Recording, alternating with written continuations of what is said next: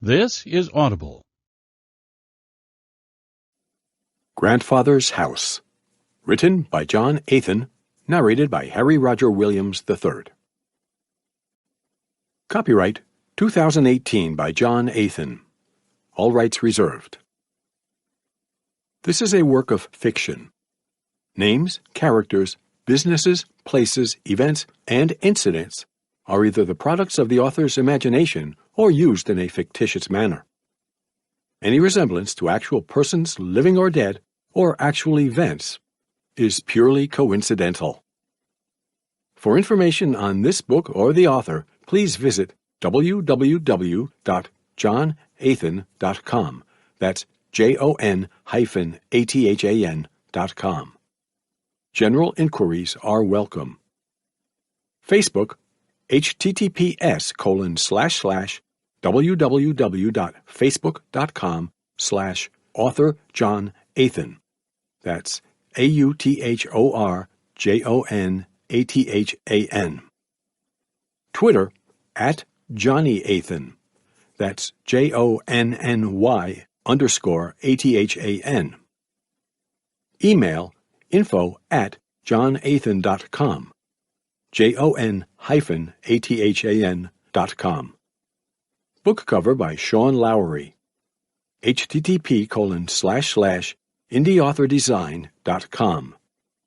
INDIEAUTHORDESIGN.com. Thank you for your support. First edition. Warning. This audiobook contains scenes of intense violence and some disturbing themes. Some parts of this audiobook may be considered violent, cruel, disturbing, or unusual. Certain implications may also trigger strong emotional responses. This audiobook is not intended for those easily offended or appalled. Please enjoy at your own discretion. Chapter 1. Don't go to school tomorrow. The text message read, "Don't go to school tomorrow." The message was followed by the emojis of a human skull above a pair of crossed bones and a handgun. Marcus Ruiz, a high school junior, sat at the back of his classroom. He held his cell phone under the desk, hoping it wouldn't slip out of his clammy hands like a bar of soap in the shower. He stared down at the screen and read the message. Then he read it again, and again, and again. He understood the meaning behind the message. It was a cliché threat, but he couldn't tell if it was genuine. He glanced over at the back door of the classroom and thought, "He sent this yesterday, so something is going down today, right?" He looked down at himself and cycled through the possibilities in his head. If a school shooter barged into the room, he figured he would be the first to go down. He was a scrawny, forgettable kid after all. He looked around the classroom and analyzed his classmates. She would die. He would live. She would live. He would die, he thought. Marcus's eyes stopped at the classmate sitting at the desk beside him, Alex Munoz. Alex wasn't interested in the subject. He didn't enjoy reading books for his English class, so he fiddled with his cell phone under his desk instead. Marcus leaned closer to Alex and whispered, "Hey, did you get a text from Malcolm last night?" Without taking his eyes off his phone, Alex nodded and responded, "Yup." "So, what do you think?" "About what?" "About the text, man. You think he's serious?"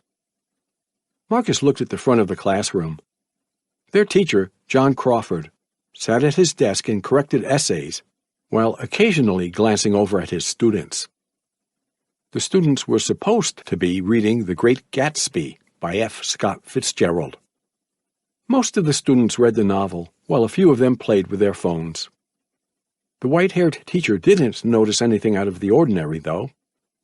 Marcus leaned even closer to Alex and asked, "Do you think he's going to come with a gun? I mean, do you know if his mom even owns any guns?" "Nope." "He probably bought one off of someone, huh? Caleb's dad has an AR-15 at home." I heard he's been trying to sell it for a while. What if Malcolm comes to school with that shit? What if—" "He won't," Alex interrupted. He finally glanced over at Marcus. He whispered, "He's just fucking with us, man. It's just a meme, you know? Ha ha, don't go to school tomorrow, 'cause I'm going to shoot it up."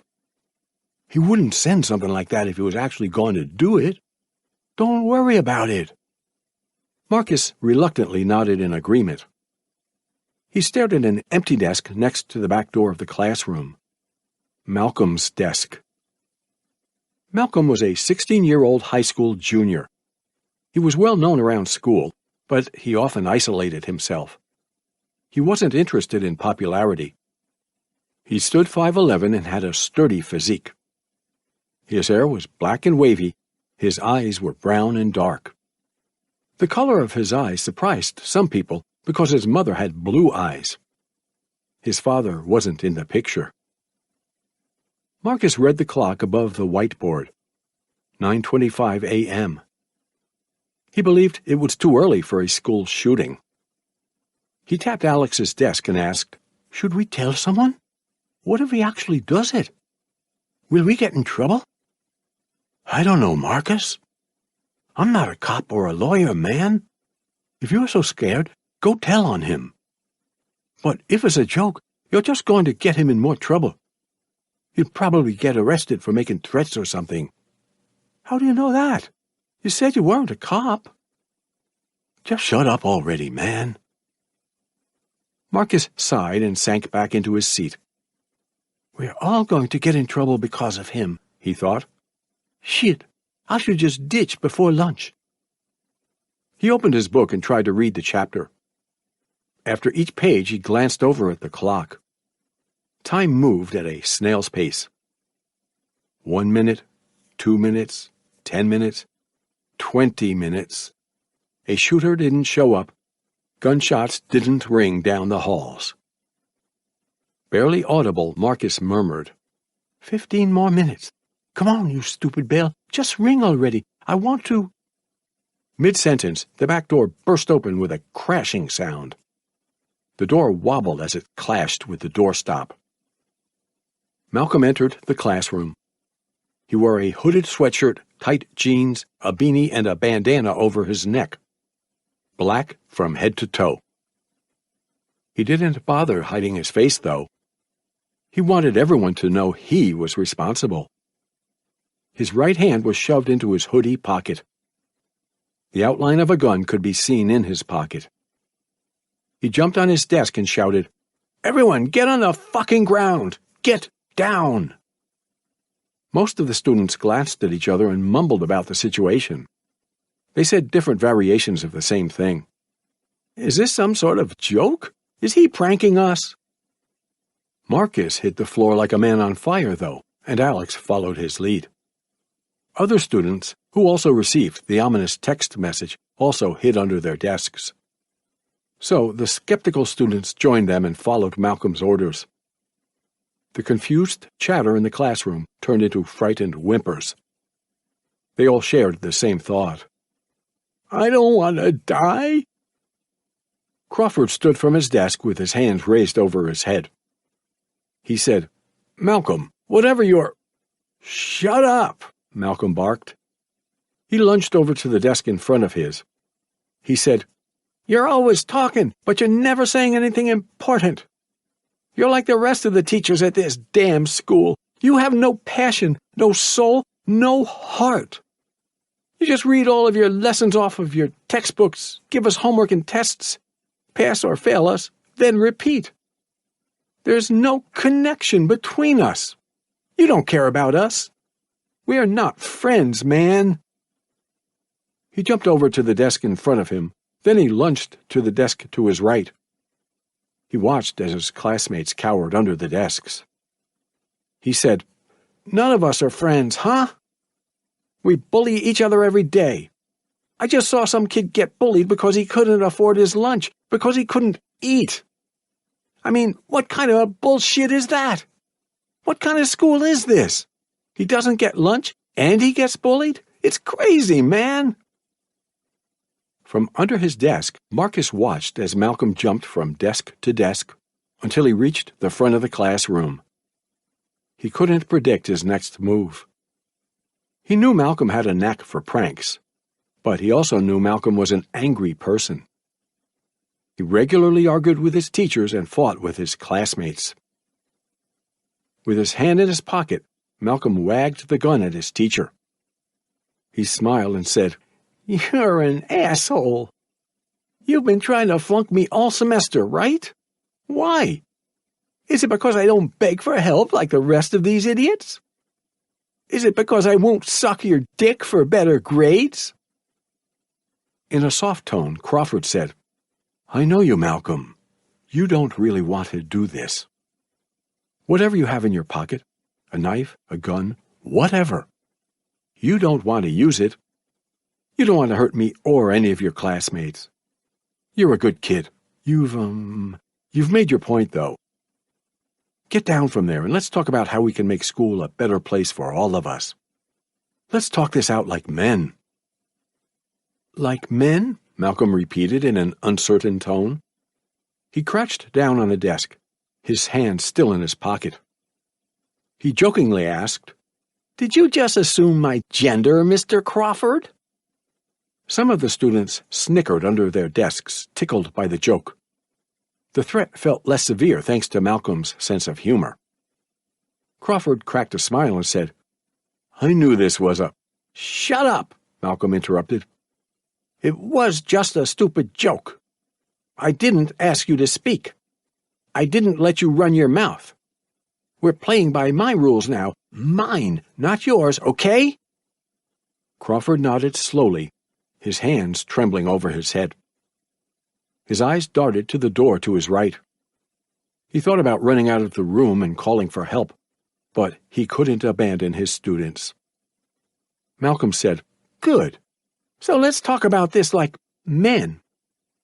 What makes a real man, Mr. Crawford? Are you a real man? I mean, you fuck girls in exchange for good grades. You've had some of these girls gagging on your dick, haven't you? That's not how real men act, is it?" Crawford shook his head and said, "That's not true at all. What are you talking about, young man?"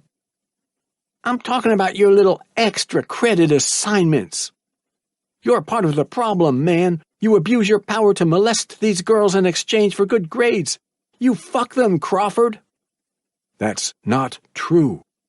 "You're a child molester." "No, I am a child molester."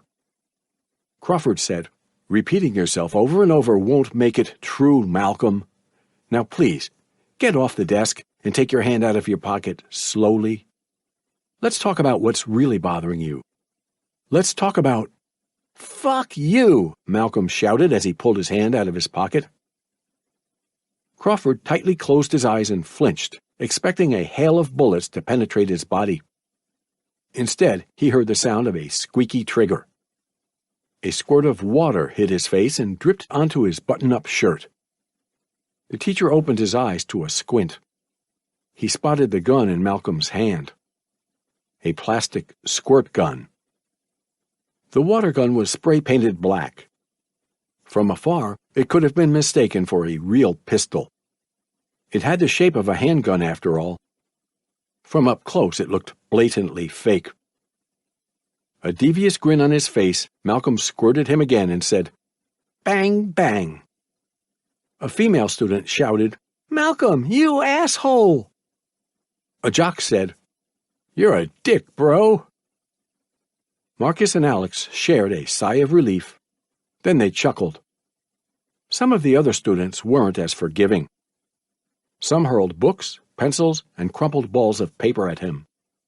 Others cried and ran out of the room, overwhelmed by the event. Malcolm shrugged and asked, "What? Did I take it too far?" Infuriated, Crawford grabbed Malcolm's arm and pulled him off the desk. The pair nearly tumbled to the floor in front of the whiteboard.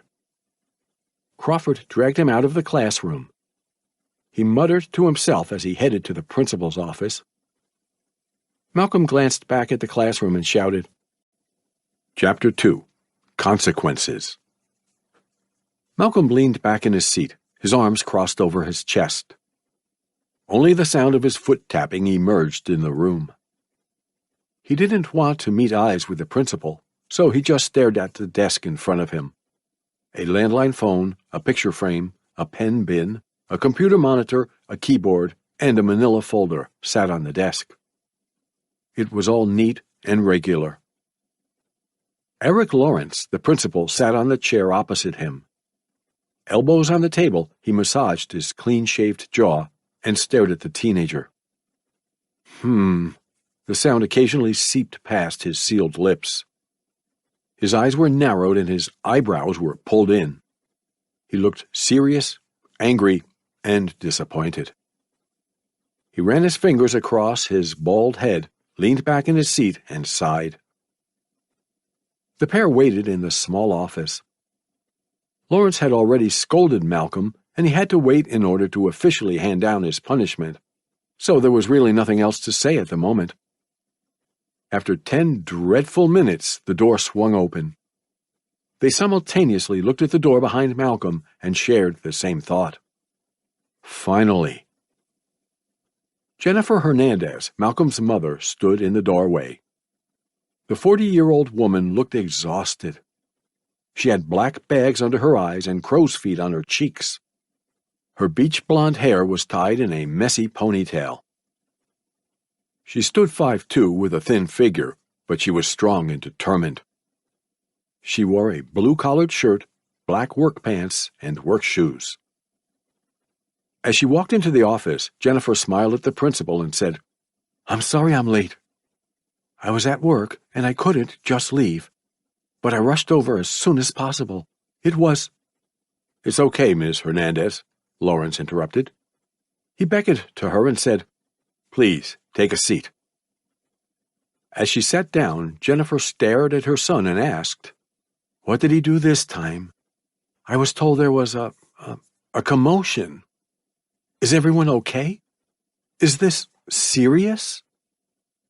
Malcolm lowered his head and looked down at himself, trying to create a semblance of shame. In reality, he was only trying to stop himself from smiling and laughing.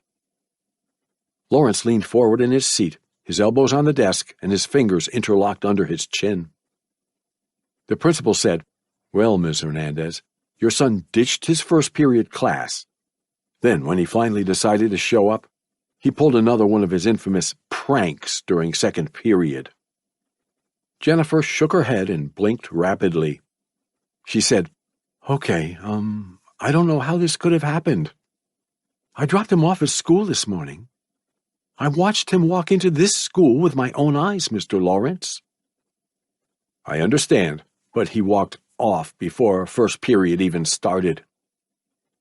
Jennifer stared down at her lap, and, her voice burdened with shame, she asked, "So, what did he do?" "He snuck back into school before 10 a.m. He barged into his second-period class and pretended to have a gun. He held his class hostage for several minutes, then he pretended to shoot his teacher. Fortunately, it wasn't a real firearm. He shot Mr. Crawford with a water gun that was painted black. But, as you can imagine, he terrorized his classmates and his teacher. He placed himself in danger, too. If a campus cop saw him, this could have ended very differently." "Terrorized?" Malcolm huffed and shook his head upon hearing the word. He understood he broke the rules. He was willing to accept his punishment for that, but he thought the principal's statement was exaggerated. Terrorists terrorized people. Teenagers just scared them. He couldn't help but snicker. Teary-eyed, Jennifer glared at Malcolm and sternly said, "Do not laugh. This is not funny, young man. This is— Oh, God, how could you do this?" She placed her palm on her forehead and whimpered. She said, "I'm sorry, Mr. Lawrence. I'm so sorry. I've been trying my best to raise him right. I taught him better than this. But it's hard to raise a kid as a single mother. I can't be around all the time, and I can't catch these sort of things when I'm always thinking about our next bill. I'm sorry. I'm not trying to make excuses. It's hard." Lawrence said, "I understand that, Ms. Hernandez. Believe me, I get it. We've done our best to accommodate your situation. We've welcomed Malcolm into our free lunch program. We've given him opportunities to join our after-school clubs, and we've even offered extended counseling. We are as responsible for his actions as you, so I don't want you to blame yourself. However, we can't allow Malcolm's actions to go unpunished. This is a serious offense. A lot of kids are terrified right now. They are horrified, shaken, and disturbed. These kids are going to need counseling, and their parents are going to want answers and punishments." Malcolm glanced over at the wall to his left. He ignored the certificates and awards on the wall. He had spent plenty of time in the principal's office before, so he knew the counselor's offices were right next door. He thought, did I really scare them, or are they just faking it? At that moment, he was sorry for his actions. Jennifer asked, "What kind of punishment are we talking about here?" Lawrence responded, "Effective immediately, Malcolm will be suspended for 14 days while the board, the parents, and the police discuss the matter. He may be expelled afterward, and he may be charged with a possible felony. Ultimately, the severity of his punishment will depend on the reaction of the other parents and the police." He looked at Malcolm and said, "Ms. Hernandez, I think it would be best if you kept Malcolm out of trouble until we get everything under control. You can't make amends with people who decide his fate if he's out there terrorizing the community." I understand. I'll do everything in my power to make this right. We don't have a lot of money, but I'll apologize. I'll grovel if I have to." Malcolm scrunched his face and glanced at his mother. His expression said, "Geez, Mom, take it easy." He looked back at the principal and clenched his jaw. "You're just making this worse, moron," he thought. "Stop exaggerating and let us go." He was a troublemaker, but he knew how to pick his battles, so he decided to stay quiet. He didn't want to aggravate the situation. Lawrence said, "Listen, I know your situation is rough, for lack of a better word. I think we all know Malcolm is a good kid at heart, too, despite some of his poor decisions. You won't need to grovel, but some heartfelt apologies can go a long way. Talk to the parents. Let them know your situation. Both of you can get through this." "Thank you, Mr. Lawrence," Jennifer said. She glared at Malcolm and asked, "Do you have anything to say?" Malcolm stared at his principal, then at his mother, then back at his principal. He coughed to clear his throat, and he leaned forward in his seat. He said, I'm sorry for scaring my classmates. Some of them are actually my friends, so, I didn't want to hurt them. I hope they get through this." Lawrence smiled, a hopeful smile. Before the principal could say a word, Malcolm said, "I'm not sorry for making Crawford piss himself, though. He deserved that." "Malcolm!" Jennifer snapped. Lawrence sighed. Then he said, "It's okay. It's all right. Just try to keep him out of trouble. I'll call you when I have any updates. The police will be in contact with you soon, too. Probably in a few hours, actually. They've already had their chance to scold Malcolm, but they won't be filing any criminal charges for a few days. You still have time to fix this, okay?" "I understand," Jennifer responded. The adults stood from their seats and shook hands.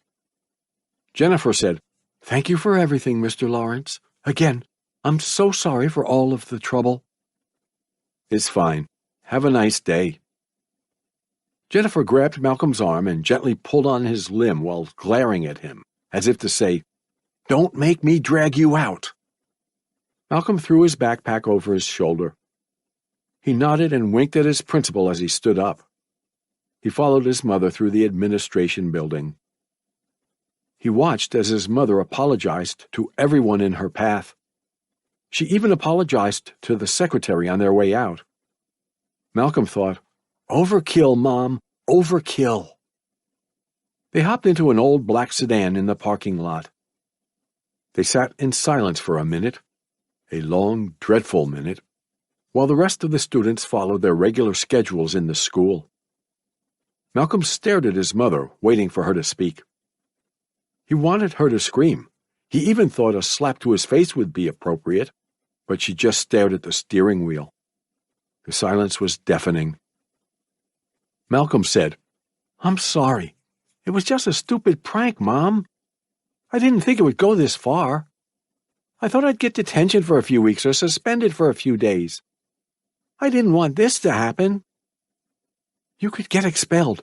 You could go to juvie," Jennifer said, her eyes glued to the steering wheel. "I know. I really am sorry, Mom." "Yeah, I'm sorry too. Now I have to spend the next 2 weeks fixing this. Christ, what am I going to do with you?" "I don't know. Just scream or ground me or hit me. Just do something already.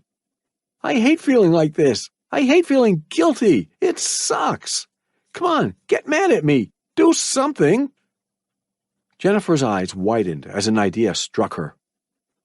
She looked simultaneously optimistic and afraid. Her eyes became dim while her mouth twisted into a smile. She reversed out of the parking space and started navigating the parking lot. Baffled, Malcolm asked, "Mom, what's up with you?" Without looking at her son, Jennifer said, "I have an idea to keep you out of trouble. Let's go home and get you packed. It's time for you to meet your grandfather." Chapter 3. The Arrival. The black sedan rolled to a stop in front of a white two-story house. Jennifer sat in the driver's seat. Malcolm sat in the passenger's seat. A duffel bag, the size of the largest carry-on bag, sat in the back seat. Jennifer appeared antsy, like a cheating spouse on the verge of being caught. Malcolm, on the other hand, looked confused but curious. The pair had spent 90 minutes traveling from Los Angeles to some cozy neighborhood in a no-name city in Southern California.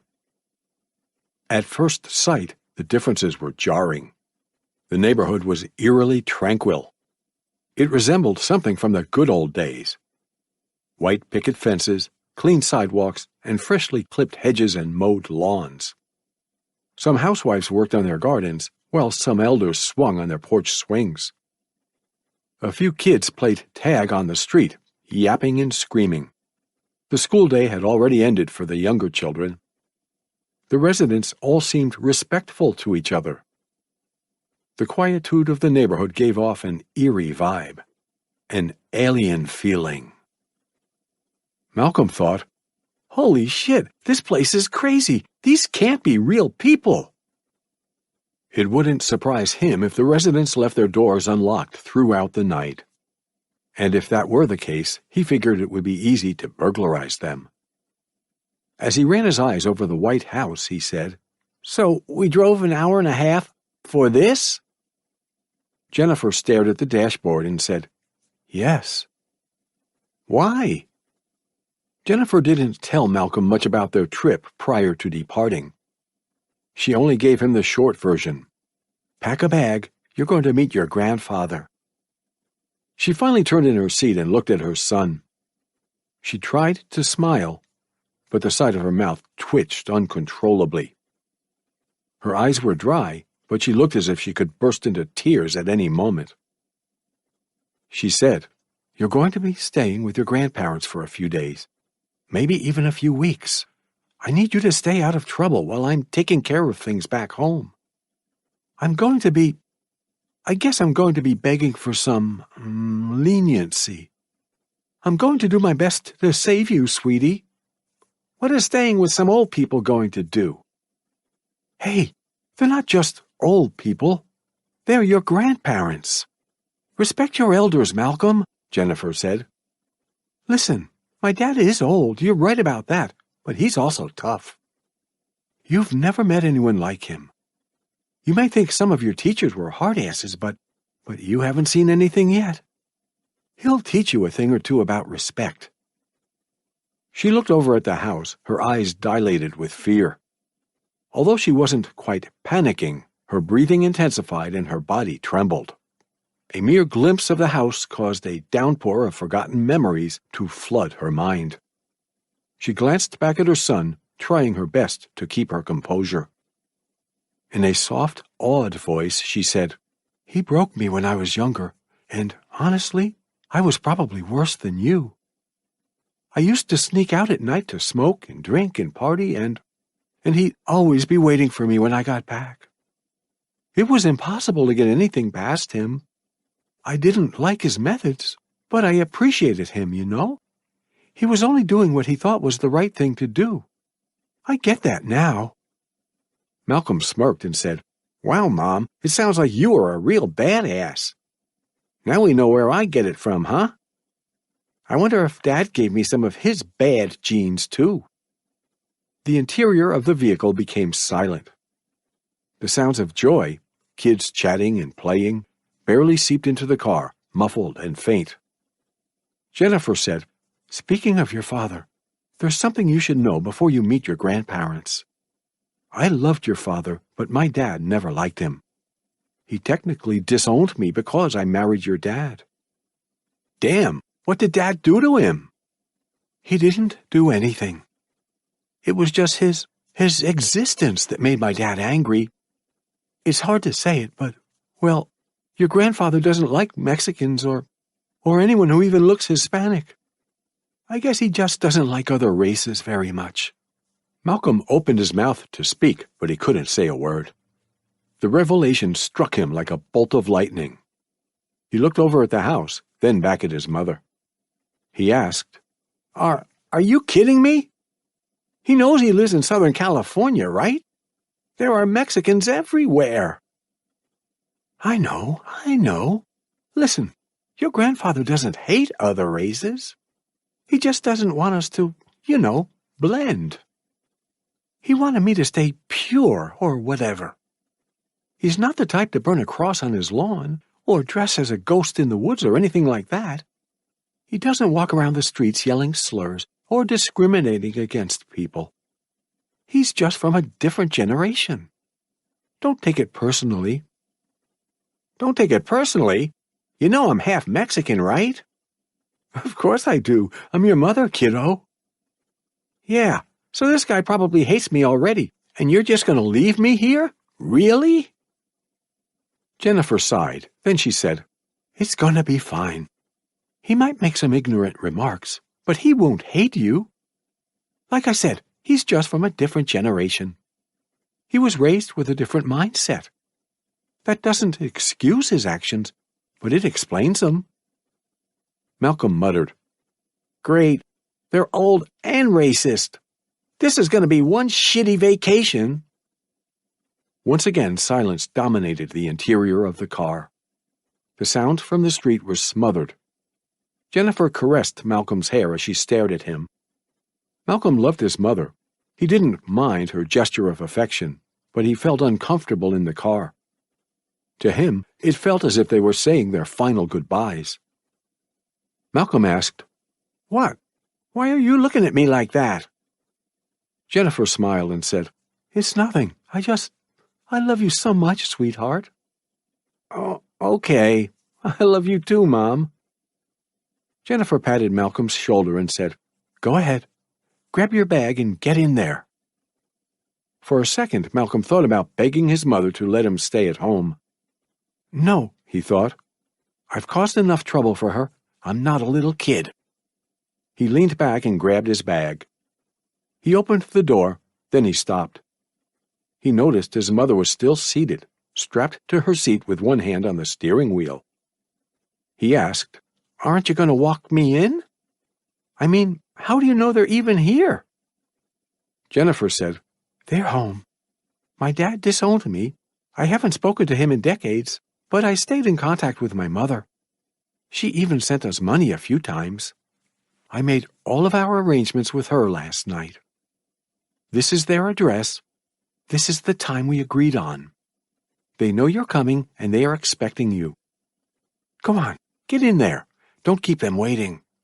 Okay, I guess this is goodbye then. Goodbye, Malcolm. I'll see you soon, baby, Jennifer said. As Malcolm climbed out of the car and closed the door, she shouted, Behave yourself, sweetie. Malcolm stood in front of the picket fence and stared at the house. The house was quiet and nice, but it still managed to frighten him.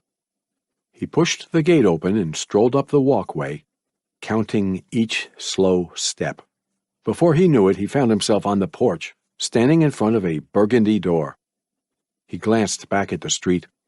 His mother still watched him. He took a deep breath, then he rang the doorbell. The sound of wheels howling echoed through the street as his mother peeled out of her parking space and sped away. Malcolm looked back and muttered, Gee, Mom, thanks for nothing. Chapter 4. We're family, not friends. After a minute, the front door swung open. Barbara O'Donnell, Malcolm's grandmother, stood in the doorway. At 65 years old, she stood 4'11" with a roly-poly figure, short and round. She wore a blue house dress with a floral pattern and matching slippers. Her white hair was short and wavy. Her flabby cheeks inflated as she grinned. The elderly woman said, Oh, I haven't seen you around here before, young man. You must be Malcolm, right? Malcolm Hernandez? Malcolm smiled and nodded and said, Yeah. Oh, I knew it. I felt your presence before I even came to the door. I'm so happy to see you, my handsome little man. I guess I'm happy to... Before he could finish, Barbara lunged forward and hugged him. She whispered something as she nuzzled his chest. Malcolm stood an entire foot taller than her, so he saw the top of her head when he stared down at her. He didn't know how to react to his grandmother's affectionate gesture. She stood on her tiptoes and kissed his cheek, an innocent peck. Barbara held his hands and said, I've always wanted to meet you, honey. My name is Barbara, but you can call me Grandma Babs. Oh, what am I saying? Your mother has probably told you everything about me, hasn't she? To be honest, I didn't even know you existed until yesterday, Malcolm responded, a nervous smile on his face. Well, I've known about you since you were born. You look like such a sweet boy. Come in, come in. Malcolm walked into the house, the duffel bag in his right hand. He examined his surroundings as his grandmother closed and locked the door. The front door opened up to the living room. There was a 3-seat sofa, a recliner, a glass coffee table, and a flat-screen television to the right. Picture frames and bookshelves clung to the walls above the console tables and dressers. Shadows cloaked the spines of the books, but they appeared to be old novels. The living room was seamlessly connected to the dining area, which resided to the left of the front door. The dining area had a rectangular dining table and a cupboard. On the parallel wall from the front door, from left to right, there was an archway, another door, and a staircase leading to the second floor. The archway led to the kitchen. The sound of a running faucet entered the living room through the archway. Barbara patted Malcolm's ass and said, Sit in the recliner, honey. It's one of the most comfortable seats in the house. Malcolm furrowed his brow upon feeling his grandmother's hand on his bottom. She didn't hit him hard. She wasn't trying to hurt him, but the gentle spanking unnerved him. Don't cause a scene, Malcolm, he thought. Maybe she just likes you. Maybe this is just how old people act. Rosy-cheeked, he smiled at his grandmother, and his grandmother smirked in return.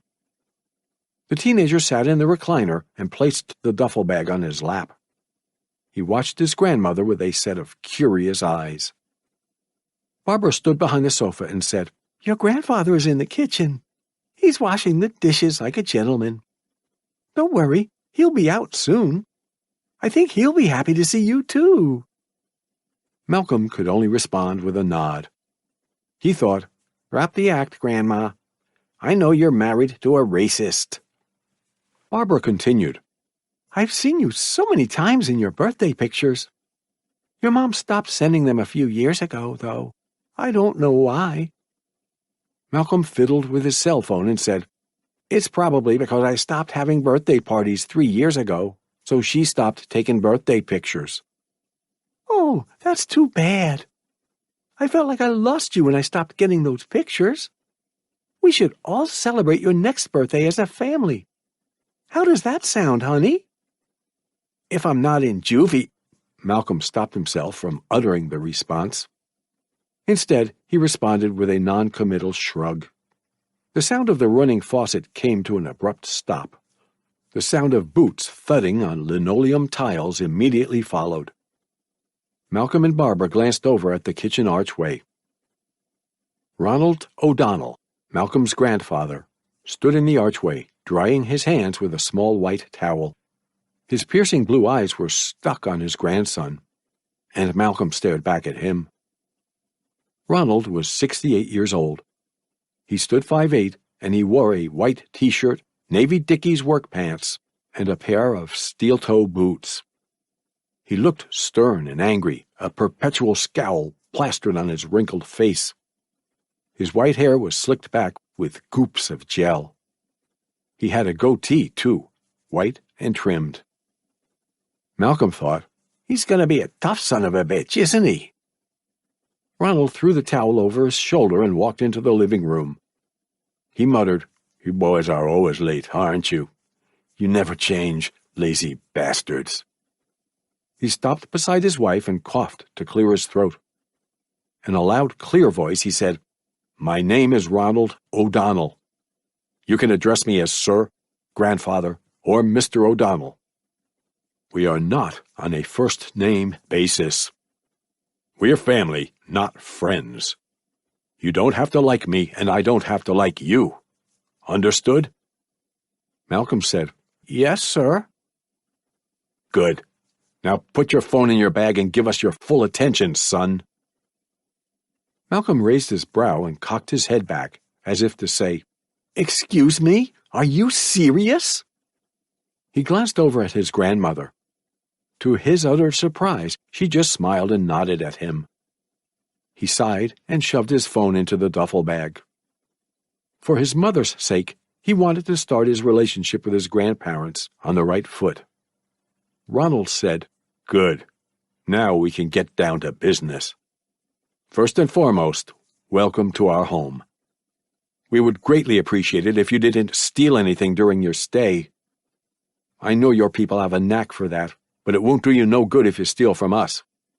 Take that as your first and final warning. Malcolm chewed on his bottom lip and glared at his grandfather, fighting the urge to argue with him. His father vanished when he was young, so he wasn't familiar with his Chicano roots, but he was still insulted by his grandfather's shameless racism. Go fuck yourself, old man, he thought. Ronald said, You may not know us, but we know you.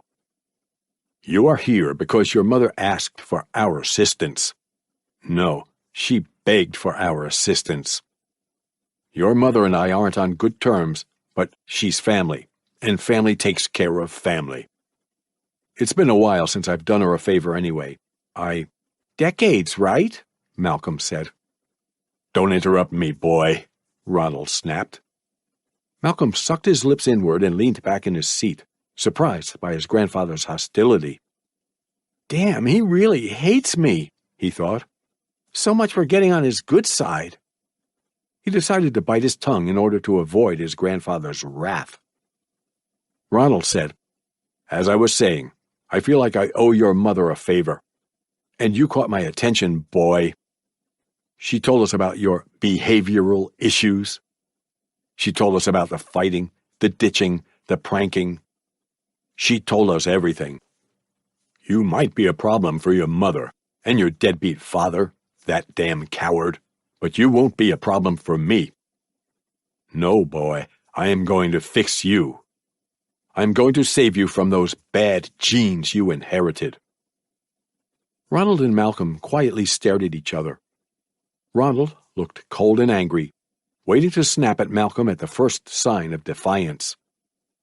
Malcolm wanted to say something, anything, but he didn't know if it was his turn to talk. Barbara still grinned and nodded, unreasonably happy like a peppy life coach. Barbara tapped Ronald's arm and said, "The rules, honey. You need to tell him the rules."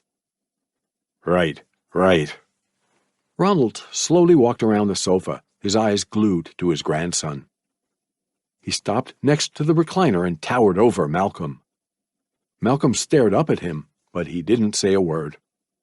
He thought, "Is this old-ass clown really trying to intimidate me right now?" Ronald said, "We cooked up some rules for you, boy. They are very simple and very reasonable, but I'm sure you'll manage to break them somehow. Your kind always does." He snorted and coughed to clear the mucus from his throat. Then he said, "First, you must always ask for permission to leave this house. You are allowed on the front porch and the backyard, but you are not allowed to leave this property without our permission. Understood?" "Yes, sir." Secondly, if your friends manage to find you here, or if you somehow manage to make friends in our wholesome little city, you must ask for permission before you invite them to our house. I will not allow this home to be invaded by a bunch of taco heads. We already have you here, and I don't want to deal with a damn infestation. You got that?" "You're an asshole, and you deserve to be shot." The words were clogged in Malcolm's throat. He clenched his fists, gritted his teeth, and nodded. Ronald continued, "You won't be going out often, but you will still have a curfew.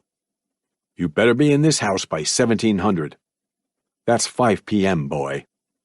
While you're at home, you will be given 3 meals, breakfast, lunch, and dinner. Babs will be in charge of your diet. You eat what she serves you and nothing else. If you are still hungry, ask Babs before pillaging the fridge. Your father was an animal, but you're not like him. Not now, at least." Chiming in, Barbara softly said, "Don't forget about the attic and basement, Ronnie." "Right," Ronald said as he looked over at his wife. He turned his attention to Malcolm and said, "Only 3 rooms will be off limits during your stay. Our bedroom, the attic, and the basement. You will only go into the basement and our bedroom to complete your chores. You will never go into the attic. Do you understand me, boy?" Malcolm nodded in agreement. The rules were strict, but he expected worse from an old racist. He was concerned about the potential consequences for breaking the rules, though. Ronald said, "I didn't ask you to nod, boy. Do you understand me?" Malcolm responded, "Yeah." "Yeah? That's not going to cut it. Do I need to give you a multiple-choice question, huh? Do you need a list of acceptable answers? Are you that—" "Yes, sir," Malcolm said, his voice louder than his grandfather's. Ronald stared at his grandson, his face contorted with anger. Then he cracked a smile and nodded. His gesture said something along the lines of, "Good boy, good boy." He said, "You're finally getting it. Just remember, don't interrupt me." He patted Malcolm's shoulder and said, "Put your bag on the ground and follow me to the basement." "The basement?" Malcolm repeated in an uncertain tone. "Yes, the basement. It's the first stop on our tour, and the most important stop, too." Malcolm placed the bag on the floor beside the recliner. He followed his grandfather to the door between the kitchen archway and the staircase. Ronald opened the door, revealing a staircase leading down to the basement. He flicked a switch on the wall, washing the room with a white glow. The fluorescent lights were powerful. Ronald said, "Let's go." Malcolm stood in the basement doorway and watched as his grandfather walked down the stairs. Since the stairs weren't completely enclosed, he could see into the basement, too. From above, it looked like a normal basement. Still, he got an ominous vibe from the room. "Just like that Jack Ketchum book," he thought. "I'm going to be the boy next door." He glanced back at his grandmother, who still stood next to the sofa. She smiled and nodded at him as if to say, "Go on, don't keep him waiting." Malcolm returned the smile, then he went down the stairs. The stairs groaned with each slow step, as if the stairs were crying, as if he could fall through them at any moment. He stopped at the bottom of the stairs and looked around. At first glance, the basement looked normal. There was a workbench to the right, tools hanging on the wall above the table. On the left, there was a heater, a washing machine, and a dryer. There were also some shelves which stored canned goods and other non-perishables. Piles of cardboard boxes sat in the corners of the room, filled with old belongings and unintentionally decorated with cobwebs. Malcolm's eyes were fixated on the wall on the other side of the room, though. There was a heavy iron door at the center of that wall. There was a viewing slot, a peep door, at the top of the door, and a longer, thinner slot at the bottom of the door, a tray slot. It resembled the door of a prisoner's cell. As his grandfather unlocked the door, turning a knob and moving the latches, Malcolm asked, "What's in there?" Ronald pushed the door open. The mysterious room was impenetrably dark. The light from the main room in the basement barely illuminated the other room. Ronald said, "Get in there. Take a peek." Malcolm smiled nervously and said, I don't think so." "What? Don't tell me you're afraid of the dark, boy. Shit, I can rehabilitate you, but I can't save you from a boogeyman that doesn't exist." "It's not that. I don't want to go in there." Ronald stared at Malcolm with a deadpan expression. He huffed and shook his head. He was either amused or frustrated, or both. Outside of the room, he flicked a switch next to the door. A bulb dangling from the ceiling illuminated the mysterious room. However, unlike the bright fluorescent lighting in the main room of the basement, a mustard yellow light lit up the room. In a condescending tone, Ronald asked, "Bright enough for you, kid?" Malcolm leaned to his left and gazed into the other room. To his utter surprise, the room appeared to be unfurnished. "No traps," he thought. "It's just an empty room." As he approached the doorway, Malcolm asked, "Why do you want me to go in there? What's so special about this room?" "It's supposed to be a bunker. It won't survive a nuke from a fat, gook-eyed bastard in North Korea, but it'll keep your grandmother safe from other national emergencies. Something's coming in this country, and we have to be ready." "Only Grandma? What about you?" "Me? Shit, boy, if I'm not dead, I'm going to be on the front lines, just like every other proud American who bleeds red, white, and blue." Malcolm took his first step into the room and glanced around. It was a small 12 by 12-foot room. There wasn't a single piece of furniture in sight. The floor, the ceiling, and the walls were made of concrete. There were a few cracks and stains, but none of it seemed irregular. As he glided his eyes over the walls, Malcolm asked, "Why are you showing me this?" "I figured you'd want to see it. This could be your room, depending on your behavior. I always thought it would make a nice den or bachelor pad, that kind of thing." Malcolm took another step forward. He leaned forward and peeked behind the door. For some odd reason, he expected a serial killer to be standing in the corner of the room. He searched for a reason for his visit to the bunker, even if it didn't make sense. "He's not trying to kill me," he thought. "So what am I really doing here?" Before he could confront his grandfather about it, the sound of squeaky hinges broke the silence in the bunker. Wide-eyed, he glanced over his shoulder and watched as the door closed behind him. He shouted, "Hey, what the hell, man?" He rushed to the door. As he reached for the knob, clinking and clanking sounds emerged from the other side. He twisted and wiggled the knob, but to no avail. The door was locked. He struck the door with the bottom of his fists. He rammed it with his shoulder, and he kicked the tray slot. He shouted, "Let me out, damn it! Stop fucking with me! I swear I'm going to—" The light went out, and darkness filled the room. A cold, pitch-black darkness. A slit of light barely seeped into the room through the thin crack under the door. His voice muffled because of the door between them, Ronald shouted, "Listen up, boy. You're going to be spending some time in there by your lonesome. That means minimal human contact.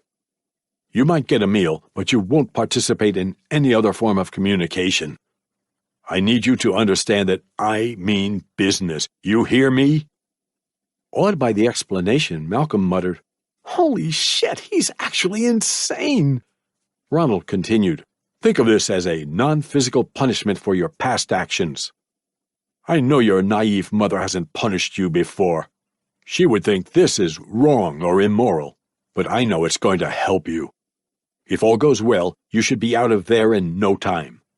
As he approached the bottom of the stairs, he shouted, "In prison, they call this the hole.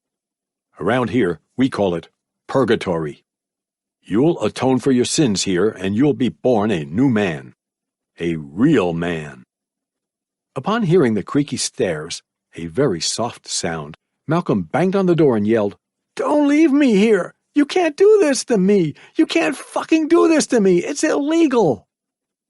Legal or illegal, moral or immoral, none of it mattered to Ronald. The slit of light vanished in the bunker, and the faint sound of a door slamming barely entered the room. The old man was gone. Surrounded by darkness, Malcolm muttered, "What the fuck, man?" Chapter 5. Purgatory. Malcolm looked up and shouted, "All right, I get it. I've had enough of this time-out bullshit. Let me out of here." He held his breath and listened to the house. He didn't hear the creaky floorboards, the groaning pipes, or the outside world. The bunker was completely silent. His grandparents ignored him. He let out a long, loud exhale of frustration. He had trouble taming his anger. He banged on the door and yelled, "Stop fucking with me, man! I didn't do anything to deserve this. I listened to you. I followed your rules. I thought you were a man of your word, but you're not. You're just a racist bitch." He kicked the door and shouted, "Shit! Let me go, damn it!" Malcolm took 3 steps back and stared forward. He could barely see the door through the darkness, but he knew it was in front of him. Yet again, there was no response. The thick concrete walls and the heavy door confined him to a puny bunker, trapping him in an abyss of nothingness. He felt like he was in a different world. He whispered, "He's not actually serious about this. The old man is crazier than I thought. What do I do now? What can I do now?" His eyes widened as an idea dawned on him. He shoved his hands into his jean pockets. Then he shoved them into the pockets of his navy windbreaker jacket. "Where the hell is it?" he muttered as he patted his jeans and jacket. He stopped his search, grunting and groaning. He said, "Shit! I put my phone in my damn bag. He planned this from the beginning. Damn it! He's crazy and smart." He turned around and tried to examine the bunker, searching for a way out. He had hoped he missed something, anything, during his initial inspection of the room. His vision improved with each passing second, but he still couldn't see much, so he touched the frigid wall on the left side of the door with his fingertips and walked beside the wall. His fingertips glued to the walls, he walked from corner to corner until he reached the right side of the door. During his short walk, he noticed some holes on the ground that formed a 7 by 2-foot rectangle. The holes were puny, likely drilled with a hammer drill. He thought, "What are those for, Grandpa?"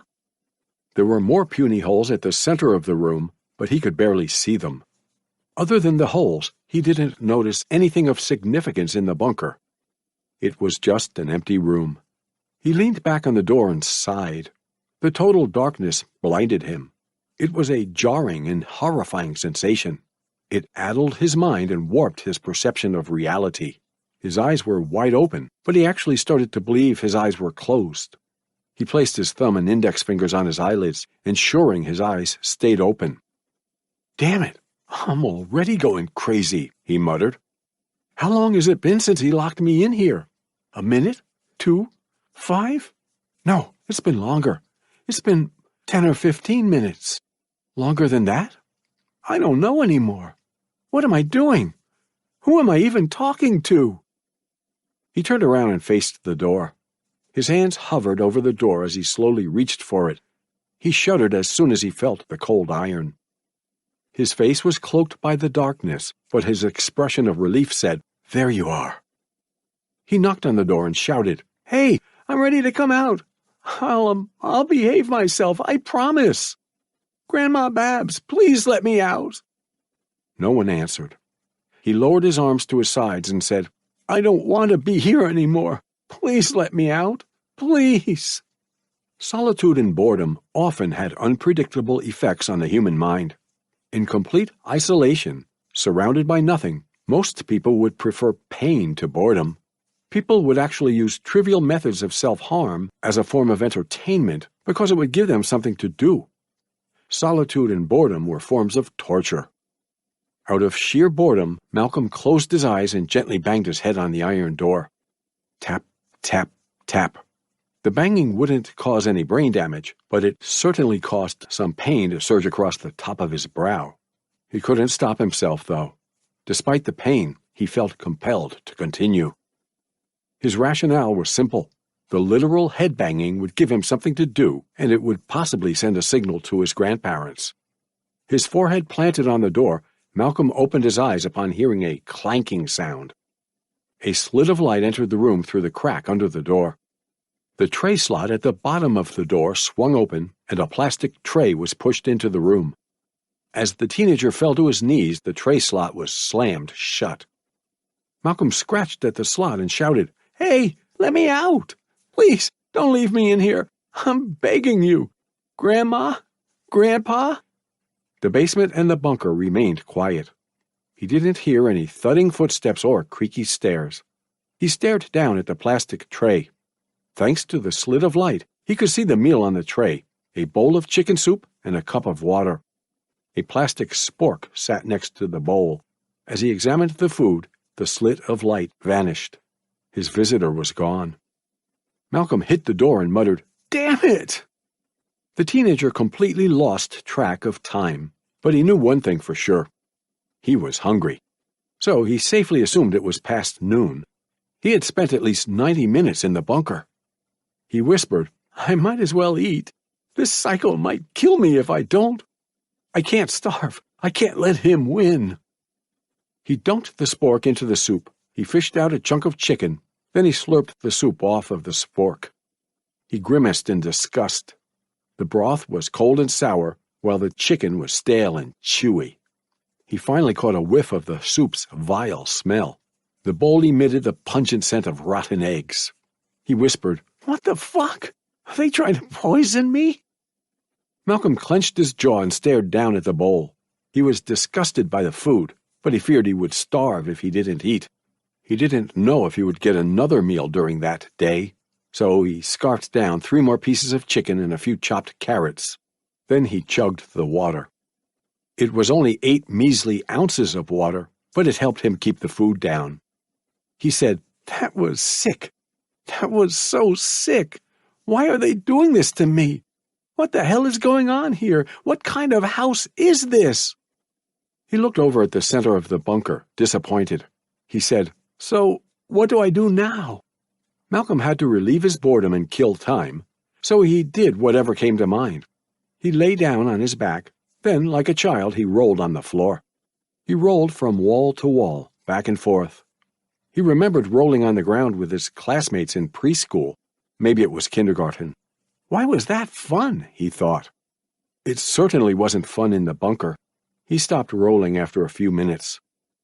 He turned onto his stomach and started doing push-ups. 1, 2, 3, 4, 5, 15. After the 15th push-up, he took a 1-minute break. Then he fell back to the floor and did another 15. He repeated the process 7 times, exercising until his arms gave out. To his utter disappointment, there were still no signs of his grandparents in the basement. Again, Malcolm lay on his back. He would have been staring at the ceiling, but the darkness wouldn't allow him to see that far. So he just closed his eyes and hummed. He tried to sing the catchy songs he heard on the radio like a human jukebox, but he couldn't remember all of the lyrics. He mumbled through the parts he didn't know. His eyes grew heavier with each passing second, but he couldn't fall asleep. The concrete floor caused his back and neck to ache. He murmured, "I want to go home. I want to go home, man. I just want—" Mid-sentence, the sound of clinking locks emerged in the room. The door swung open, causing a wave of light to pour into the bunker. Malcolm lifted his head from the floor and squinted at the doorway, his vision blurred by the light. A dark figure stood in the doorway. The figure looked soft and wavy, as if he were seeing him through heat haze. After a few seconds, his vision adjusted, and he finally recognized his grandfather in the doorway. Scowling, Malcolm said, "You can't keep me down here forever. People will ask questions. People will look for me." Ronald smirked and said, "I wasn't planning on keeping you down here, boy. I was only trying to teach you a lesson. You know the rules. We drew the lines, and now you know what happens when you misbehave." Are you kidding me? I could have died down here. I could have tripped and smashed my head on one of these walls. I could have starved. I could have dehydrated, man. We gave you food and water.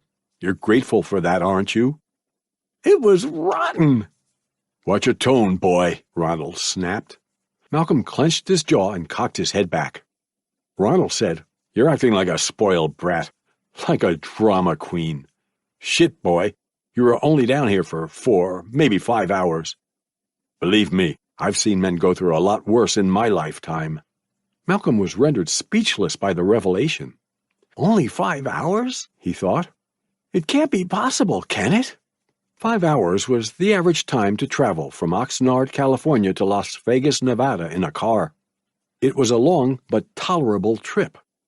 In the bunker, however, 5 hours felt like 5 days. He was mentally and physically drained by the experience. Ronald said, "At least you're still alive. That proves something to me." "What?" "It proves you're not a complete pussy like your deadbeat father. It proves you're a fighter and a survivor like me. That's something to be proud of, son. Now get your ass off that floor and follow me. I'll show you around before I take you to your real room." From the floor, Malcolm watched as his grandfather walked away from the doorway and approached the stairs. The teenager was downright befuddled by the situation and unnerved by the unusual punishment. He struggled to his feet. He took a deep breath. Then he followed his grandfather out of the basement. Chapter 6. Settling In. In the living room, Ronald pointed at Malcolm's bag and said, "Grab your stuff. I forgot to mention this earlier, but it's very important. Don't leave your shit on the floor. Not here, not there, not anywhere. Your grandmother and I are strong people, but no one can stop the effects of aging. We're old, boy, and that's the truth. If we fall, that's it. We might never walk by ourselves again. It'd be canes and wheelchairs after that, so clean up after yourself. Understood?" "Yes, sir," Malcolm said as he grabbed the duffel bag from the floor. Ronald examined his grandson with a set of narrowed eyes, curious. He recognized the fear pumping through Malcolm's body. He had seen that same fear in his peers before. Hollow-eyed and pale-faced, the boy stood with his head hanging down and his shoulders slumped. The bunker took a toll on him, or maybe it was just the rotten food. Ronald pointed at the basement door and said, "Let me explain something to you, boy. I put you in there, in purgatory, for your own good. I did it to set our boundaries and to teach you something about discipline. I don't want you acting all pissy and spiteful because of that. Understood?" Malcolm lifted his head and gazed into his grandfather's eyes. He stared down at him since the old man was a few inches shorter, but Ronald still managed to intimidate him. Malcolm had to fight the urge to strike him. He pictured himself hitting his grandfather with a backhanded slap, but he feared he would be overpowered afterward. He thought, "I can't believe it. I'm actually scared of a senior citizen." Ronald said, "Purgatory, the whole, whatever you want to call it, is a tried and tested method for breaking men. It is a part of psychological warfare. It is a method of torture. Total isolation can break any man. Some might last longer than others, but eventually they all fall." He looked over at the basement door, his reminiscent eyes seeing into the past. He said, "I saw it during the war, son, but the prisoners got it far worse. They went days, months, without human contact, in small huts and cages. And when they were finally acknowledged, they were physically tortured. Many of them died painful deaths, but some of them survived. Oh yes, some of them survived." Malcolm breathed deeply as he digested the horrific information. He barely met his grandparents, so he didn't know much about their pasts. He asked, "Were you a soldier? Were you really in a war?" Ronald quickly blinked 5 times, as if he had just snapped out of a trance. He said, "That's a story for another time. The point is, I put you in there to teach you and to test you. I wanted to make sure you weren't one of those New Age sensitive pussies like the rest of your generation. Fortunately for both of us, you passed the test." He beckoned to Malcolm and said, "Follow me. I'll show you around." Holding the duffel bag close to his chest, Malcolm followed Ronald to the kitchen. The kitchen was small and neat. A small round table sat at the center of the room. Counters with granite tops hugged the walls. A silver kettle and a pan sat on the stove, while the sink was clean and empty. To the left of the stove there was a door that led to the side of the house. Malcolm wasn't surprised by the normality of the kitchen. He expected it in the house of his elders. He was, however, surprised by the window above the sink. Through the window, rays of orange sunshine poured into the room. The teenager thought, "It's already the afternoon. I really was in there for hours." Breaking Malcolm's contemplation, Ronald pointed at the 2-door refrigerator and said, "Remember, no pillaging. We're not in Mexico, boy. We've got rules around here. You're free to come in here and sit down, but don't eat anything without asking your grandmother first." He pointed at another archway on the other side. He said, "If you go through there, you'll find yourself in the den, which is like the living room. Okay? There's only a sofa and some books in there, though, so feel free to sit down and read between your chores, if you can read English. You'll find a bathroom, a storage closet, and a door to the backyard through there, too. The backyard is nothing special, but you'll still be in charge of mowing it. You'll see all of that tomorrow while you're doing your chores. Now follow me." Malcolm and Ronald returned to the living room. Ronald said, "You are allowed to watch television, but you must ask for permission first. You will have to work around our schedules. If our shows are on, you're going to have to wait. You are free to join us, but you better be respectful. I don't want you cackling like an animal, understood?" "Yes, sir." "Good. Let's head upstairs." Malcolm and Ronald ended up in a hallway on the 2nd floor. There were 2 doors to the left, 2 doors to the right, and 1 door at the end. Ronald explained everything to him. The first door to the left led to the guest bedroom, while the second door led to the home office. On the right side of the hall, the first door led to a bathroom, and the second door opened up to a staircase that led to the attic. The master bedroom was located at the end of the hall. Ronald said, "You will not disturb us when our room is occupied. You will only enter our bedroom to complete your chores. You will not enter my office without permission either, and you will never enter the attic. You are free to rest in your room or even take a fruity bubble bath in the bathroom if that's what you like. But just stay out of our way." He opened the first door to the left and said, "This is the guest room. You'll be sleeping here during your stay." Malcolm stood in the doorway and looked into the room. It was nothing special. There was a twin-sized bed under the window, the mattress dressed with plaid bedsheets. A nightstand with a lamp and a clock stood beside the bed. A dresser and a desk hugged the other walls. There was an empty closet, too. "At least it's not a bunker," he thought. "No TV or computer, but I can survive in here." He walked lazily into the room and sat on the bed. He pulled his phone out of the duffel bag and started tapping and swiping. Standing in the doorway, Ronald said, "We usually leave this room vacant and lend it to neighbors when times get rough. You know, cheating spouses, drunk husbands, pill-popping mothers, runaway teenagers. We cleaned it up for you, though. I hope you can appreciate that." As he quickly tapped his phone, cycling through his social media apps, Malcolm said, "I do, sir." Ronald coughed. Then he said, "Hey, boy, give me your phone." Malcolm stopped tapping. He slowly lifted his head and glared at his grandfather. The request was simple, but it sounded different to Malcolm. Asking him to give up his phone was like asking him to give up a testicle. It was a cruel and absurd request. He smiled and said, "I think I'll keep it. I mean, I didn't notice any landline phones around the house. What if my mom tries to call me? What if I have to call her?" You don't have to worry about that, boy. We have cell phones around here. If she calls, I will let you know. Now, hand it over.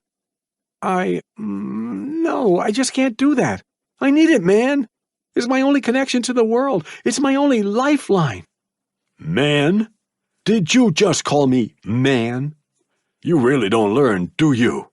Ronald let out a frustrated exhale. He closed his eyes and ran his fingers through his slick hair. He was simultaneously amused and annoyed by his grandson's defiance. He took a deep breath, trying to keep his composure. Then he opened his eyes. He asked, "Do you want to go back to purgatory, boy?" No, but I can't give it to you. It's my phone, not yours. Don't kid yourself, boy. We both know you didn't pay for that phone.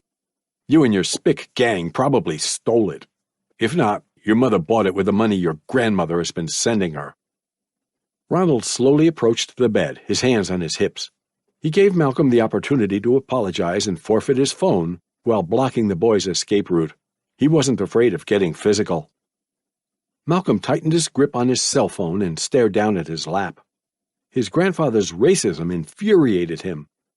He was born and raised in Los Angeles, but he never experienced such candid and consistent racism. This man is supposed to be family, he thought, but he's nothing but a racist bastard. He gritted his teeth and shook his head, ready to take a stand. He said, "Listen, old man, if you want this phone, you're going to have to take it from my cold." Mid-sentence, Ronald struck Malcolm with a powerful slap. The slap hit the left side of Malcolm's head, hitting his cheek, his forehead, and even his ear. Malcolm felt his teeth clash together, a clinking sound escaping his mouth upon impact. His left ear buzzed and stung for a few seconds. The left side of his face turned pink, while his left ear reddened.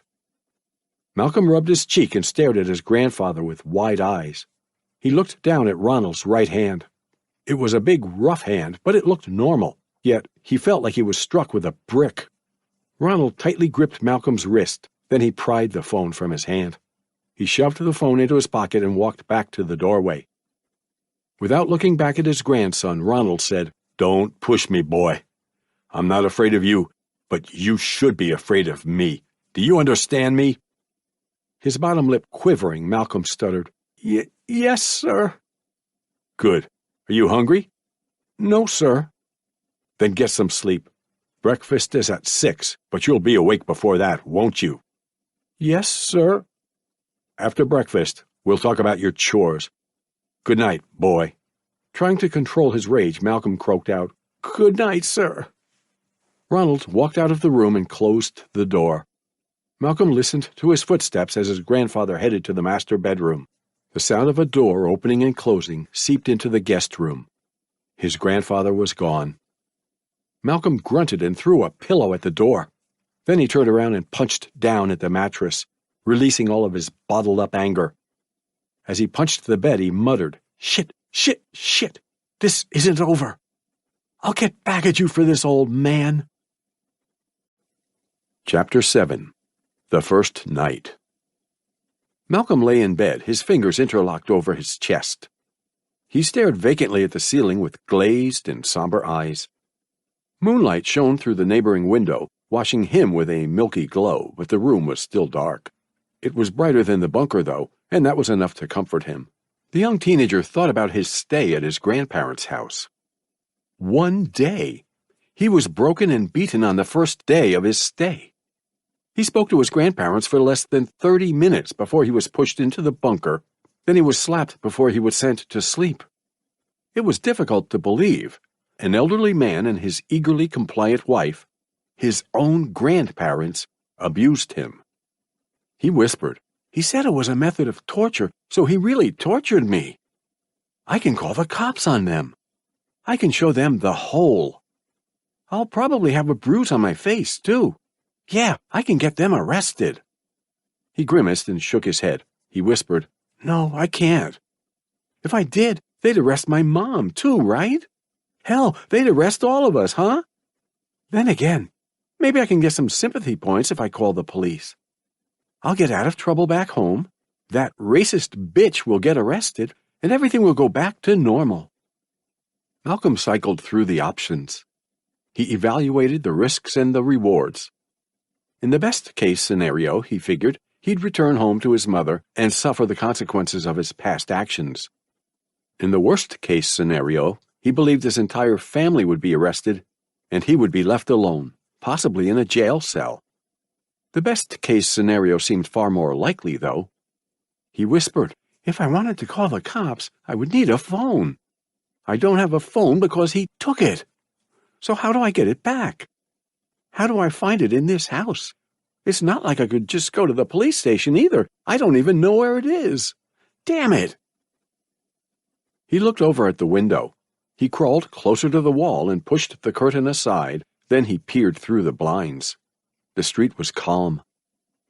There were no troublemaking teenagers in sight, no homeless people loitering in the alleys, and no cars racing down the streets.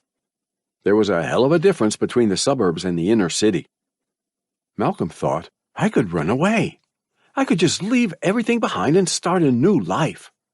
He had considered that option before the incident at school. He couldn't abandon his mother, though. He said, I can't go without her. She put me in this place, but I still love her. Fuck it, whatever. He sighed and stood from the bed. He crept out of his room and glanced over at the master bedroom. The door was cracked open, allowing the sound of creaky wood to exit the room. They're still awake, he thought. I wonder what they're doing in there.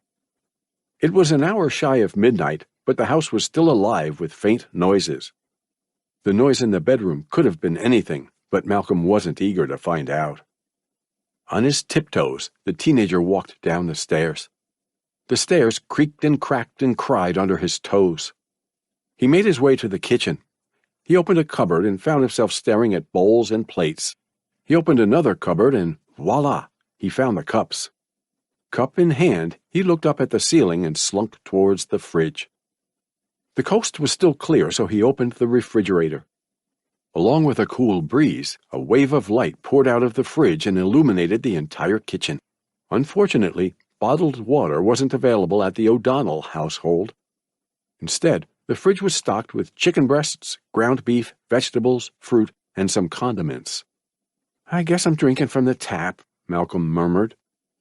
He quietly filled his cup at the sink. He wasn't fond of tap water, but he was thirsty. As he chugged the water, he heard a deep, hoarse groaning sound. It sounded like a moan. He couldn't tell if it was a moan of pleasure or pain, though.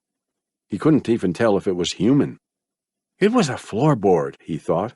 The house is old, like them. After finishing the water, he dried the cup and returned it to the cupboard. Everything in the right place. He walked through the other archway and entered the den.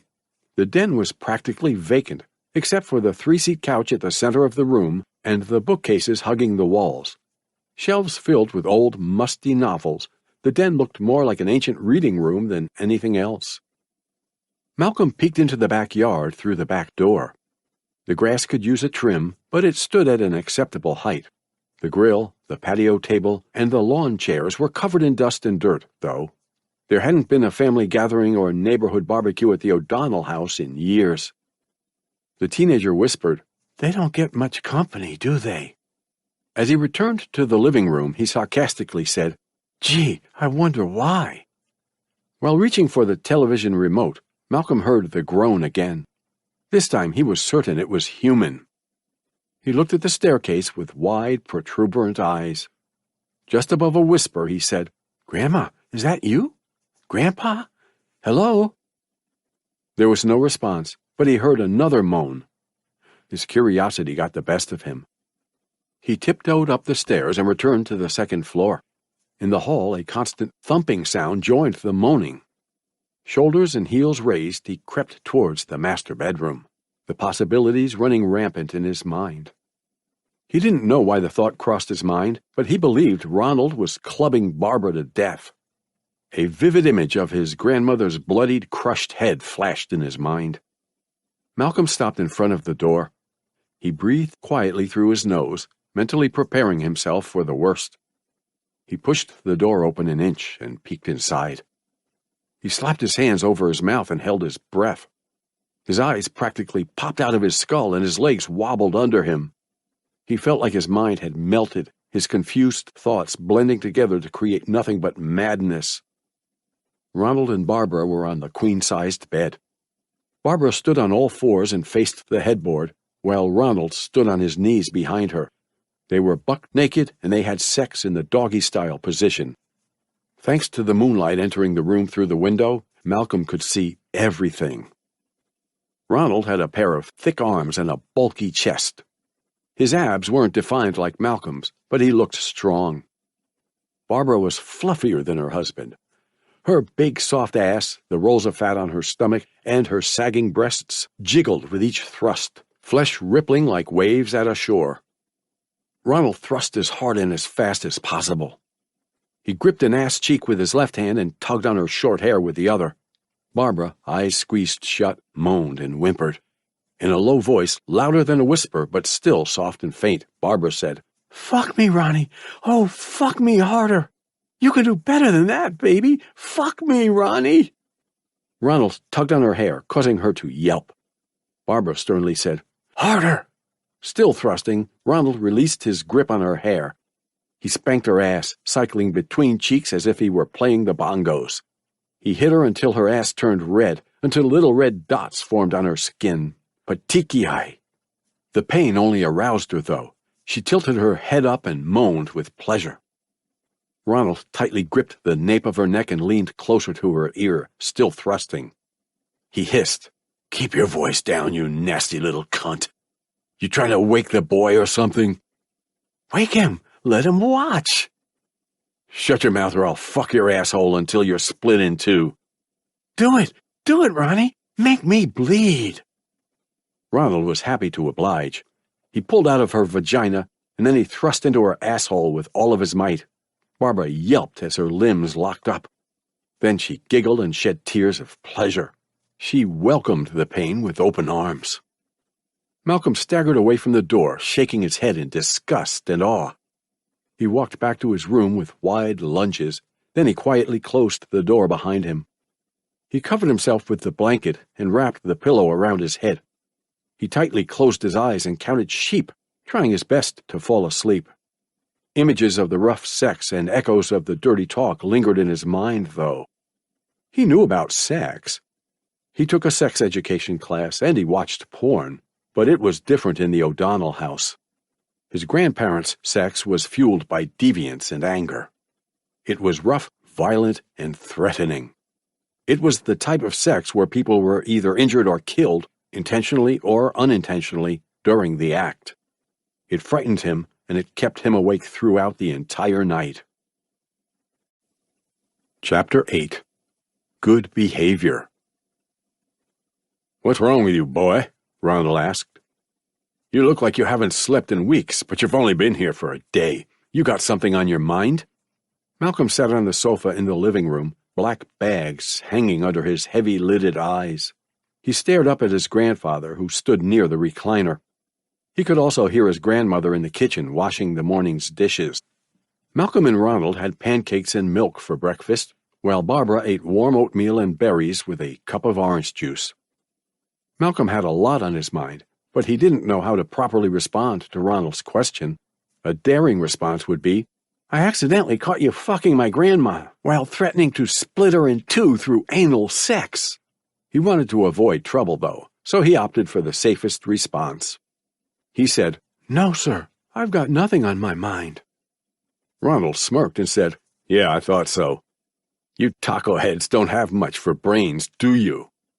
Well, I hope you're capable of listening, boy. I know we had some issues last night, but today is a new day. This is your opportunity to prove you're more than just another fool in the world. This is your chance to prove yourself to me and to yourself, I suppose. Understood?" "Yes, sir." Good. Now, let's go over your chores. Your sweet grandmother is in the kitchen washing the dishes right now. She won't be doing that anymore. From now on, it is your responsibility to wash the dishes after every meal. Even if you don't eat, you better make those dishes spotless. After you wash the morning's dishes, you will make the beds in the guest room and the master bedroom. I want hospital corners, you hear me?" Malcolm nodded in agreement. He had spent the previous summer at a juvenile boot camp for shooting a pellet gun at a friend, so he knew all about hospital corners. Ronald continued. You will broom the living room, the kitchen, and the den every day. Don't worry about mopping. Like I said before, I don't want to fall and break a hip because of you. Your grandma doesn't want that either. You will also mow the front lawn and the backyard. I expect you to be finished with that by the weekend. A smug smile formed on his face. He said, That shouldn't be too hard for you, though. Hell, your people are practically born with lawnmowers, aren't they? It's in your blood to mow these lawns. You know what else is in your blood? Plumbing and shit. You're going to be in charge of cleaning the bathrooms and unclogging the toilets. You hear me, boy? Malcolm gritted his teeth and clenched his fists. He imagined a scenario where he defeated his grandfather. He pictured himself punching Ronald's flabby stomach, his most vulnerable point. With the air knocked out of him, he would pull his grandfather's head down and he'd hit his face with his knee. Then he would run out the front door and hitchhike back to Los Angeles. Interrupting his fantasy, Ronald sternly repeated, You hear me? Malcolm said, Yes, sir. From the kitchen archway, Barbara asked, Doesn't that sound like too much for him, Ronnie? I don't mind doing the dishes. It's fine, Babs, Ronald said. Chores teach kids about work. Some of those kids even get allowances, so it's just like work. But you won't be getting any allowance, boy. Malcolm responded, So it's more like slavery? That's a word for it, I suppose. I like to think of it like you're working in a communist country. You get nothing and I get everything, okay?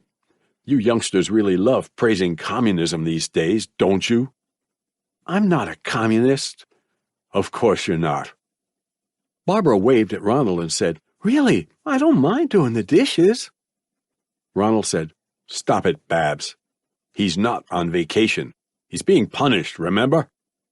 He broke the rules back home and now he's here. Now drop it and get back to what you were doing. As Barbara retreated to the kitchen, Ronald turned his attention to Malcolm and said, You're young, but you're a man. You are a man, aren't you? A man should be able to handle these simple chores without complaining. Can you do that for us, boy? Can you? Malcolm didn't care about labels. His grandfather attempted to insult his masculinity, but he couldn't be manipulated in such a way. Still, he had to accept the chores or he would surely be punished. He said, I can handle it, sir. Good. Remember, you have until the weekend to mow those lawns. It better be finished by Sunday. Now, get started. Malcolm spent 2 days, Friday and Saturday, completing chores at the O'Donnell house. On the first day, immediately after speaking to his grandfather, he marched up the stairs and made the beds. He successfully fought the urge to snoop around the master bedroom, although the nightstands called his name. They said, We have secrets for you, Malcolm. Take a peek. After making the beds, he headed downstairs and started sweeping the entire first floor. It took him 2 hours to broom the floors and dust every piece of furniture in the living room, kitchen, and den. Then he spent another hour cleaning the bathroom and unclogging the toilet, which was clogged before his arrival at the house.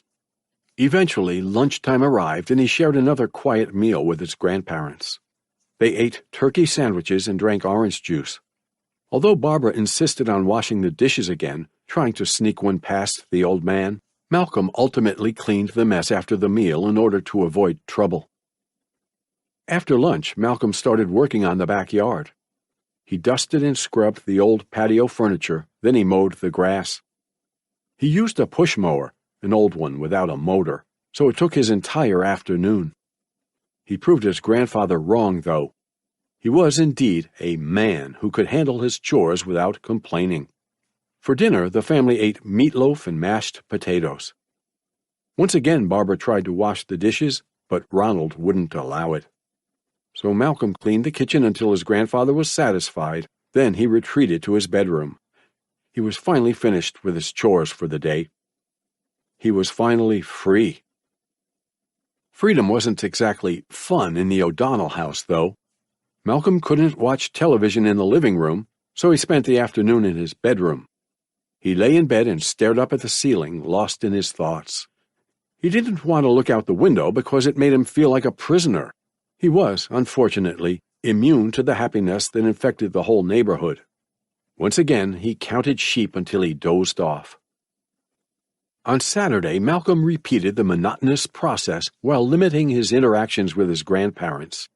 He ate breakfast, he washed the dishes, he made the beds, he swept the first floor. Then he ate lunch and washed the dishes again. After lunch, he found himself in the front lawn with the push mower. The sun beating down on his neck, he pushed the mower from one end of the lawn to the other. Sweat dripped across his face, neck, and chest, and a warm sensation flowed through his tired limbs. He wore a white wife-beater, blue jeans, and sneakers. The shirt revealed his strong arms and lean chest, while molding against the outline of his toned abs. As he pushed the mower, Malcolm looked around the neighborhood. A few housewives sat on the porches of the neighboring houses, sipping wine and gossiping. Most of their husbands appeared to be out, except for a few elderly retired men who preferred to spend the weekends at home. Some children played tag on the street, others headed away from the neighborhood. Malcolm spotted a group of teenagers on the other side of the street, 2 boys, 2 girls. The group stood in front of a 2-story house, which eerily resembled the O'Donnell house. They appeared to be waiting for someone. One of the girls caught his eye. Her short, dark auburn hair barely reached down to the back of her neck. She had freckles on her cheeks and nose, and a dimple on her left cheek with each smile. She had bright hazel eyes, too. She stood 5'1", and she wore a white blouse, denim shorts, and sandals. The young woman waved at Malcolm, then she blushed and giggled. The other girl laughed with her, clearly amused. As they separated from the group, the girls yelled something along the lines of, "Bye, we'll see you at the house." The young men stayed behind. As he watched the girls, Malcolm whispered, "There goes my chance with her." He looked over at the guys. A blonde-haired teenager gave him the finger and mouthed something at him. Malcolm couldn't read lips, but he bumped heads with dozens of bullies in his lifetime, and as if connected to a hive mind, they all shared the same vocabulary. So he assumed the teenager mouthed something along the lines of, "You fucking faggot."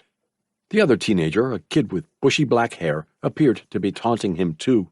He smirked and nodded at Malcolm while mouthing a few hateful words. Malcolm took a deep breath and glared at the teenagers. If he were at home, he would have vaulted over the fence and swung at them. The odds were stacked against him, but that was nothing new. Bumps and bruises didn't frighten him. Purgatory, on the other hand, terrified him. He couldn't take the risk, so he could only wait and glare.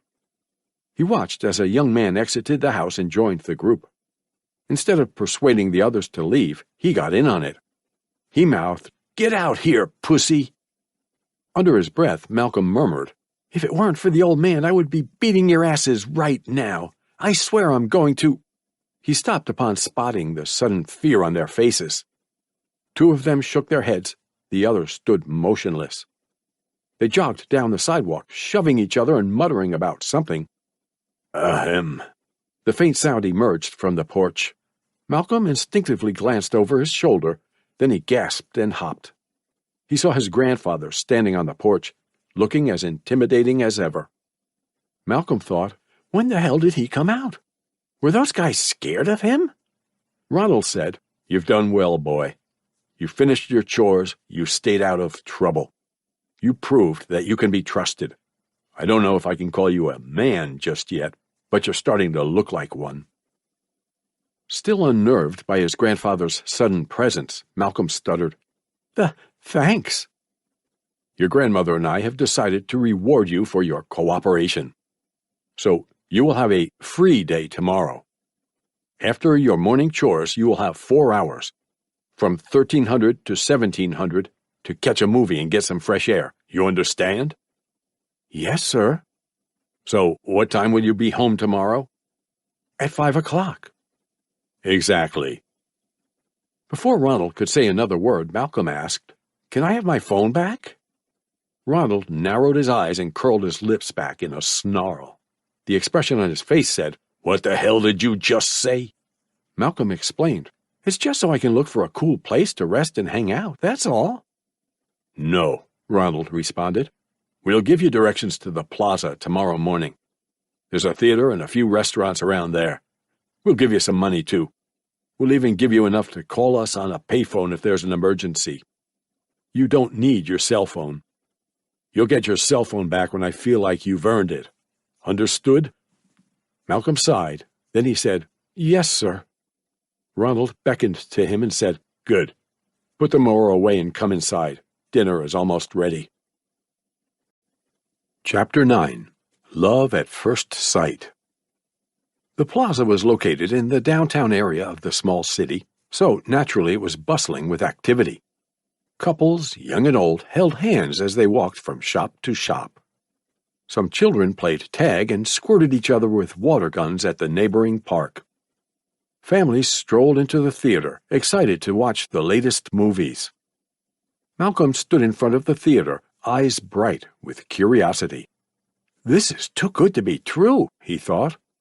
There must be some sort of alien invasion going on around here. Although some were disappointed and disgruntled, most of the civilians looked happy. They all seemed genial and helpful.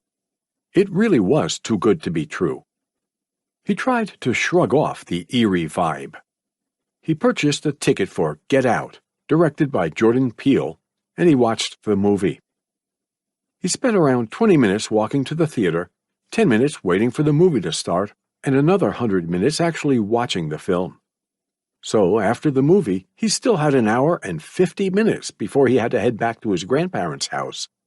As he stood in front of the theater, watching the happy patrons, Malcolm whispered, I don't belong here. I'm not like these people, and they're not like me. This place, I have to get out of this place. He felt like he didn't belong. He was surrounded by nice people, he knew his way around the neighborhood, but he still felt lost. The environment reminded him of the bunker in the basement, despite the significant differences. He whispered, I can't go home yet. I need to clear my mind, man. Malcolm walked away from the plaza. He didn't know all of the streets, but he memorized his grandparents' neighborhood. He decided to take the long way home, walking along the outskirts of the city. He found himself in the impoverished side of town, surrounded by tumble-down houses. It still felt safe, though. His eyes widened upon spotting a condemned house, one of many. The little blue house was run down, burdened with boarded windows and tall grass, but it was perfectly habitable. He didn't care about the house, though. He cared about the girl pacing back and forth on the porch, chatting on her cell phone. The auburn-haired girl from the previous day. Shit, Malcolm thought. Should I say something or should I keep walking? With his shoulders raised, stiff like a flagpole, he awkwardly waddled past the house. He looked straight ahead while thinking about running across the street. Before he could reach the neighboring house, the girl shouted, Hey! Malcolm stopped and sighed. He slowly turned towards the house. Then he pointed at himself as if to say, Are you talking to me? The girl giggled. Then she said, Yeah, you! Come over here! As Malcolm opened the gate, the girl held the phone to her ear and said, I'll call you back later, Mom. Yes. I'll be home at 7. Love you too. As she hung up the phone, Malcolm asked, What's up? What's your name? Malcolm Hernandez. You're not from around here, are you, Malcolm? No. So where are you from? Wait a minute. I told you my name. Shouldn't you tell me yours? The girl huffed. Then she said, It's Claire. Claire Olson. Claire? That's a pretty name. Has anyone ever— Don't bother with the pickup lines, Claire interrupted. She walked down the porch steps and said, Follow me. It's more comfortable in the back. Malcolm watched as Claire nonchalantly opened a gate on the left side of the house. She beckoned to him, then she walked down a narrow path beyond the gate. Malcolm glanced around the neighborhood and thought about the situation. He feared Claire was leading him to a trap. Those guys are back there, he thought. They're going to jump me, aren't they? He walked up to the gate and stared down the path. Claire had already entered the backyard, so he didn't have the chance to see her again. I can still run, he thought. I can run home and stay out of trouble." He wanted to avoid his grandfather's wrath, but he couldn't resist Claire's invitation. He walked down the path and entered the backyard. Malcolm smiled in relief as he examined the overgrown backyard. He spotted Claire sitting on a lawn chair. A brunette girl, the same age as Claire, sat on a chair beside her. A cooler sat on the floor between them. The scent of marijuana stained the backyard. The brunette girl happened to be holding a glass pipe in her right hand. Claire asked, "You want a beer?" As he sat on a lawn chair across from the girls, Malcolm responded, "Yeah, sure." Claire threw him a can from the cooler. The moist can nearly slipped out of his fingers, but he caught it. He snapped the can open and took a swig. Claire said, "This is my friend, Vivian Garcia." Malcolm sighed with satisfaction after taking the swig. Then he said, "It's nice to meet you, Vivian. I'm Malcolm." "You want a toke?" Vivian asked, extending the pipe forward. "Nah, not today. Thanks for the beer, though." Claire asked, "So, Malcolm, where are you from? What are you doing here?" Vivian asked, "What are you doing at that house? At Ronald's house?" Malcolm furrowed his brow as he examined the girls and thought about their questions. Claire's questions were normal, but Vivian's questions were questionable. Therefore, they were all questionable. He wondered what they knew about his grandparents. They clearly knew his grandparents' first name, while he hardly knew any of the elders in his old neighborhood. Malcolm said, "I'm from L.A. I was suspended from school a few days ago, and I might get expelled and arrested. So I'm hiding out here." Smirking, Vivian said, "Oh, a bad boy. What'd you do? Blow up a toilet with a cherry bomb? Swing on the principal?" "I shot my teacher," Malcolm said with a deadpan expression. The girls cocked their heads back, surprised. Malcolm grinned and said, "Shot him with a squirt gun." The girls scoffed. Vivian asked, "They suspended you for that?" "Well, I kind of pretended it was a real gun at first, so, yeah, I'm in trouble." Claire asked, "Why here, though? Why are you staying at the O'Donnell house?" "Because they're my grandparents." Silence befell the backyard. Malcolm watched the girls with a raised brow. As he took another swig of his beer, he thought, "Did I say something wrong? Or is there something on my face?" Vivian lit the pipe and took another puff. She needed to calm her nerves. Claire just stared at Malcolm. She clearly had something to say, but the words wouldn't come out. Malcolm smiled and said, "Both of you look surprised. I just said they're my grandparents. What's the big deal?" Claire loudly swallowed in order to clear her throat. Then she said, "Your grandpa, Ronald O'Donnell? He's sort of a legend around here. He's like a very, very scary urban legend." Malcolm leaned forward, his elbows on his knees, attentive and curious. Claire continued, "He's not afraid of putting his hands on people. You know what I mean? He will hit you. You could be a doctor, a priest, a cop, or the president, and he'd still hit you. Kids, teens, adults, old people, none of it matters to him. If you break his rules, if he gets angry, he'll beat you. That's what he's known for. He's this neighborhood's boogeyman." Vivian added, "They say he slapped every single person in the city at least once." Malcolm asked, Has he hit you before?" "When I was 5, maybe 6 years old, I ran onto his front lawn to grab a ball or a frisbee or something. But Ronald doesn't like it when you step on the grass without his permission. So he dragged me to his porch, threw me on his lap, and then he spanked me. I cried. I told my mom and dad, but they didn't do shit about it. They were scared of him. He spanked me, too. I was probably 8 or 9, though," Claire said. She stared down at her lap and twiddled her thumbs, as if she were thinking about something. She said, "Other kids have gotten it worse. He once grabbed a boy's arm so hard that it snapped. You could even hear his arm break through the entire street. He almost got in trouble for that, but he lied his way out of it. Then he kicked some guy's ass for playing his music too loud. That guy ended up moving, like a month later. Supposedly he has a—" "Shit, I have to go," Vivian said as she stared down at her phone. She shoved the phone and pipe into her pockets. She smirked and said, "You better call me tonight, Claire. And you better not mess around with her, Malcolm. I'm serious." Malcolm returned the smile and said, "I can't promise anything." As Vivian walked around the corner, Claire shouted, "Call me if I forget." Malcolm and Claire locked eyes for a second. Then they blushed, giggled, and looked away. The silence in the backyard was awkward, but they clearly liked each other. Claire beckoned to Malcolm and said, "Come on, sit over here. I feel lonely." She laughed. Then she said, "Sitting all the way over there, I feel like I smell or something. I don't stink, do I?" No, I'll sit next to you." "Yeah, no problem." Malcolm moved and sat on Vivian's chair. He glanced over at Claire, grinning like a child with a secret. Claire blushed again, running her fingers through her hair and giggling. Once again, the backyard was silent. They both shared the same thought. What do I say? Breaking the silence, Malcolm said, "So, I saw you yesterday across the street from my grandpa's house. You were giggling, weren't you?" "I don't know. I guess so." "What was so funny?" Claire shrugged and said, "I don't know. I guess I just laugh when I see cute boys." "Yeah?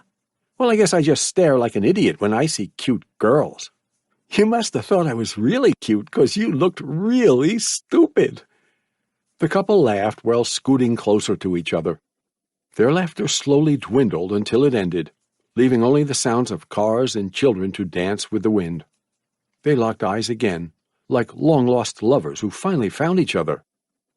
Without breaking eye contact, Claire said, I think I like you." "I like you, too," Malcolm responded, staring at her as if he were hypnotized by her eyes. "Should we kiss?" "Yeah, I think that's a good idea." Their noses clashed as they leaned towards each other. They shared a kiss. Malcolm caressed the back of Claire's neck. Claire gripped Malcolm's bicep and shoulder. The kiss started off sloppy, lips smacking, tongues wrestling, slobber dripping. It eventually became tame, clean, and heartfelt. There was a pinch of love in the kiss. Malcolm and Claire found each other attractive, but they weren't controlled by teenage hormones or lust. They only knew each other for less than a day, but they truly cared about one another. It was called love at first sight. They pulled away from the kiss and laughed, rosy-cheeked. Claire said, "That was nice." Smiling, Malcolm said, "Yeah, it was good. I was good, right?" "Yeah, I like that thing you did with your tongue," Claire said. Malcolm flicked his tongue and widened his eyes as if to say, "That thing?" Claire said, "Yeah, that." She laughed and shook her head, tickled by his playful behavior. She said, "We should hang out again." Malcolm sighed, then he responded, "I want to, but I don't have my phone right now. My grandpa took it away from me." "Yeah, I thought he'd do something like that. I can get you a burner, though." "A burner?" "Yeah, you know, a cheap prepaid phone with some minutes and unlimited texting. It'll cost me some money, but I can get my hands on one." "Really? That would be great. I mean, how much would I owe you?" "Not much. You can just pay me back with a fancy dinner, some jewelry, a bouquet of roses, and a box of chocolate. Okay?" Malcolm stared at her with a steady expression. He could buy his own replacement phone with that type of money. Claire giggled. Then she said, "I'm kidding. Don't worry. I'll hook you up. I've got connections." "Cool, Malcolm responded. He took a swig of his beer. Then he said, "I really appreciate it, Claire. Like, I appreciate you and I appreciate all of this. Being out here by myself, I was starting to feel like an alien. I felt like I didn't belong. Thanks for clearing my head." "No problem, Malcolm. I know how you feel, too. I moved here when I was 5, and I felt the same. I think it's normal, but it'll get better. It just takes a little bit of time." "Yeah, I'm feeling better already. I think—" He stopped and stared vacantly at the grass, eyes and mouth wide open. One word echoed through his mind. Time. Claire snapped her fingers and asked, "What's wrong? Are you good? You're not going to throw up, are you?" What time is it? Claire checked her phone and said, It's 5:10. Shit, the old man is going to kill me. I have to go, Malcolm said. He kissed Claire, then he said, I'll meet you here in a few days. As Malcolm ran off, Claire stood up and shouted, Okay, I guess. Bye. Chapter 10. The Punishment. The sun had already fallen beyond the horizon, painting the sky black with streaks of blue and orange. Dark clouds hovered above the city, pouring down on the streets and soaking the lingering civilians with a soft drizzle. Some children played in the rain while the teenagers and adults rushed to their homes. Holding his windbreaker jacket over his head, Malcolm quietly pushed the front gate open. He carefully closed the gate, then he made his way to the front porch with wide, silent lunges. As he wiped his shoes on the doormat and stared at the doorknob, he whispered, Please be open, please be open, please be open. He wasn't given a key, so if the door wasn't open, he would either have to knock or find another way to sneak in. He grimaced as he grabbed the doorknob. He took a deep breath, then he exhaled, then he took another deep breath. He twisted his wrist, and the knob moved with his hand. Holy shit, it's actually open, he thought. They must have forgotten all about it. They're probably already asleep. Malcolm opened the door a few inches and peeked into the house. He could see into the living room. The lights were off, but he could see the staircase to the right. He slunk into the house. Then he slowly and carefully closed the door behind him. So far, so good. As he examined the locks, he thought, Should I lock up or let them get robbed? He seriously considered the second option. Click. The sound was quickly followed by a wave of light that illuminated the living room. Where have you been, boy? A man asked. Malcolm chewed on his bottom lip and stared absently at the front door, slightly dumbfounded.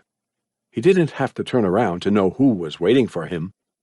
The voice belonged to his grandfather. He safely assumed Ronald sat in the dark and waited for him. Just like in the movies, he thought. I should have known better. He sighed and turned around. As expected, Ronald sat on the recliner, holding the knob of the lamp on the end table. Barbara sat on the sofa, rubbing her eyes and yawning as if she had just awakened from a nap. Ronald said, Don't play dumb now.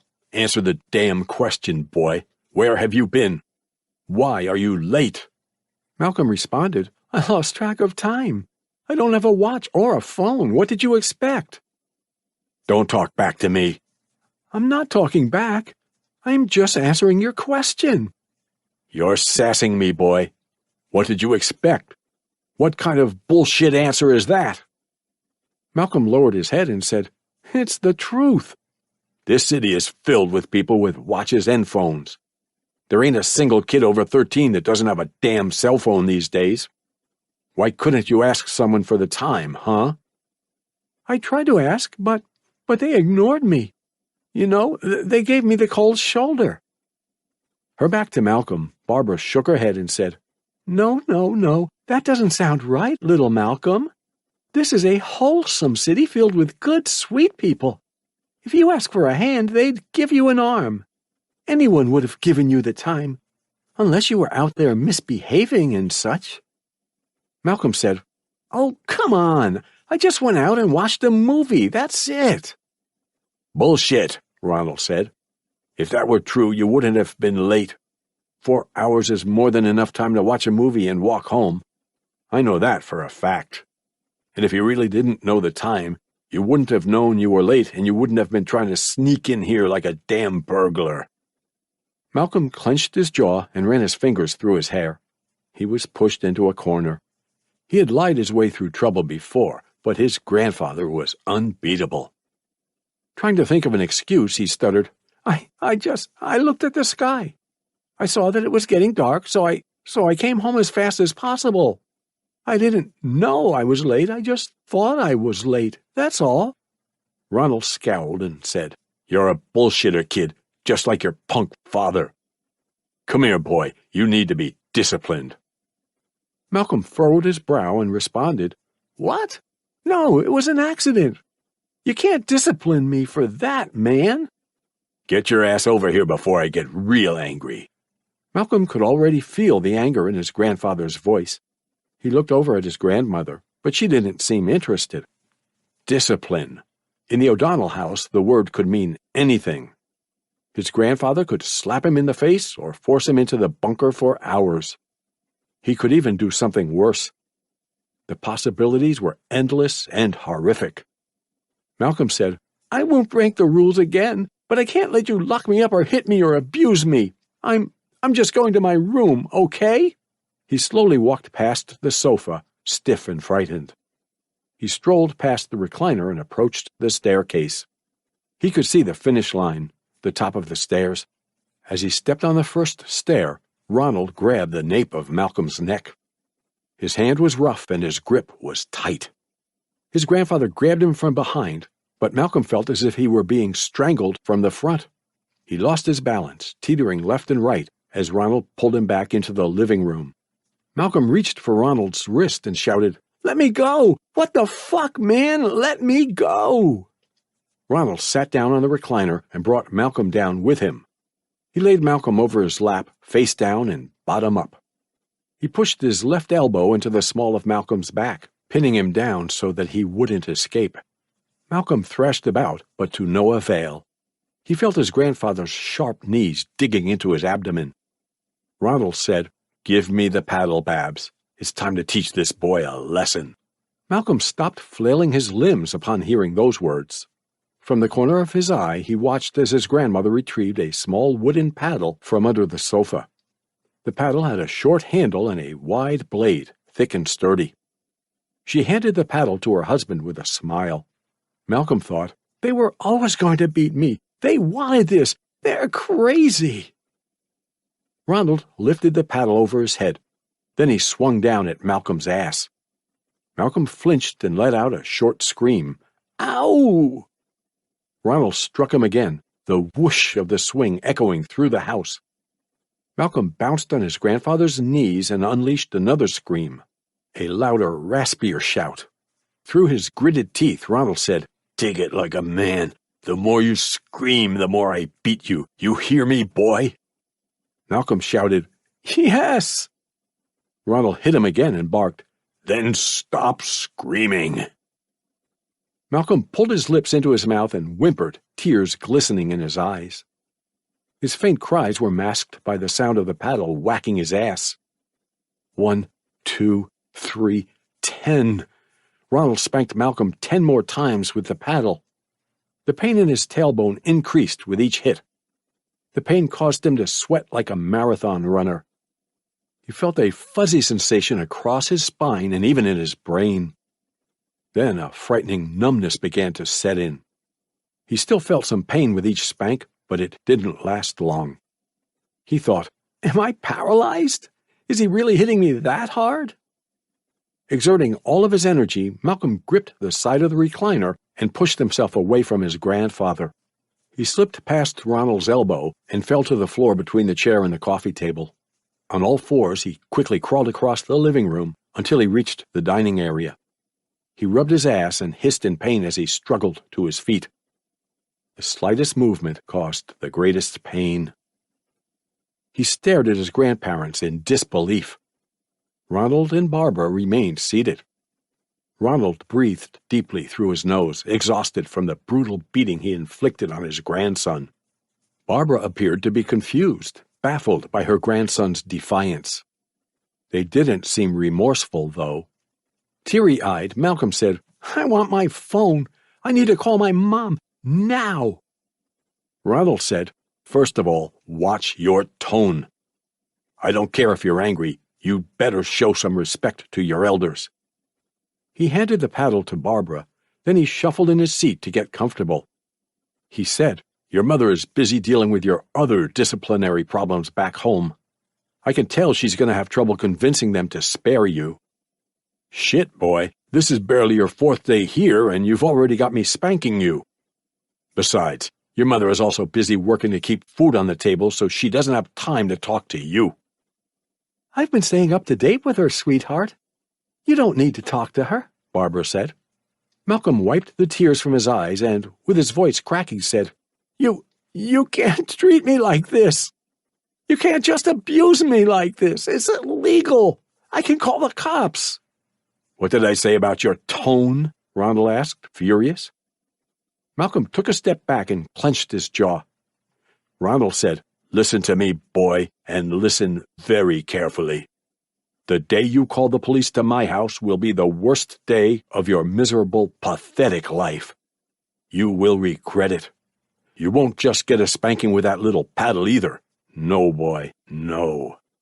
I have a special paddle for bastard kids like you. I have other tools, too. Break the rules again and you'll see what I'm capable of. Understood?" Malcolm couldn't say a word. He spotted the evil in his grandfather's eyes. His threats were sincere and terrifying. In the living room, he realized that he could possibly die at his grandparents' house. Ronald repeated, "Understood?" Malcolm stuttered, Yes, sir." "Good. Now get your ass to bed. You are grounded for a day." Malcolm watched as his grandfather casually turned on the television and flipped through the channels.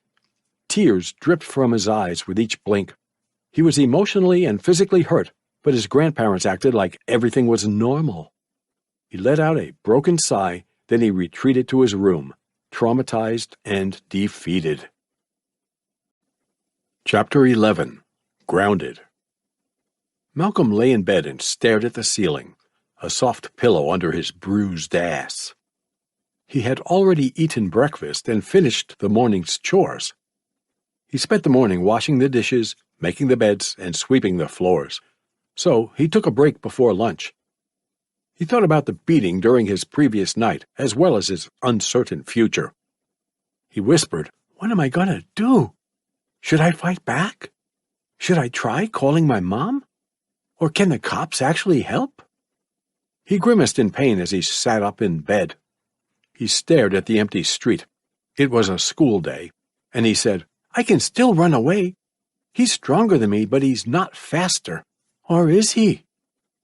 He checked the time on the vintage alarm clock. It read 12:07. Lunchtime had finally arrived. Malcolm groaned and climbed out of bed. He shambled out of his bedroom and headed downstairs.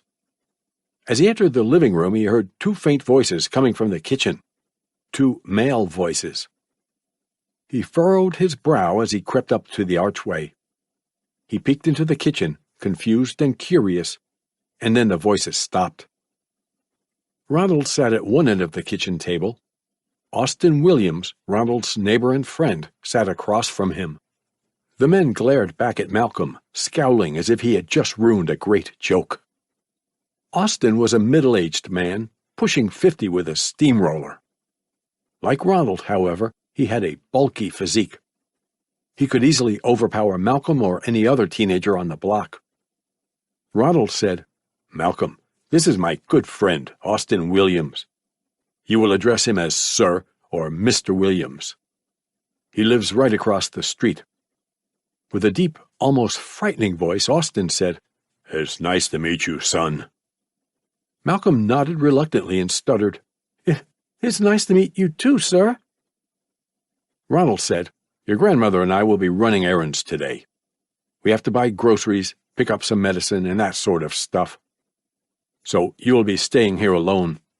But Austin has agreed to watch our house from his place. I've also asked some of our other kind neighbors to inform me if they see you out on the streets." He leaned forward, elbows on the table. He said, "We might not be home, but we still have rules. You better not break any of them. And remember, you are grounded. You are already in trouble, boy, and you don't want to dig yourself any deeper. Believe me when I say that." Malcolm nodded in agreement. He felt like he didn't have any other options. He watched as Ronald and Austin spoke and laughed.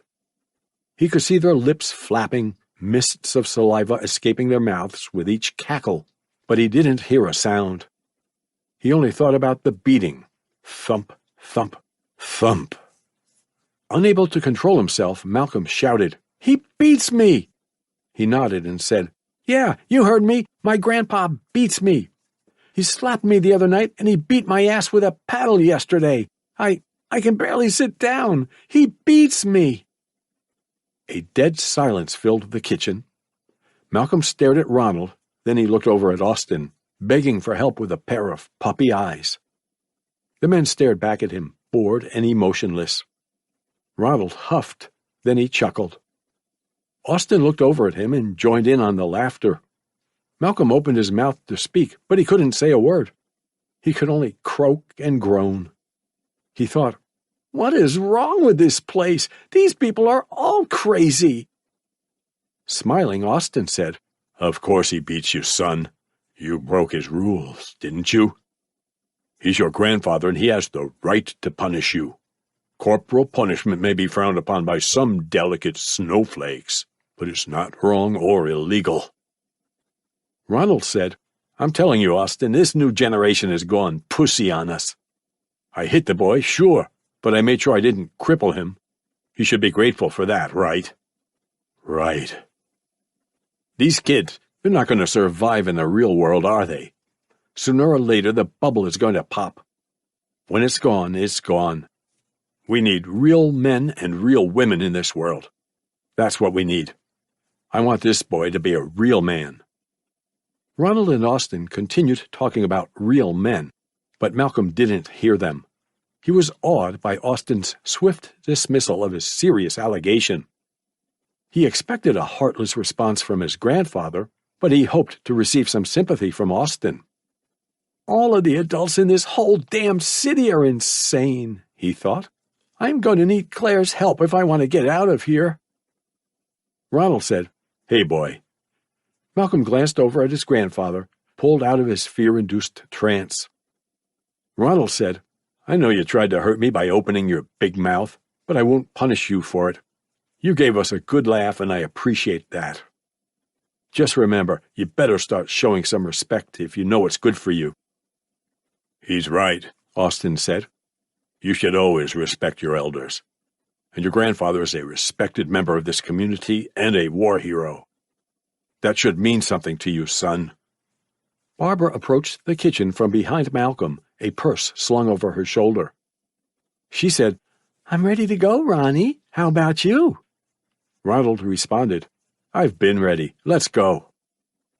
As the men stood from their seats, Barbara rubbed Malcolm's shoulder and said, "I left a sandwich for you on the counter. Feel free to treat yourself to some juice or water." She leaned closer to his ear and whispered, "Go ahead and eat as much as you'd like, hon. I've got your back." Ronald slipped into his leather jacket, then he patted Barbara's ass and nodded as if to say, "Let's get going." Austin followed their lead. From the front door, Ronald looked back at Malcolm and said, "You're grounded, boy. Don't forget that." "Don't worry about him. I'll watch the place," Austin said on his way out. The front door slammed shut, and the adults departed from the house. Malcolm dropped his arms to his sides and said, "Shit." Malcolm ate his sandwich, then he spent an hour completing his chores. He washed the dishes, scrubbed the bathroom, and dusted the furniture on the first floor. It was a dull but easy day. After his chores, he walked back to the living room and stared at the front door. He expected his grandparents to barge into the house, bags full of groceries and pills in their arms. There was no sign of his grandparents' return, though. Malcolm whispered, "What do I do now?" He looked over at the kitchen archway. He could enjoy a snack, gnaw on some fruit, or slurp some Jell-O, but he wasn't hungry. He glanced over at the staircase. A dangerous, foolish, and downright stupid idea crept into his mind. He thought, "I can explore the house. I can find my phone. I can gain the advantage against them."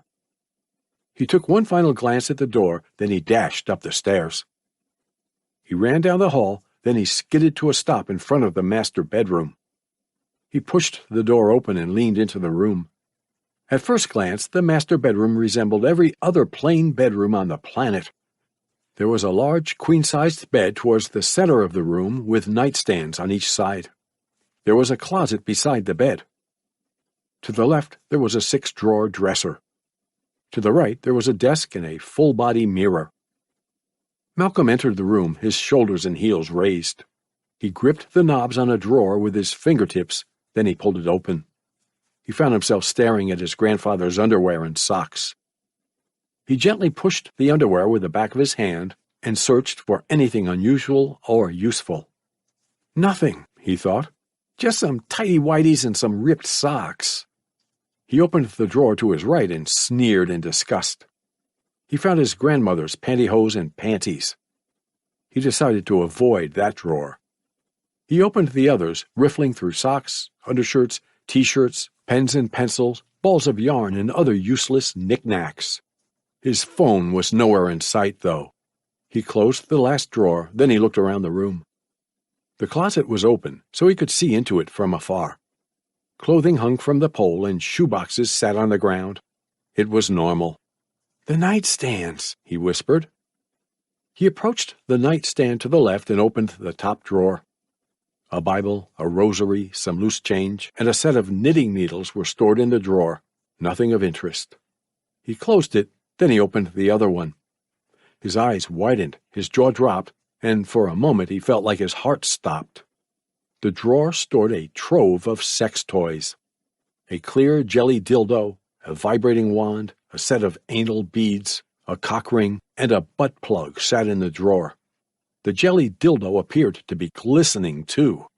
Although he certainly didn't want it in his head, one thought dominated his mind. Did my grandma just use that? He shuddered and sighed, disgusted. He closed the drawer with his knee and shook his head, trying his best to shrug it off. The image of the sex toys clung to his mind, although he tried to bury it in the deepest crevice of his brain. He approached the other nightstand, his grandfather's. "No sex toys, please no sex toys," he thought. He opened the drawer and muttered, "Shit." The top drawer was nearly vacant. It stored a tattered, coverless novel, something from a used bookstore, surely, a necklace, some coins, and piles of dust. A box of magnum-sized condoms also sat in the corner of the drawer. Malcolm snickered, then he whispered, "Come on, old man, you don't need condoms. You're not going to get her pregnant in your 80s. He closed the drawer and muttered, "Magnums. He's probably not even that big." He froze before he could completely open the bottom drawer. He spotted the handle of a revolver. He glanced over his shoulder, then he looked down at the floor and listened. The coast was still clear. He slowly pulled the revolver out of the drawer. He had fiddled with guns, fake and real, when he was younger. He thumbed the cylinder release latch, then he pushed the cylinder out. It wasn't loaded. "Shit," Malcolm whispered. "I can't even scare him with this. It's no good without bullets." He rolled the cylinder back into place, then he returned the revolver to the drawer, exactly where he found it. Malcolm exited the room, quietly closing the door behind him. His grandparents still weren't home. He glanced over at the door to his right, then at the door to his left. He had two options, the office or the attic. "The creepier stuff will be in the attic, right?" he thought. He opened the door to his left. The staircase was dark, solely illuminated by the light in the hallway, but it was enough to see the attic above. He walked up the steps, grimacing as each stair creaked and howled. At the top of the stairs, a thick darkness enveloped him. "Light," he whispered. "I need light." He spotted a beaded pull chain dangling from the ceiling in front of him. He tugged on the dusty chain, causing a bulb to illuminate the attic with a yellow light. The shadows retreated to the corners of the room and he could finally see. Malcolm muttered, "Holy shit!" The attic felt like a time capsule, filled with old furniture, tattered cardboard boxes, and war memorabilia. Cobwebs and dust clung to everything in the attic, while spiders skittered across the walls and floors. The heavy furniture, dressers, chests, bookcases, and racks, hugged the walls, while stacks of cardboard boxes formed aisles down the center of the attic. As he approached a corner of the room, crouching under the cobwebs, Malcolm whispered, "I feel like I just went back in time. This is crazy." He stopped before he reached the stack of cardboard boxes in the corner. He spotted a uniform display case on the wall to his left, the glass covered in smudges and dust. A military uniform hung in the case, but it was difficult to see. "He was in a war," Malcolm said as he glided his fingertips across the glass. "I wonder where he served. Korea? Vietnam? Afghanistan?" Malcolm moved towards the stack of cardboard boxes. He found stacks and stacks of letters. All of the letters were addressed to Ronald. They appeared to be sent from Ronald's parents, friends, and girlfriends. More than one. None of the letters were sent by or addressed to Barbara. They were war letters. Unfortunately, the ink had faded away and the handwriting was illegible, so he couldn't read them. He returned the letters to the box. Then he picked up a stack of Polaroid photographs. He took 2 steps back and held the photos up to the light. Then he gasped and trembled. Malcolm muttered, "What the fuck?" He recognized his grandfather in the pictures, a young Ronald O'Donnell. Ronald's black hair was slicked back and his dark stubble spread from his face to his neck. The sinister look in his eyes had already developed. He smiled smugly in all the pictures, proud of his immoral, deviant actions. The pictures depicted Ronald pillaging villages in Vietnam. In one picture, he laughed as he set a hut on fire with a torch, the distorted figures of screaming children standing at the windows. In another photograph, grinning from ear to ear, he appeared to be raping a teenage Vietnamese girl. From the hollow look in her eyes, the girl was possibly dead at the time of the rape. It was too difficult to tell, though. In other pictures, he posed with dead bodies and decapitated heads. He even appeared to be erecting a decapitated head on a spike in another photo, giving a warning to his enemies in the country. Hands trembling with fear, Malcolm blinked rapidly and said, "Oh shit! Oh fuck! Oh shit!" He returned the photos to their rightful place, then he closed the cardboard box. He stopped moving as he turned to leave. He spotted more furniture to his right. It wasn't normal furniture, though. Wide-eyed, he said, "He's actually crazy. This isn't right. Why would he have this? Does he actually torture people up here?" Malcolm had stumbled upon an arsenal of tools used for torture. He spotted an old, sturdy pillory. The pillory was customized so it could be bolted to the ground and the horizontal posts could be raised and lowered. Beside the pillory, a tall, rusty cage leaned against the wall. It looked at least 6 feet long, 2.5 feet wide, and 2 feet deep, and one of the long sides was missing. Several paddles leaned against the corner on the other side of the room. Some of the paddles had long handles, others were cut short. Long, rusty nails protruded from the blade of one of the paddles. As he stared at the nail paddle, Malcolm said, "He does torture people.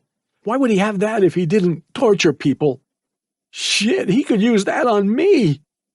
He took 2 steps back and looked every which way. He stuttered, He's not a collector. He's not selling this shit. No, this is his stuff. He's a psycho. He's going to—" The sound of a car door slamming seeped into the attic. The sound was followed by a set of muffled voices. Ronald, Barbara, and Austin. "They're home," Malcolm thought. "They can't catch me here." He turned off the light and strode across the attic on his tiptoes, trying to avoid the creaky floorboards. Then he daintily walked down the stairs. He stepped into the hall and closed the door behind him. To his utter relief, his grandparents were still outside. Malcolm swiped at the sweat on his brow with the back of his hand. He took several deep breaths and calmed his nerves. He tried to crack a smile, then he frowned, and then he twisted his face into a neutral expression. "Act normal," he thought. "Don't do anything stupid." He headed down the stairs and stood behind the recliner. The front door swung open. "Hey, Malcolm," Barbara said, 2 brown bags filled with groceries in her arms. "How was your day, You ready to help me with dinner?" Malcolm said, Sure. Ronald entered the house holding 2 plastic bags in his right hand and a brown bag in his left arm. He stood near the door and stared at his grandson. 5, 10, 15, 20 seconds. 20 seconds of dead silence passed before he finally said a word. Ronald said, "I spoke to Austin." Malcolm clenched his jaw and nodded, as if to say, "Okay, go on." Ronald smirked and said, "He said he didn't hear a peep from you. Looks like you cleaned the place up, too. That's good. That's real good." "Thank you, sir." "Listen up, boy. I am not going to apologize for disciplining you. I didn't do anything wrong after all, but I will congratulate you for your hard work. I'll be honest. I expected nothing but defiance from you today, and you proved me wrong. So we're going to start fresh tomorrow. You will have another day off, another chance to prove yourself.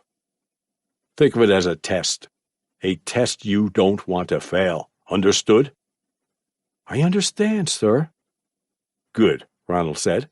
He walked to the kitchen and said, "Now come help your grandmother in the kitchen." Malcolm watched his grandfather until he disappeared around the archway. He heard his grandparents' faint voices in the kitchen, but it didn't matter to him. He glanced up at the ceiling and thought about the revolting photographs and the tools of torture. He thought, "I have to follow the rules until I find a way out of here." He walked to the kitchen, ready to help his grandmother. Chapter 12. Irresistible. Malcolm wanted to follow his grandfather's rules, but he couldn't resist Claire's allure.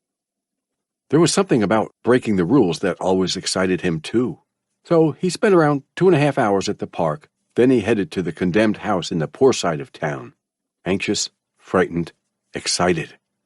"He's going to beat me if I'm late again, but I have to get the upper hand," he thought.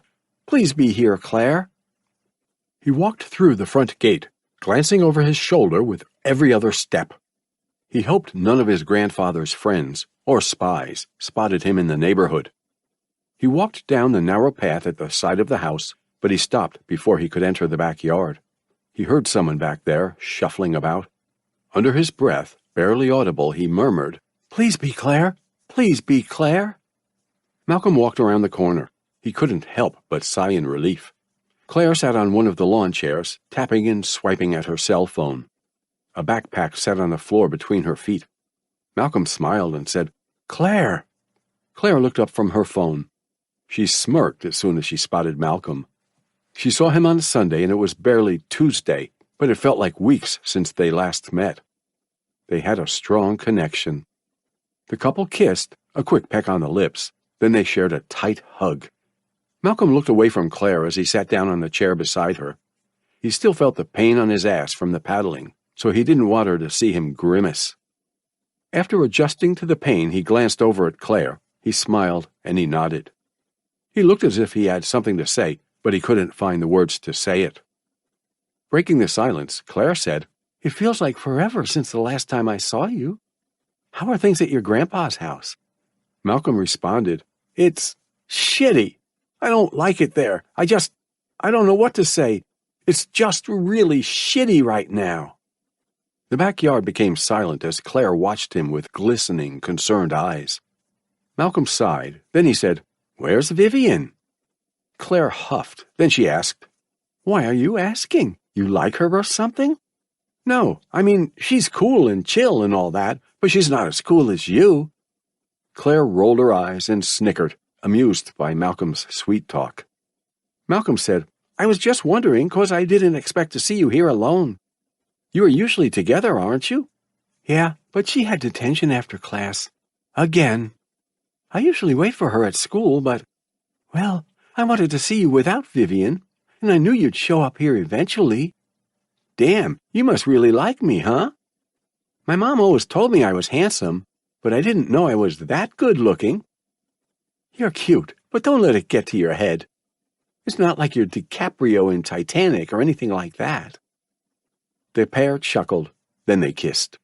Malcolm caressed Claire's cheek and neck, while Claire stroked his jaw. They pulled away and gazed into each other's eyes. Claire said, "I like you because you're not like the other guys. I don't know why, but you're different. You're a troublemaker, but you're kind, too. You're a breath of fresh air in this city, in my life. That's why I like you, Malcolm." Malcolm continued to gaze into her bright, beautiful eyes. He knew she wasn't lying. He couldn't think of the words to respond, though.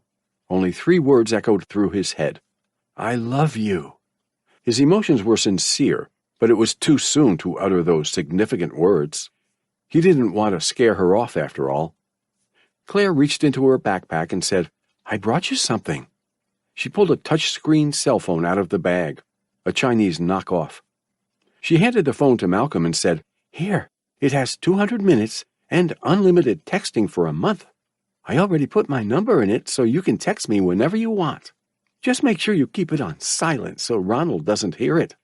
And if you get caught, please don't tell him you got it from me. Malcolm said, He won't find a thing. Thanks, Claire. This is going to change everything. He grimaced and hissed in pain. He felt a twinge in his tailbone, the pain reverberating across his spine. He leaned onto his side, moving his weight away from his ass. Claire asked, What's wrong? Are you okay? Rosy-cheeked due to the pain and embarrassment, Malcolm looked down at the ground. I have to tell her the truth, he thought. I have to get this off my chest. Without making eye contact, he said, He beat me. The old man beat me. Wide-eyed, Claire asked, Really? I got home late on Sunday. I didn't think it was a big deal, but he obviously made it into a big deal. He grabbed me, he threw me over his legs like a kid, then he hit me with a paddle. He fucking spanked me, Claire, and I couldn't do anything to stop him. I just took it. Then I went to my room, just like a little bitch. I should have hit him. Damn, I really wish I could help, but it's hard. Ronald he's respected around here. He's like an abusive but talented pop star. He's an asshole to everyone. He won't think twice about hitting someone, but people still like him for whatever reason. And everyone knows not to fuck with him. I know. I noticed that yesterday. I told some guy, Austin Williams, about my grandpa beating me, and he just laughed. He said it was my grandpa's right to beat me. Claire smiled thinly, the smile of an unemployed person who was just rejected by another employer. She said, Mr. Williams, he's a lot like Ronald. He doesn't beat the neighborhood kids. He doesn't have the balls for that, but he beats on his family. My mom told me he hits his wife and kids when he gets drunk. Everyone knows about it, so Williams isn't going to say a thing to Ronald about hitting you. An asshole won't criticize another asshole for doing asshole things. I thought so, Malcolm said, a pinch of disappointment in his voice. I don't know what to do. I have some ideas, but I don't know how to deal with him. I think you should fight back.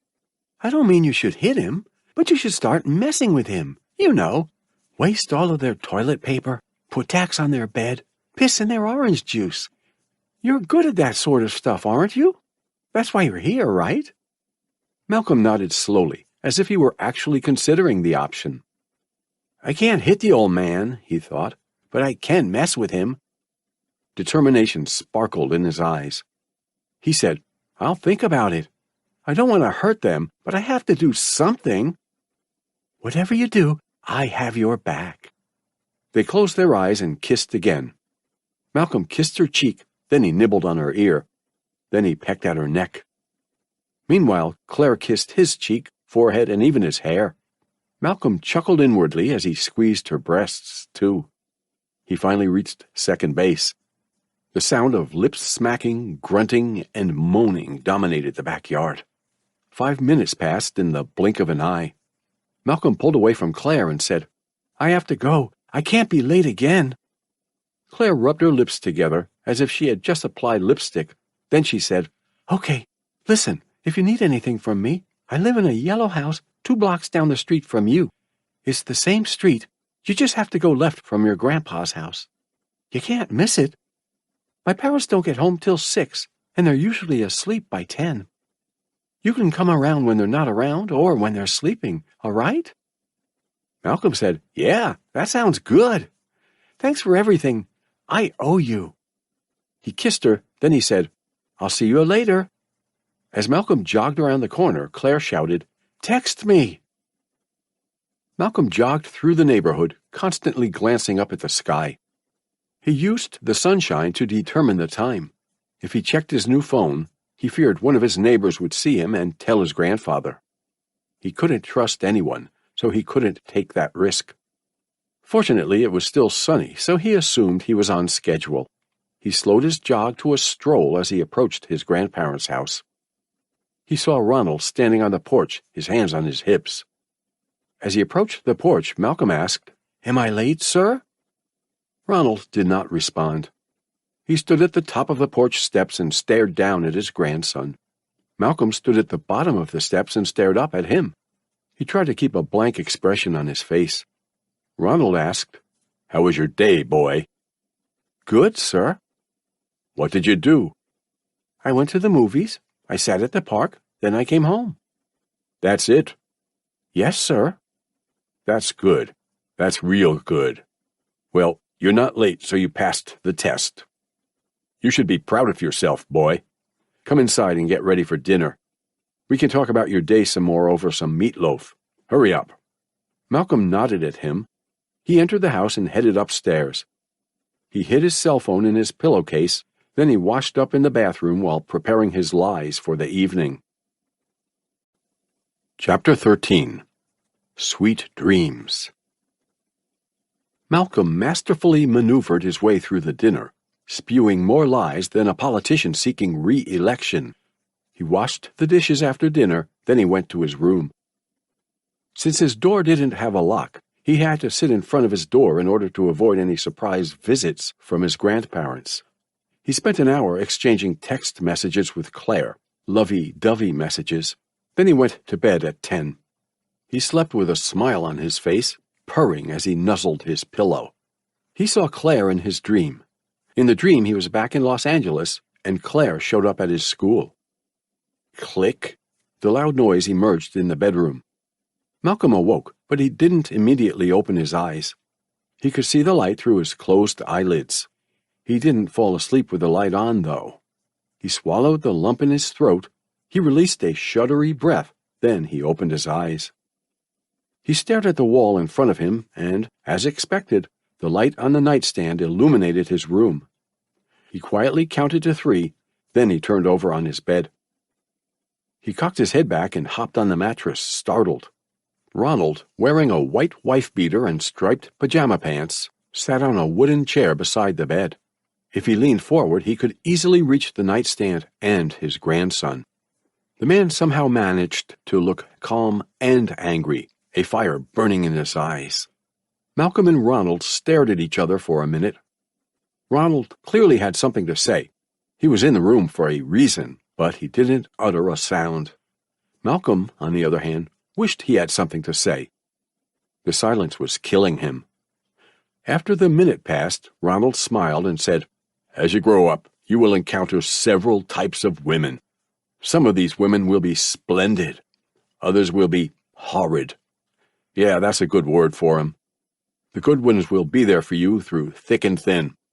They'll cook for you. They'll massage your back and your feet after work. They'll keep a clean house. They'll take care of the kids, and they'll fuck you until your balls are dry. That's a good woman." He leaned back in his seat and ran his fingers through his hair, his smile warping into a frown in the process. He sighed, then he said, "The bad ones will destroy you. They'll neglect their womanly duties, they'll drain your bank accounts, they'll take your kids from you, and they'll fight with you. And after they start those fights and lose, they'll play the victim. They might fuck you and they might fuck you often, but it'll only be part of the bigger scheme. They'll have your babies just to lock you down and have 18 goddamn years of access to your money. These are the women we call sluts, bitches, whores, and cunts." Malcolm could hear the anger in his grandfather's voice. His rant was laced with misogyny, even when he tried to compliment women. He was disgusted by his grandfather's words and terrified by his mere presence in the bedroom. So he bit his tongue and waited for the peculiar situation to end. Ronald continued, "Babs, your grandmother started off as a bad one, but I turned her into a good one. I think she was still 17 when I met her on that street corner. Yeah, it was right after I got home from the war. I gave her $5, then I fucked her. After that, I couldn't stop myself from going back to her. I'd go to her corner, I'd give her some cash, then I'd fuck her.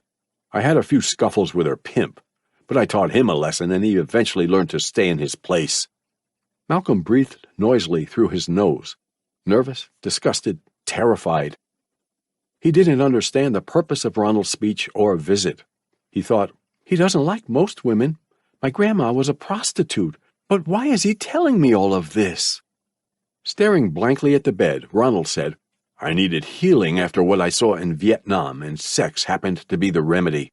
Your grandmother offered plenty of that, boy. We even convinced her pimp to give us discounts for some group sessions. Chinks, wetbacks, niggers, they all joined in on the fun. Some of them were even younger than Babs. 16, 15, 14, those wild girls. Damn, those wild girls." A reminiscent smile formed on his face, as if he actually missed his deviant past. He said, "Thank God we didn't catch anything. Anyway, I eventually ran out of money. I didn't feel like paying for sex either, so I took Barbara and I married her. I taught her how to be a good one, but I made sure she didn't lose herself in the process. It all led to true love and a lot of free sex. That's our love story, boy." Malcolm examined his grandfather's face, his proud eyes, his arrogant smirk. He grimaced and shook his head, disgusted by the love story. The tale appeared to have a happy ending, but Ronald alluded to abusing Barbara in order to turn her into a good woman. He also admitted to having sex with teenagers. The story was horrific. Ronald asked, "What's the matter? You don't like talking about girls, is that it?" Malcolm stuttered. No, sir. It's nothing." "Nothing?" "Yeah, nothing." "Funny. I thought this would be interesting to you. I thought you were a ladies' man, Malcolm. I really did. You're out there acting like a big shot, aren't you? You're already messing around with girls in my city, right?" Malcolm held his breath as soon as he heard his grandfather's last question. The pieces were easy to link. He knows about Claire, he thought. But how? Malcolm asked, "Have you been following me?" Ronald stared at his grandson with a blank face. No emotion, no life. Then he huffed and shook his head. He laughed and glanced over at the door. He said, "Babs, get your ass in here." Barbara smiled and nodded at the men as she entered the room. A pink silk robe covered her body. Matching slippers protected her feet. Ronald beckoned to her as if to say, "Go on, start the show." Malcolm looked at his grandfather, then at his grandmother, incapable of understanding the bizarre situation. Before he could say a word, Barbara started to disrobe. She smirked as she dropped the robe down to her shoulders, revealing her cleavage while sensually twisting her hips. She playfully teased the men. Then she let the robe fall down to her feet. She shamelessly exposed herself in front of Malcolm and Ronald. Her nude, roly-poly figure was showcased for the world to see. Her large breasts sagged over the fatty rolls of her belly, and those rolled over other rolls of fat. Blue and purple veins ran across her breasts, streaming away from her dark, hard nipples. The same dark veins appeared on her flabby arms and legs. Her pubic hair was straight and thick. Malcolm sneered in disgust, closed his eyes, and lowered his head. He wasn't appalled by older people, but he certainly didn't want to see his grandmother's nude body. Ronald kicked the mattress and said, "Open your eyes, boy. Open them or I'll gouge them out." Malcolm whimpered upon hearing the threat. He could hear the sincerity and rage in his grandfather's voice. He already knew Ronald was willing to hurt him, too. So he sat up in bed, crawled closer to the wall, and opened his eyes. Ronald said, "Look at your grandmother, boy. That is an all-natural body, a God-given body. It's nothing to be ashamed of. You shouldn't be embarrassed to see her either.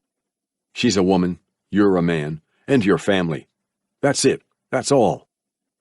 Malcolm said, This isn't right. I'm not supposed to see her like this." "Like what? Nude? I just told you, boy, there's nothing wrong with this. Would it be wrong if we were nudists? Would you judge us then?" I don't know. Can you tell her to... "Tell her to what? To give you a little spin?" Sure, boy, I can do that for you, Ronald responded. He whistled at Barbara like a man calling his dog for dinner. Then he said, You heard him, Babs. Give him a show. Barbara said, Gladly. She slowly turned around, swinging her hips left and right. Her wide ass jiggled with each step. The dimples on her butt cheeks looked deep, like bullet holes. She spread her ass and revealed her wide, gaping anus. Malcolm grimaced and tried to look away, but he knew his grandfather would hurt him if he did. He reluctantly continued watching the show through his narrowed eyes. Barbara completed her spin and faced Malcolm. She crouched down a bit. She spread her knees, then she ran her fingers through her pubic hair. She thrust her hips forward and spread her labia, revealing her pink vagina. Malcolm instinctively closed his eyes and looked away again. The human body was natural, he understood that, but he refused to see his grandmother's genitalia. It was too much for him. Ronald kicked the bed again and asked, What did I say about closing your eyes, boy? Do you think I'm playing with you? Malcolm opened his eyes to a squint. Ronald said, Good, good. Now pull your dick out and fuck your grandma. Malcolm's eyes widened with shock. His eyes nearly bulged out from their sockets. Fuck your grandma? Those words stunned him. He had never heard or read such a disgusting and immoral command. He stuttered, No, are you kidding me? He shook his head and leaned back on the wall. He sternly said, No, I'm not playing this game. Ronald said, This ain't a game, boy. I want you to pull your dick out and I want you to fuck her. I'm not doing that. Stop it. Get out of my room. Your room? Your room? This is my house, you stupid son of a bitch. You will do as I say or I will beat you until you're red, purple, blue, and every other damn color in existence. No, you know what? If you don't pull your dick out in the next 10 seconds, I'm going to castrate you. I'm going to make sure you don't pass down your pussy faggot genes to the next generation. Ronald pulled a switchblade out of his pocket. He snapped his wrist, which caused a 4-inch blade to protrude from the handle. Malcolm's breathing intensified as he stared at the tip of the blade. He thought, Would he really do it? Is he that crazy? Ronald said, 1, 2, 3, 4, 5. Malcolm turned towards the window behind him and yelled, Help! Help! He's... Ronald slapped the back of his head. Malcolm fell to his left, knocked to his side by the powerful blow. He rubbed the back of his head and glanced back at his grandfather. Before he could scream again, Ronald slapped his face. The whack echoed through the house and Malcolm's cheek immediately reddened. Malcolm cried, Stop! I'm just... Mid-sentence, Ronald punched Malcolm's stomach with a powerful jab. He would have hit him in the face again, but he didn't want to leave any visible bruises. The unexpected punch knocked the air out of him, though. The teenager crossed his arms over his stomach and rolled to his right, wheezing and groaning. Rosy-cheeked, Malcolm croaked, Okay, just stop hitting me. Please, don't hit me. Ronald leaned back in his seat and said, You have 5 seconds. 1, 2, 3, 4. Still wheezing, Malcolm pulled his pajama bottoms down. He covered his penis and pubic hair with his right hand. Ronald said, Get hard. Stroke yourself and get hard. Tears streaming down his cheeks, Malcolm stuttered, Please, I don't want to do this. Do it, or I cut it off. I'm serious, boy. Malcolm reluctantly stroked his flaccid penis with his trembling hand. A million questions ran through his mind. Is this actually happening? This is illegal, isn't it? He can't cut it off and get away with it, right? They're molesting me, aren't they? He didn't have any answers, so he refused to take any risks. Ronald jabbed the knife at Malcolm and said, Look at her while you do it, boy. Trust me, it'll help. Oh, God, Malcolm muttered. He looked over at his grandmother. Thankfully, the tears in his eyes blurred his vision. He could still see her figure, though. Barbara grinned as she performed a little dance. She wasn't ashamed of herself. She didn't mind Ronald's abuse. She just danced. Ronald said, He's hard enough. He'll get harder when he's fucking you, Babs. Go ahead, sit on it. Barbara said, Yes, sir, Big Daddy. She approached the bed. She kept one foot on the ground and placed the other on the bed.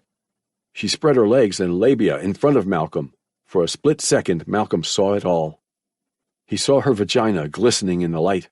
He even believed he caught a whiff of it, a fishy metallic scent. He closed his eyes and cried, "I can't!" Ronald said, "Open your eyes or I'll chop it off. You know I'll do it. You know what I'm capable of." Malcolm thought, "Does he know I saw the pictures in the attic?" Fearing his grandfather would actually castrate him, he opened his eyes. He tried to avoid his grandmother's crotch and breasts, so he stared at her stomach.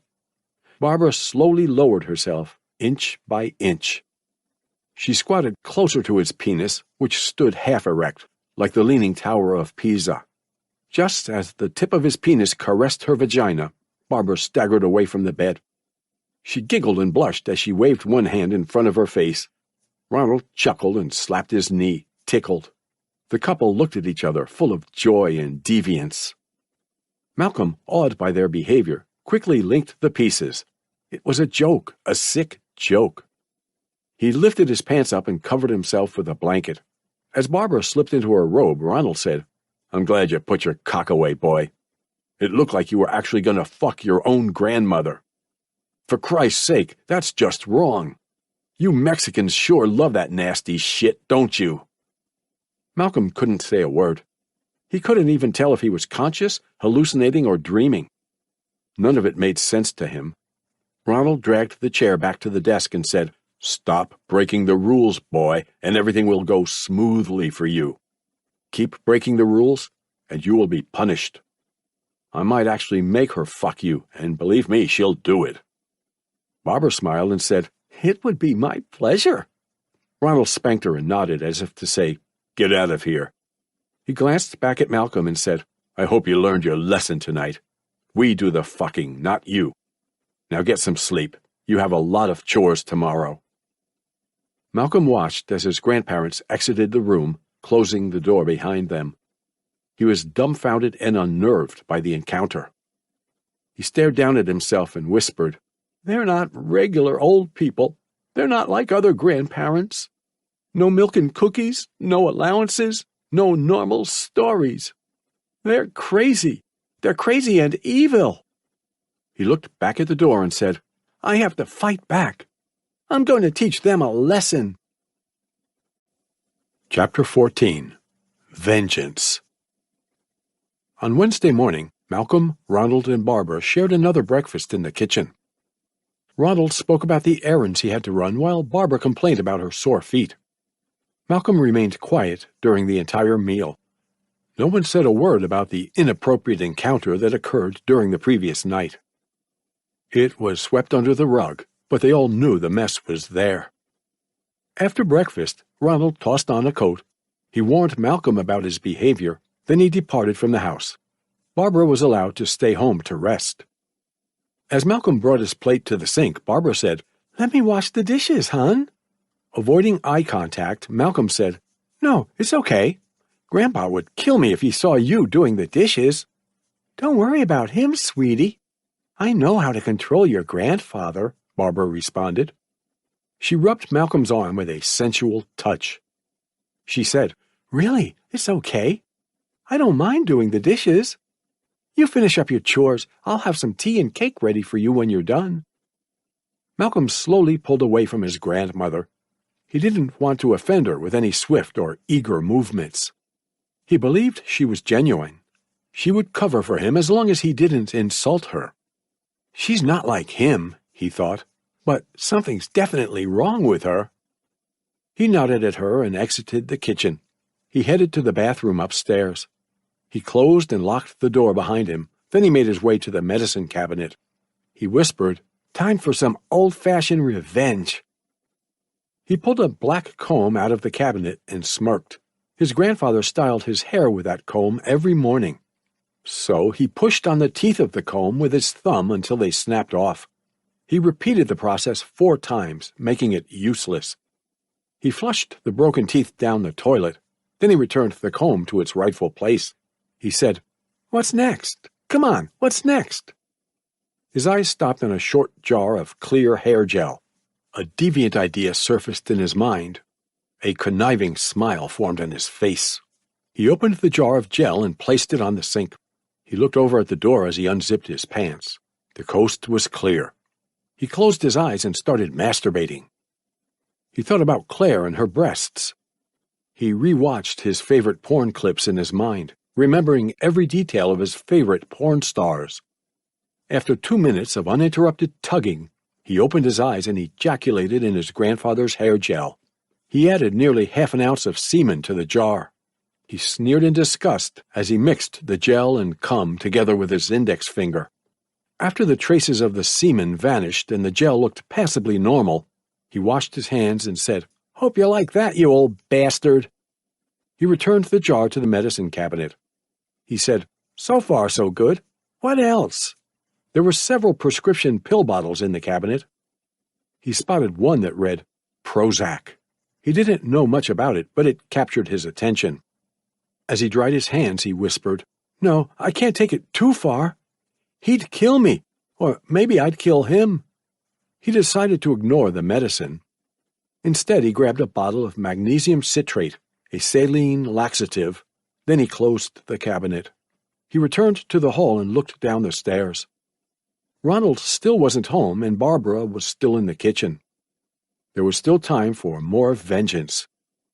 Walking with wide strides, Malcolm eased his way into the attic. He felt his heart pounding against his ribs. He felt the beads of sweat racing down his face. He felt dizzy and nauseous, too.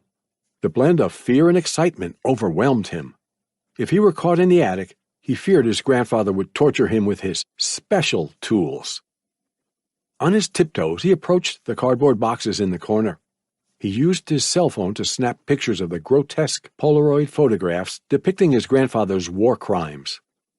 He winced as the phone's flash illuminated the attic with each photo. He was alone in the room, but he felt as if someone were standing behind him, watching him, haunting him. After photographing the last Polaroid, he sent the images to Claire.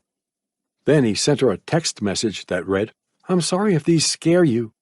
They're pics of my grandpa during a war. Upload 'em somewhere. Help me expose him." He deleted the pictures and text messages from his phone. Death was guaranteed if his grandfather found the phone and the messages. Malcolm exited the attic. The faint sound of clinking silverware emerged from the kitchen. He didn't hear his grandfather, though. He whispered, "Great, I still have time." He entered the master bedroom. He neatly made the bed with hospital corners, following his grandfather's directions to a T. While doing so, he dropped his pants to his knees and rubbed his bare ass on the pillows. He swiped the pillowcases between his butt cheeks like a credit card. It wasn't the most original form of revenge, but he didn't have many options. After making the bed and staining the pillows with his stench, he exited the master bedroom and headed to his room. He closed the door. Then he entered his closet and sat on the floor under his shirts and jackets. The next step in his plan required his voice, so he had to avoid his grandmother's ears by any means necessary. He dialed 911 on his cell phone, then he held it up to his ear. A female operator answered. 911, what is the nature of your emergency? In a soft tone, just above a whisper, Malcolm said, "Hello, I'm calling about a domestic disturbance." "Are you in any danger right now, sir?" No, I want to report a neighbor. Every night for the past 3 days, I've heard a kid crying from my neighbor's house. It sounds like he's being abused, and I think you should check up on him." "Do you hear the crying now?" "No, it's calm right now. Maybe it'll happen again tonight, but I just wanted to call now so I wouldn't forget. I'm trying to be proactive." "That's fine, sir. Can you give me your name and address?" "The address of their house is 728 East Fir Avenue." "Sir, I need your name and address. I'll file—" "Please help him. I'm sorry, I have to go." Malcolm disconnected from the call. He stared down at the phone, anxious and afraid. He thought, was it enough? Will the police actually come? He could only wait and see. He hid the phone in his pillowcase and headed downstairs. In the kitchen, Barbara walked from cupboard to cupboard, preparing to serve cake and tea for a quick snack. Malcolm swept the kitchen floor. his eyes darting left and right as he waited for the perfect moment to strike. As she checked the stove, Barbara said, "It's getting hot these days. I don't like the hot weather." She giggled, then she said, "If it gets any hotter, I might have to stop wearing clothes around the house. That would be something, wouldn't it?" Malcolm gritted his teeth and nodded, as if to say, "Yeah, sure, whatever." He was infuriated by her nonchalant demeanor. She didn't touch him in the kitchen, but her words were inappropriate. She molested him during the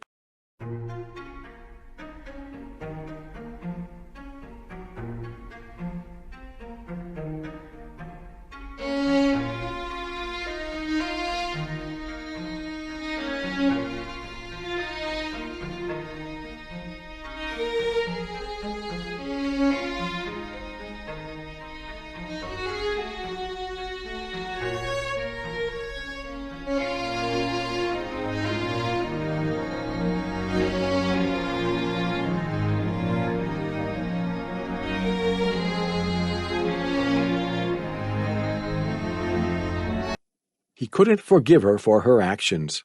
He ignored her chitter-chatter and slunk his way to the table, still sweeping the floor. He looked at the teacups on the table, watching as plumes of steam rose from the green tea.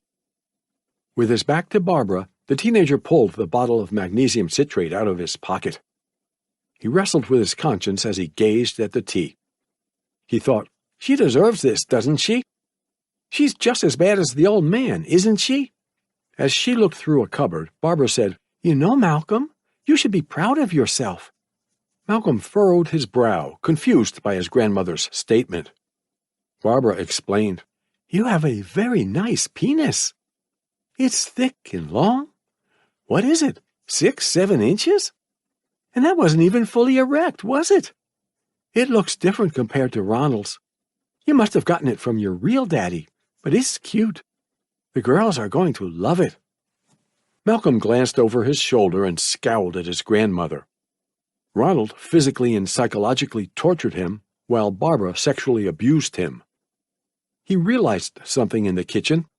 Abusive guardians deserved to be punished, regardless of their age.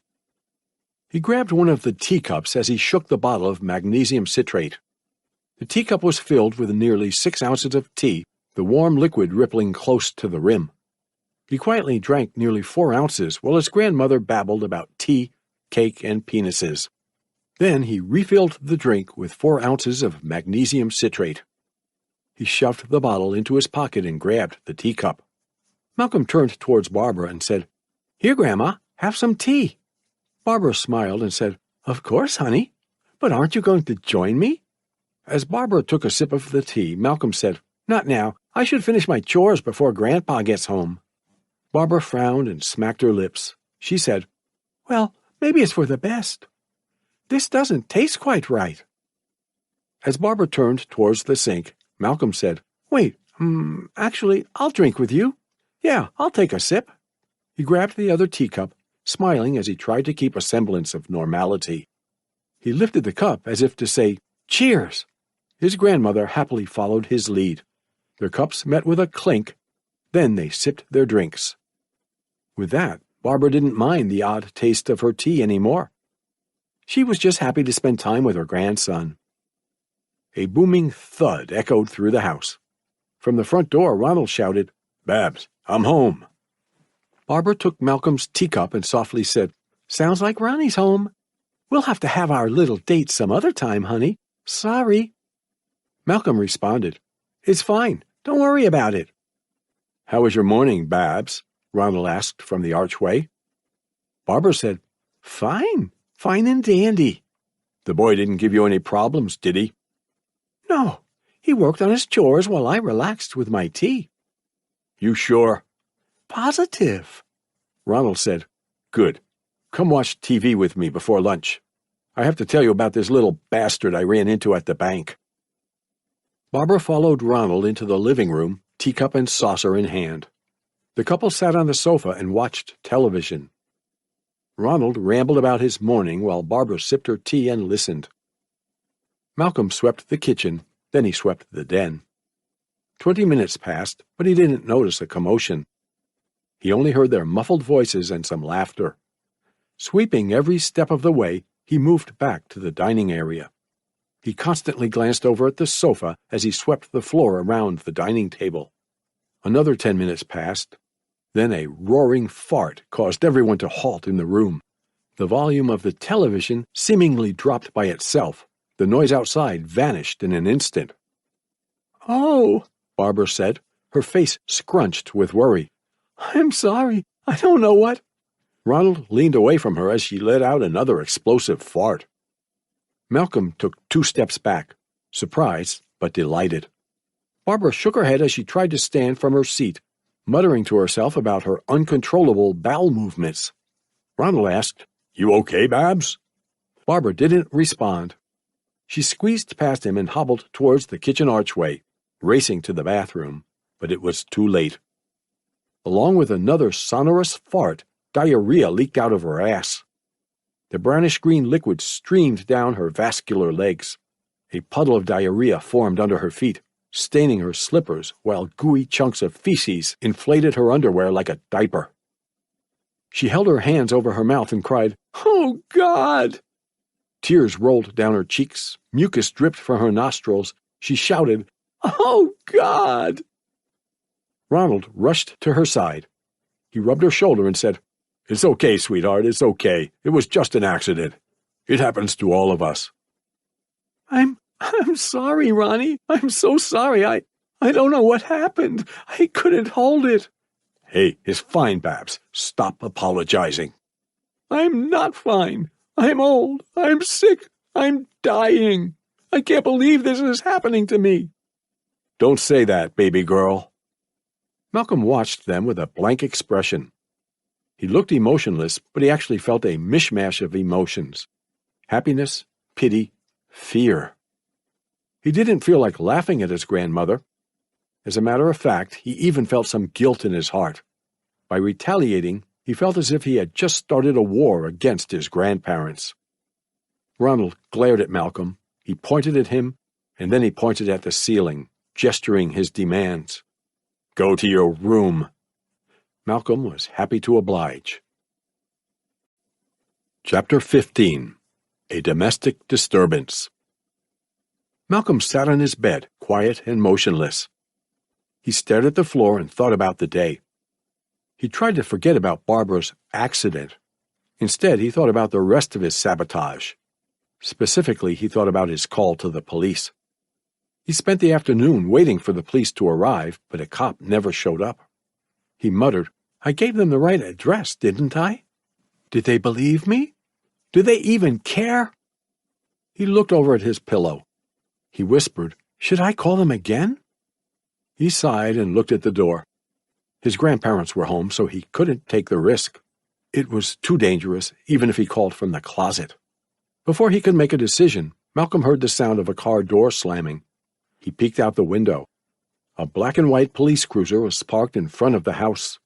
He also spotted a police officer walking up to the house, the chatter from his radio disrupting the neighborhood's peaceful aura. Malcolm smiled and said, "Perfect timing." He crept out of his room, shoulders and heels raised. He looked down the hall. He could hear his grandmother crying in the master bedroom. She was humiliated and defeated by the prank. He felt guilty, but he couldn't forgive her for her inappropriate behavior. He slunk towards the top of the stairs, trying to avoid the creaky floorboards. He sat down on the top stair and eavesdropped. The officer knocked on the door. Sitting on the recliner, Ronald muted the television and said, "Who the hell is it?" He muttered to himself until he opened the front door. He was caught off guard by the cop's presence, but he recognized him. Officer Keith Griffin regularly patrolled the area. Middle-aged, he was a 13-year veteran of the police force. His hair was cut short, nearly bald, and he had a clean-shaved face. Determination and compassion sparkled in his bright blue eyes. He was a stern but caring man. He looked stronger than Ronald, too. Griffin said, "Good evening, Mr. O'Donnell." Ronald responded, "Good evening, Griffin. What can I do for you? Need help catching those taggers again?" "No, sir. I'll get straight to the point." We received a complaint earlier today about a domestic disturbance." "A domestic disturbance?" Ronald repeated quizzically. "Yes, sir. It was a complaint of a child crying over the past 3 days or so. The caller accused you of abusing a child." "Abuse? Abuse? No, that's a bunch of bullshit." "Is a child staying with you?" "A teenager. Malcolm Hernandez is staying with us. He's my daughter's bastard child." Okay, I know you're an honest man, Mr. O'Donnell, so I'll ask you once and only once. Did you abuse him?" Ronald huffed and shook his head as if the man had just asked him an audacious question. "May I fuck your wife?" He controlled his anger, though. Malcolm heard the entire conversation from the second floor. He thought about heading down and causing a scene, but he didn't want to make a fool of himself. Ronald said, "I am a law-abiding citizen, Griffin. You and I both know that." "I understand that, sir, but—" "There has been no abuse in this house. There has been discipline, but I know the law and I did not break it." Griffin said, "I'm going to have to see the child." "Teenager." "Excuse me?" "He's damn near a grown man. He's not a child." "Either way, I need to see him. I need to conduct a brief welfare check. You know how it is." Ronald said, "Fine, no problem." He glanced over his shoulder and shouted, "Malcolm, Malcolm, get down here. You have a visitor." Malcolm smiled smugly as he stood from the stairs. He didn't want to seem eager, so he waited in the hallway for 20 seconds. He wiped the stupid grin off his face and headed downstairs. As he approached the front door, he asked, "Who is it, Grandpa?" Ronald pulled the door open and beckoned to the officer. Griffin entered the home, his hand on his holster. "A cop?" Malcolm said innocently, as if he didn't know about his presence. Griffin said, "Hello, Malcolm. My name is Keith Griffin. I'm with the police department. I just want to ask you a few questions." Malcolm shrugged and said, "Okay, sure." "Are you okay?" What? What do you mean?" Malcolm asked, still playing stupid. "Are you hurt?" Malcolm glanced over at his grandfather, fighting the urge to smile. Ronald clenched his jaw and stared back at him, struggling to keep his composure. Griffin read the teenager's face, and he could sense his arrogance. Malcolm said, "Yeah, he's been beating me, okay? He hits me." Griffin asked, "Do you need medical attention?" No, I'm okay right now. I mean, I'll survive, but I just want to go home. I'm sick of him and I'm sick of this place. Get me out of here, please." Ronald said, "Like I told you, Griffin, I disciplined him, but I didn't break the law. The boy broke my rules and tried to run away, so I spanked his ass." "That's a damn lie, man," Malcolm snapped. "So you didn't break my rules? Is that what you're saying?" "I'm saying I didn't try to run away." Ronald turned his attention to Griffin. He said, "I am a private person. I didn't want this getting out there, but I won't allow this boy to throw dirt on my name. He's not here on vacation. He's not here because he loves us. He's here because he's in trouble at home. He brought a gun to school." "A squirt gun," Malcolm interrupted. Ronald continued, "And he was suspended. He might get expelled, and he might go to jail. That's who we're dealing with here. Don't be fooled." Malcolm said, "None of that matters. He beat me." Griffin examined Malcolm's face, neck, and arms. He didn't notice any significant bruises or any other injuries. He asked, "You mind lifting your shirt and taking a spin for me?" Malcolm furrowed his brow. He reluctantly lifted his shirt up to his chest, then he spun in a circle. Griffin examined his body. He noticed a light red mark on his abdomen, but he didn't find any bruises or cuts. The mark wasn't conclusive either. The teenager looked healthy, too, well-nourished and clean. Griffin said, "You can stop." Malcolm lowered his shirt and faced the adults. Griffin said, "Mr. O'Donnell, you need to show some restraint. I understand that you believe in corporal punishment. It's your right to a certain extent, but don't push it too far. I'm not afraid to step in." Ronald responded, I understand. You don't have to tell me twice. Wait a second, Malcolm said. You're not going to do anything about this? I told you he beats me. I'm not lying. Griffin said, I know, son. Your grandfather already confessed to that. It's his legal right to discipline you, though, and as you said, you'll survive. I don't see any signs of serious injury or trauma. You look like a healthy kid. You just have to start making better decisions for yourself. He beat my ass with a paddle. Ronald huffed. Then he said, And you called me a liar? I don't need a paddle, a belt, a hanger, or any of that to teach you a lesson. You should be ashamed of yourself. Griffin sensed the tension in the room. Malcolm and Ronald clearly harbored hatred for one another. He couldn't do much about it, though. He said, Malcolm, I understand that you're angry. I get it. You don't want to be here. But until you go home and while you're living under his roof, you have to follow his rules. If you don't want to be disciplined, don't give him a reason. Show some respect and obey your grandfather. He's a war hero, you know. He deserves your respect. Besides, if you fly under the radar, you'll be out of here in the blink of an eye. He patted Malcolm's shoulder and said, You can call us if you ever need anything, but for now, there's nothing I can do. Devastated, Malcolm watched as the officer walked onto the porch. His master plan crumbled before his very eyes. His hero walked away without saving him. Ronald leaned against the doorframe and watched the officer. He was home free, but a question crept into his mind. Ronald asked, Who called, Griffin? I wouldn't be able to tell you even if I knew. We'll get to the bottom of it if it was a prank call, though. Enjoy your night, Mr. O'Donnell. You too. Griffin waved, then he left the house. He sat in his cruiser for a moment and updated his dispatcher. Then he rolled out of his parking space. With that, the confrontation ended. Ronald closed the door, then he turned towards Malcolm, stony-faced. He said, Go to your room. Malcolm took a step back and asked, You're not going to punish me? I'll punish you, but not now. I have to try something different. I grounded you, but that didn't stop you. I spanked you, but that did not stop you. If I'm going to save you from yourself, I have to change my methods. Now go to your damn room. Malcolm couldn't read Ronald.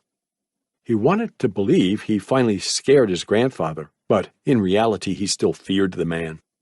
That fear flowed through his veins like acid, causing him to feel a warm sensation from head to toe. He walked backwards until he reached the staircase, his eyes glued to his grandfather. Then he ran back to his room. Chapter 16. Humiliation. Despite his efforts, Malcolm couldn't literally sleep with one eye open. It simply wasn't possible. So he lay in bed with two pillows stacked under his head and he stared out the window. He watched the street below him. He could see the porch lights across the street. A car occasionally drove past the house, but he didn't see any other cops. He felt abandoned by the world. He nuzzled his pillow as he sniffled and whimpered. Images of his mother and Claire flashed in his mind. He remembered his friends at school, and he even thought about Mr. Crawford. Guilt festered in his stomach, causing him to feel anxious and nauseous. He wished he could apologize to everyone he had wronged. Pillow-soaked in tears, Malcolm drifted out of consciousness. He didn't have the opportunity to dream, though. His eyes flew open, wide and horrified. A putrid stench blew into his nostrils. The foul, nutty scent swallowed the room. The lamp on the nightstand was still off, but he felt a presence in the room. Someone was watching him with a set of furious eyes that pierced into his soul. He peeked over his shoulder, then he gasped and sat up straight in bed. He saw the silhouette of a person standing towards the center of the room, barely illuminated by the moonlight. He stuttered, Grandpa? Grandpa, is that you?" The mysterious person didn't move or speak. The foul stench emanated from the person, though. Without taking his eyes off the silhouette, Malcolm leaned forward and turned the knob on the lamp. He inhaled deeply as the light lit up the room. Ronald stood in front of him, wearing his tank top and pajama pants. Black leather gloves veiled his hands. He carried a black plastic bag in his right hand. The old man stared vacantly at Malcolm. He looked as if he had mentally checked out. Absent. A short, gooey worm of drool hung from the side of his mouth. Speaking loudly, but not quite shouting, Malcolm said, "Grandpa!" Ronald said, "Today was supposed to be a simple day. I was supposed to finish my errands. Barbara was supposed to relax, and you were supposed to behave yourself. I would have given you more privileges if all went as planned. You would have earned my respect, my love. You couldn't behave yourself, though, could you?" Malcolm remained quiet, stern and frightened. His eyes darted to the left. He looked at the lamp, ready to use it as a weapon at the first sign of trouble. Ronald continued, "You called the police, didn't you? You called them while I was gone, right? How? How did you do it, boy? Babs didn't see you use her phone, and I had mine the entire time." "Don't look at the pillow! Don't look at the pillow! Don't look at the damn pillow!" The words echoed through Malcolm's head. He saw it in hundreds of movies. If he looked at the pillow, his grandfather would connect the pieces and find his cell phone. Malcolm said, "I didn't call anyone. You ever think it might have been one of your neighbors? Maybe someone you punched in the past?" "Bullshit. That is bullshit. I am going to tear this room to pieces, and I am going to find your phone while you are gone." "Gone? What's that supposed to mean? Where am I going?" Ronald approached the bed and said, "As you know, Barbara had a little accident today. It really hurt her. She thinks I don't love her anymore. She thinks I'm embarrassed of her. She's downright ashamed of herself, boy. I've never actually seen her in so much pain, never in my life. You see, I've always protected her from society's wickedness and pain. Always. I've gotten stabbed for that woman. I've been shot for her. So it hurt me to see her like that, 'cause I knew I failed her." He stopped next to the bed.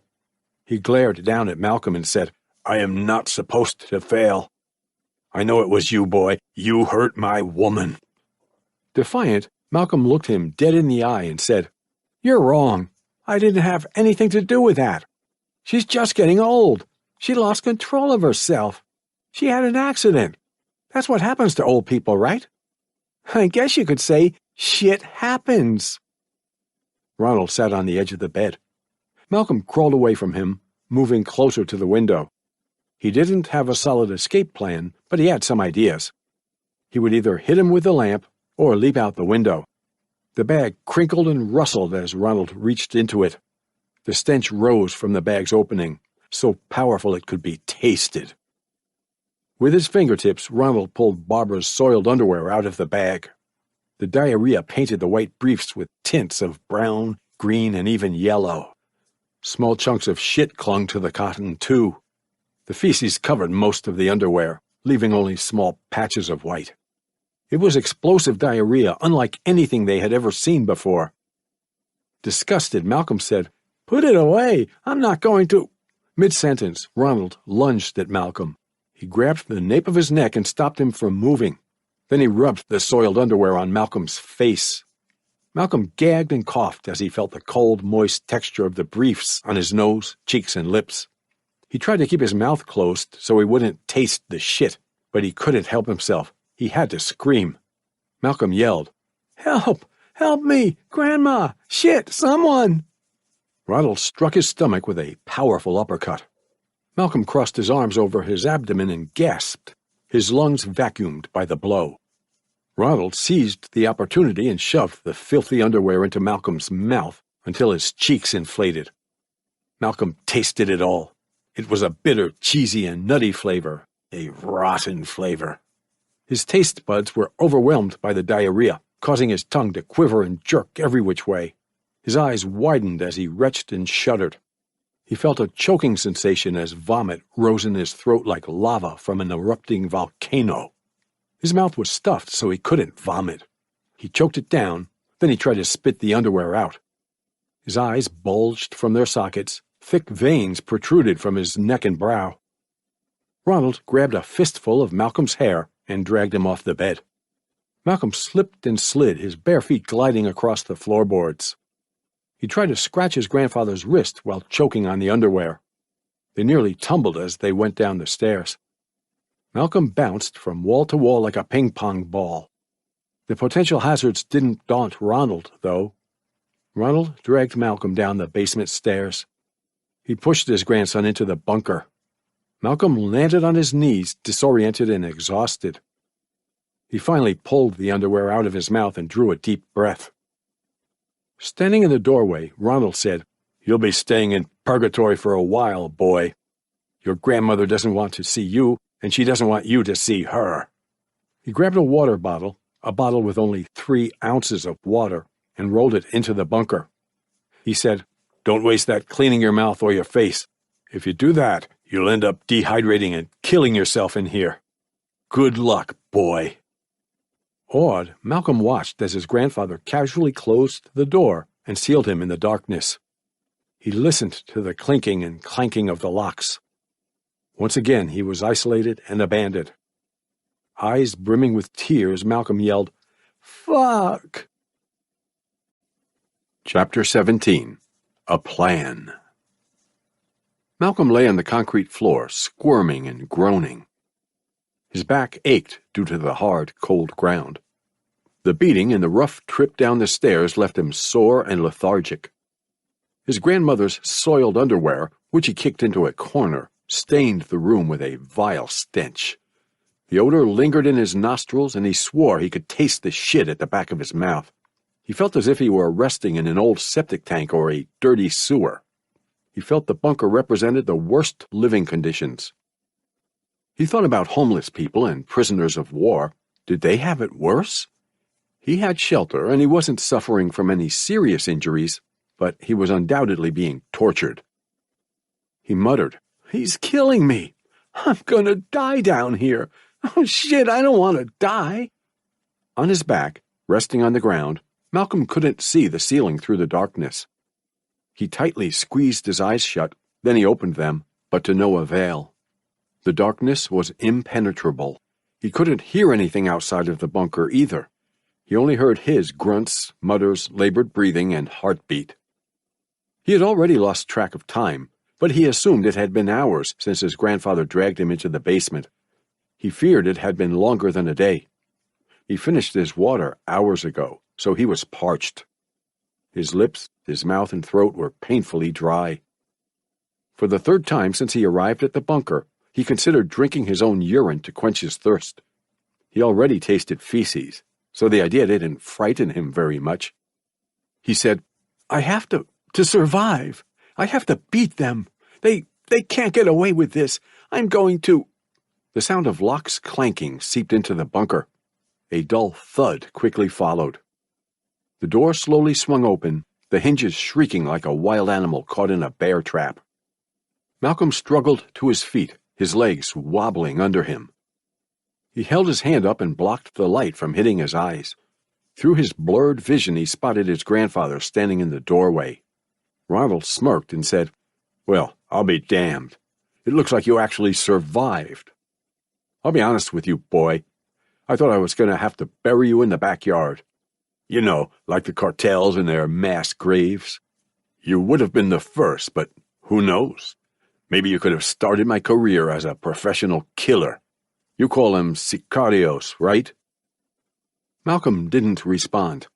He breathed deeply through his nose and swayed from side to side as he glared at his grandfather. He listened to Ronald's devious laughter. That cocky cackle drove him insane. As he recomposed himself, Ronald said, "Congratulations on your survival, boy. Really, you deserve that. But I need you to understand something. Things will get worse if you keep pushing me. I am the type to push back. And most importantly, there are no limits on what I can do. There never have been." Images of the war photographs flashed in Malcolm's mind. He closed his eyes and shook his head, disgusted, angry, horrified. He understood that his grandfather wasn't lying. "He doesn't have any limits," he thought, "but that doesn't mean he can get away with this." He He realized he couldn't rely on pranks to deter his grandfather.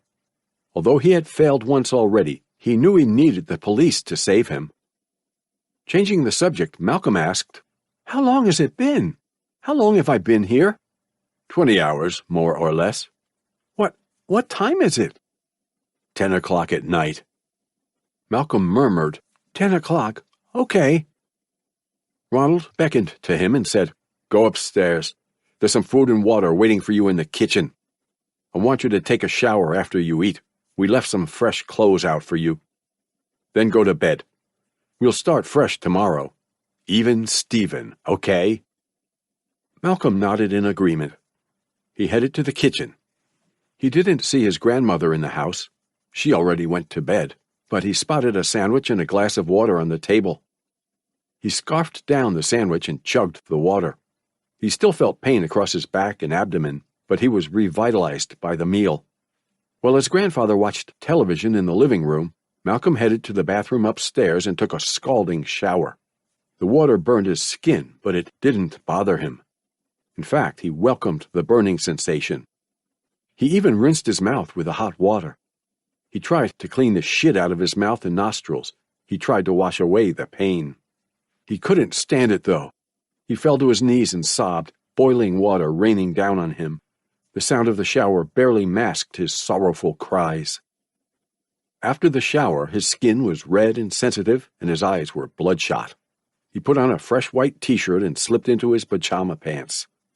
Malcolm stared at his bedroom door, then at the master bedroom, and then at the stairs.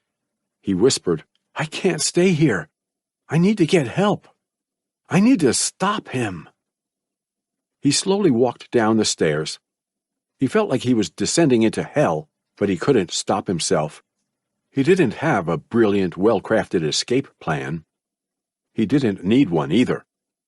He spotted his grandfather on the recliner as he reached the bottom of the stairs. "Don't stop," he thought. "Keep moving." He was anxious and afraid, but he was also determined. As Malcolm walked past the sofa, Ronald asked, "What's wrong, boy? You forget something down here?" Malcolm didn't respond. He approached the front door. Ronald leaned forward in his seat and said, "Hey, I'm talking to you, boy. What do you think you're doing?" Malcolm stopped. Sweat rolled down his cheeks and neck. His heart rapidly pounded in his chest. There's no turning back, he thought. He rushed forward and quickly turned the locks on the door. His grandfather shouted at him, but he didn't look back. He pulled the door open and dashed out of the house, barely evading his grandfather. Ronald stumbled onto the porch. He yelled, "Malcolm! Malcolm, get back here, son!" Malcolm's bare feet slapped the sidewalk as he ran as fast as possible, creating a rhythmic smacking sound. He headed to Claire's house, his last hope. "The yellow house," Malcolm said as he ran across the street. "Please be awake. I need you, Claire." He let out a sigh of relief and slowed his run to a stroll. He approached the yellow house on the corner. In his pajamas, walking barefooted through the neighborhood, he stood out like a pedophile on a movie set. Everyone could see him, but no one said a word. He easily vaulted over the picket fence. He slid on the moist grass, but he kept his footing. He crouched and crept around the side of the house, peeking through every window in search of Claire's room. Fortunately, the house only stood 1 story tall, so he could see into every room. He stumbled upon the living room and a den. He even stumbled upon a bathroom, but he couldn't see much due to the frosted window. He muttered, "Where's your damn room, Claire?" He approached the 3rd set of windows on the side of the house. His eyes widened as he looked through the blinds. It was a bedroom. Claire's bedroom. Claire, wearing pink short shorts and a white tank top, rested on the bed to the left. Malcolm was stunned by her effortless beauty. Her mere appearance brightened his mood and rekindled his hope. Malcolm tapped the window with his knuckle. Clack, clack, clack. To his utter disappointment, Claire did not awaken. So he tapped the window faster and harder. He risked awakening her parents, but he was running out of time. Half asleep, Claire looked over at the window. She gasped and sat up in bed. At first glance, it looked like a pervert was watching her sleep. The mere idea made her shudder. She narrowed her eyes, then she widened them upon recognizing Malcolm. She quietly opened the window and whispered, "What are you doing here?" Malcolm said, "I need to talk to you. It's an emergency." "Okay, just keep your voice down, all right? My parents are sleeping down the hall, and my dad has freaking super hearing when it comes to boys. Come on, get in here." Malcolm climbed through the opening while Claire tiptoed to her door and turned the lock. In the small room, clothes stacked on every piece of furniture and walls decorated with posters of pop icons, Malcolm and Claire were safe from the cruelness of the cold world. The couple sat on her bed, quiet and nervous. There was tension in the room, but it wasn't sexual or pleasant. Malcolm lowered his head and sniffled. Tears dripped from his eyes with each blink. Shuddery breaths escaped his mouth. He tried to stay silent, but he couldn't stop himself from crying. "I'm sorry," he croaked out, trying to hide his tears. Frowning, Claire gently rubbed his back and softly said, "It's okay, Malcolm. You didn't do anything wrong. There's nothing to be embarrassed about. Talk to me. What happened? Are you hurt?" "I did it, Claire. I messed with him like we said. I messed with her things and I even called the cops, but he fought back. He woke me up at night, he hit me, and he... Malcolm didn't want to tell her about the soiled underwear. It was a humiliating and disgusting experience. "He put shitty underwear in my mouth." He trusted her, but he couldn't muster the courage to utter those words. He grunted to clear his throat, then he whispered, "He made me taste something that tasted like shit. Then he dragged me into this bunker down in the basement." "A bunker?" "It's like a prison without a bed or a toilet or anything. It's just an empty room. It's purgatory, Claire, and he left me in there for 20 fucking hours. God damn it, I can't beat him. I need help. Please, call the cops for me. Tell them about me. Tell them about his history of abuse. Tell them something. Please, Claire, I'm begging you." "Shh, shh." Claire shushed him calmly, holding her index finger over her lips. She glanced over at the door and listened to the house. It was still quiet. She whispered, "I'm sorry, but you have to keep your voice down." "You have to help me," Malcolm responded, his voice cracking. "I want to help you, but it's hard, Malcolm. I just don't know if the cops will believe us if I call them." "You think I'm making this up?" "No, I believe you. Your grandpa knows how the system works, though, and he's playing it like a game. Look at yourself. You don't have any bruises and you look pretty healthy. The cops need physical evidence to arrest Ronald, but he's hurting you on a psychological level. I don't know how we can prove that, though." It was difficult to admit, but Malcolm agreed with her. Griffin, the cop who investigated his first call, didn't arrest Ronald because of the very same reasons. His track record didn't help either. He looked like a boy who cried wolf to them. A troublemaker, a liar. Claire continued, I'm afraid of everything. If I call the cops, my parents will punish me and you'll get in trouble again. And when you leave this town, Ronald will take out all of his anger on me. I saw those pictures you sent me and I don't know if I can mess with him. He's scary." Malcolm said, "This is bullshit. I have a bruise over my eye. It's fading, but it's there.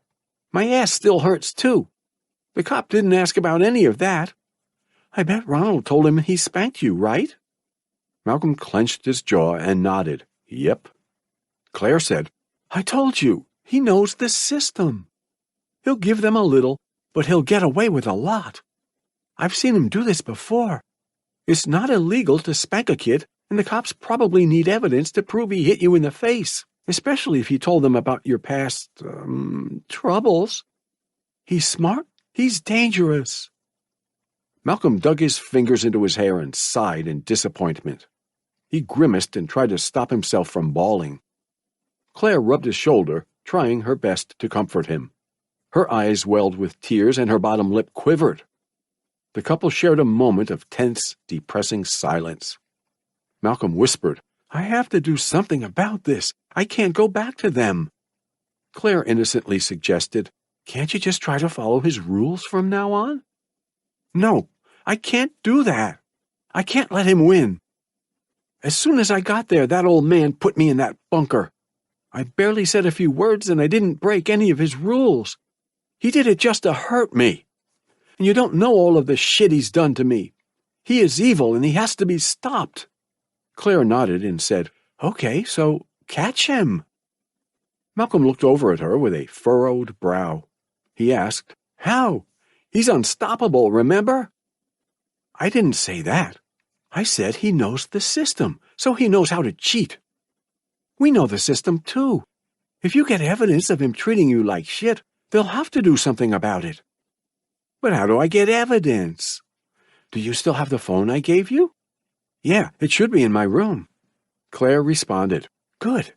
So sneak into your room right now, turn on the camera on the phone, and hide it somewhere where it can record everything, and that's it. You've caught him red-handed. Give me the video and I'll upload it anonymously. He'll be all over the news just like that judge from Texas. I remember seeing that a long time ago. It reminded me of Ronald. Malcolm nodded in determination. He agreed with Claire's plan, but he was still frightened.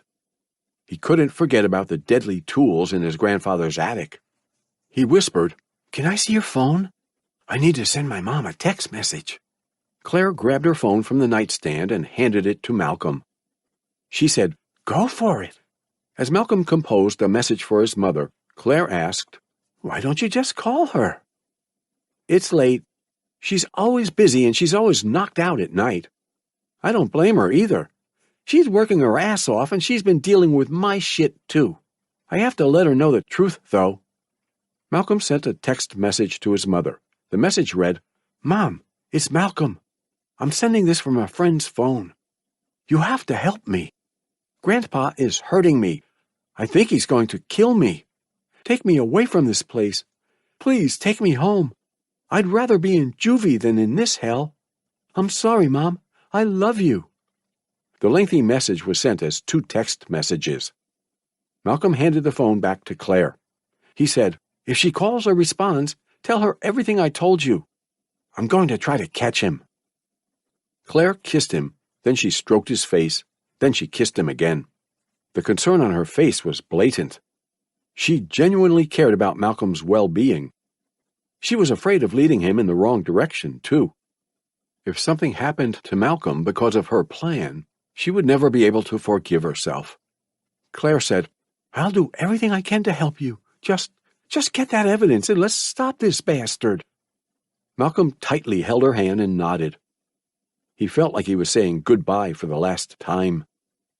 He didn't want to leave his temporary safe haven, but he knew he couldn't stay forever. He kissed Claire again, one final gesture of appreciation and affection. Then he climbed out the window and headed home. Chapter 18. To Catch a Monster. Malcolm climbed up the trellis on the side of the house. He moved slowly, trying to minimize the noise. The splintered wood sliced his bare feet, leaving a trail of blood in his wake, but the pain didn't faze him.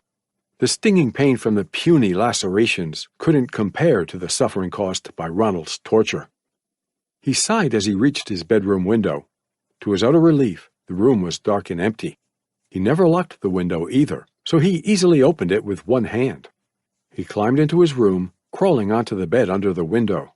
He closed the window behind him, then he glanced around the room. He looked at every dark corner, anxious.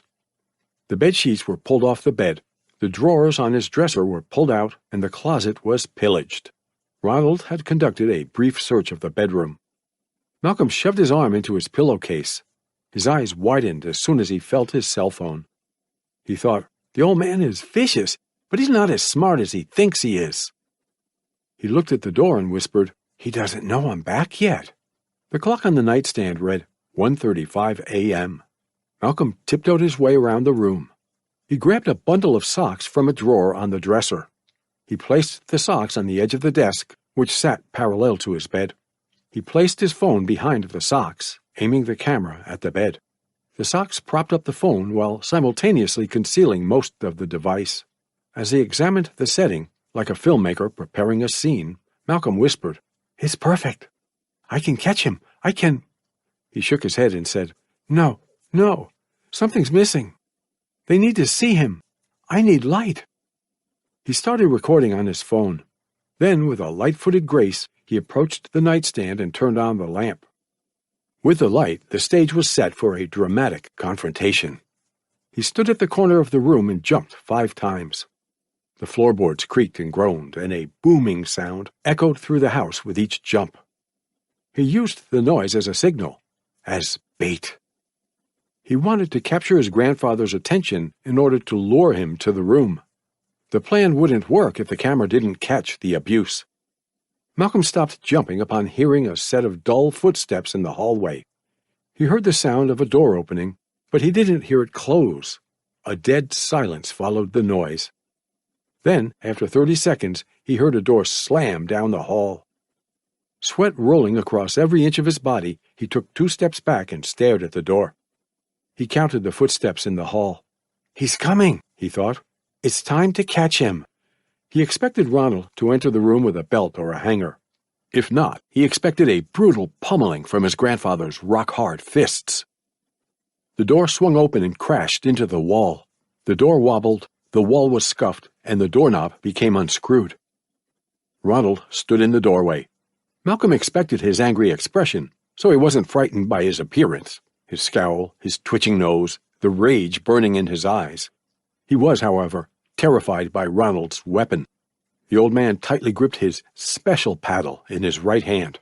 The wooden paddle had a short handle like a tennis racket.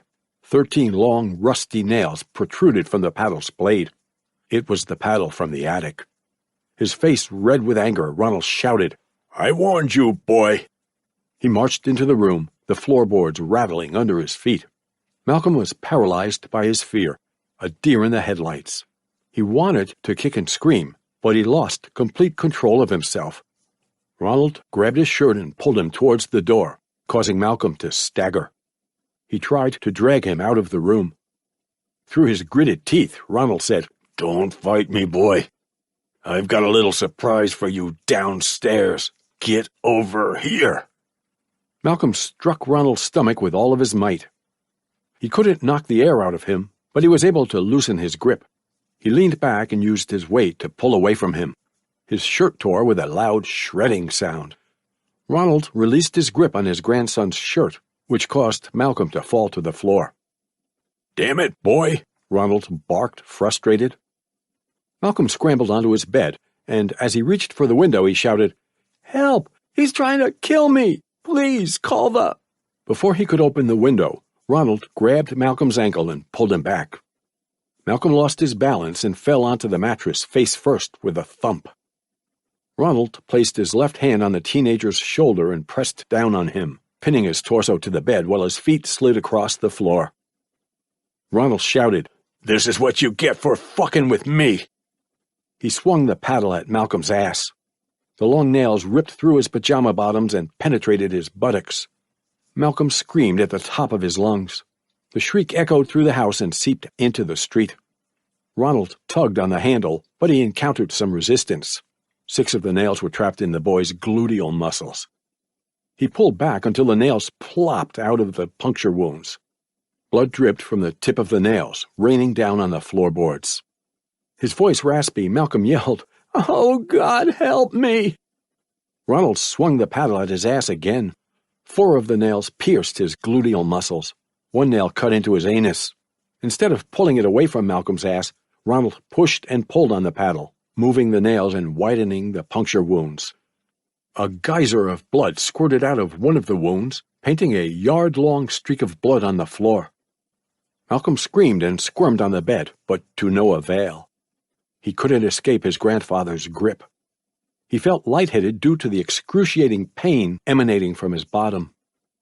Ronald removed the paddle from his ass. He held the paddle over his head, blood dripping on his hair, ear, and shoulder. He yelled, "I warned you, didn't I? I fucking warned you!" Malcolm cried, I'm sorry." "I guess I should have warned you in Spanish, you little prick." Ronald swung the paddle down at him again. He repeated the process 3 times. A swing, a wiggle, a removal, repeat. The nails easily ripped through Malcolm's pants and ass. Strips of bloody fabric spiraled to the floor, like leaves falling from trees. The rest of his pants were soaked in blood, dark and heavy. Malcolm stopped screaming, brutalized to the point of exhaustion. He only whimpered and groaned.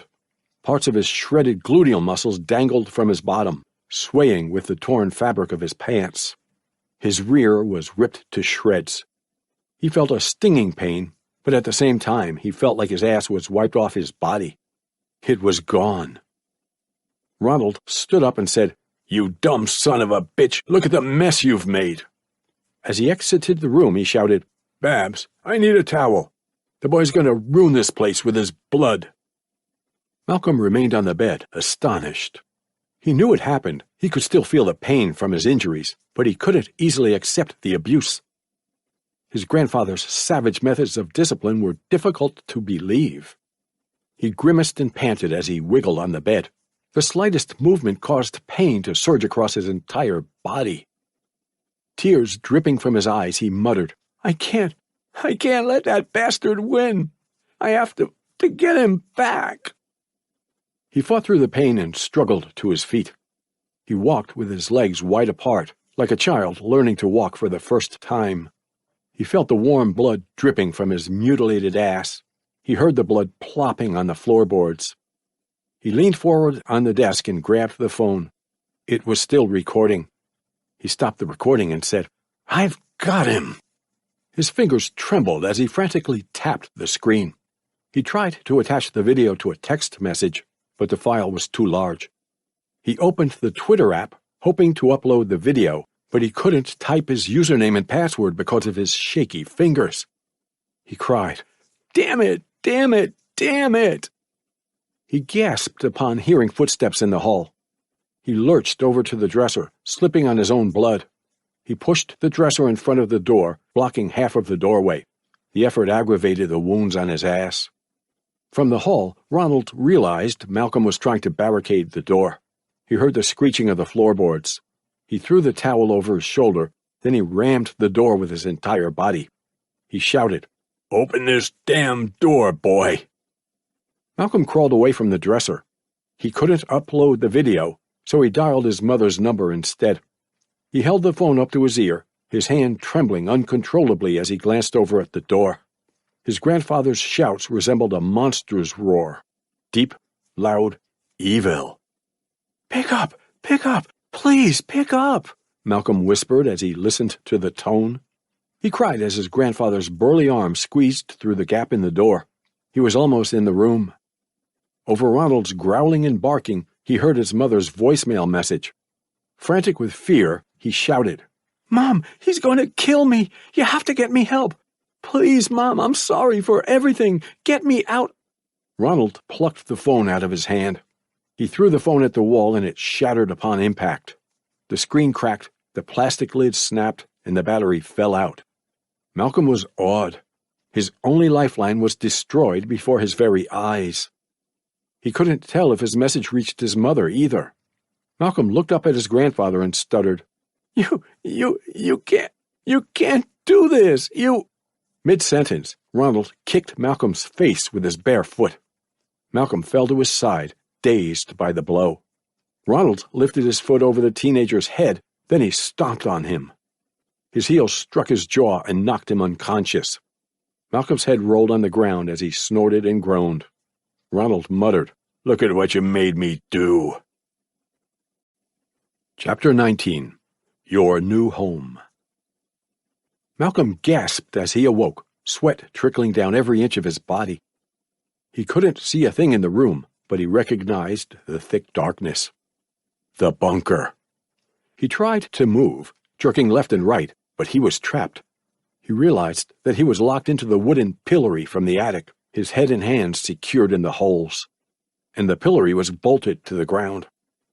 The short height of the pillory's horizontal post forced him to stand on his knees on the concrete, which caused waves of pain to surge across his legs. The post's height was adjustable, so he was purposely forced to stand on his knees. It was a calculated method of passive torture. He couldn't stand, he couldn't twist his legs, so he could not relieve the pain on his knees.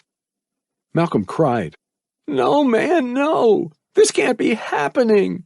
This is sick, damn it! It's sick! No, no, no! Just let me out, man! Let me out!" He thrust his hips forward and stared down at himself. Through his tears and the darkness, he could see his body. He was stripped down to his boxers. The underwear was clean and fresh, so someone changed him while he was unconscious. His ass still stung due to the vicious paddling, but he felt some bandages clinging to his rear. He whispered, "How long was I out?" He looked in every direction, searching for a clue. Slowly but surely, his fragmented memory started to fall into place. A blurred memory played in his head, like a low-resolution video. After the beating, his grandfather dragged him down the hall while his grandmother followed them. He could still hear Barbara's gentle humming. She looked peaceful and happy, a tight-lipped smile on her face.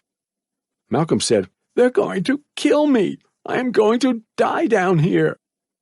He sighed and closed his eyes as light illuminated the room from the ceiling. The light blinded him for a moment. He rapidly blinked, trying to adjust to the sudden change. He heard the sound of locks clanking on the other side of the door. "Shit!" he whispered. They're coming in! They've got me!" The hinges squealed as the door swung open. Malcolm looked up and whined. Through his blurred vision, he could see Ronald standing in the doorway.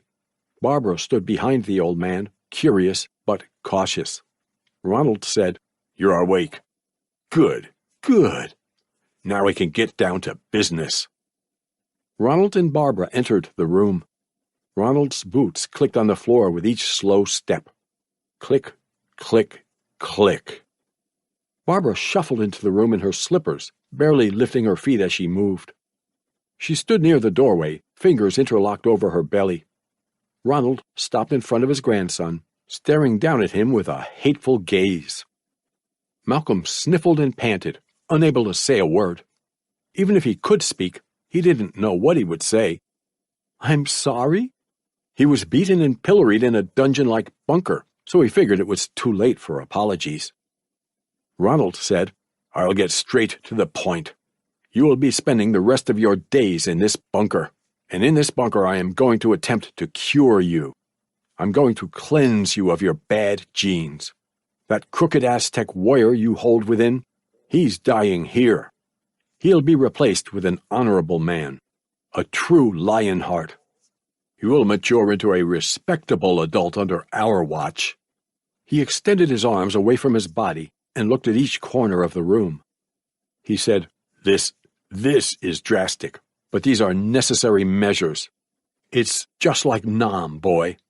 Sometimes you have to destroy a village in order to save it. Sometimes you have to destroy a man in order to rebuild him." Malcolm said, I'm hurt. I need to see a doctor." "A doctor? Are you kidding me? We haven't even gotten started yet, boy. All of the things we've done to each other in the past, those are bygones. We are starting fresh."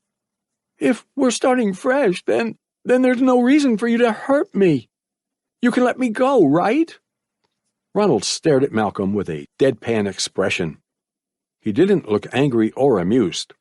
Then, after 15 seconds of dreadful silence, he cracked a smile. He said, "You still have that smart mouth on you, huh?" Malcolm shook his head and said, "No, I'm sorry. I didn't mean it like that. I was just—" "Let me tell you what's going to happen down here," Ronald interrupted.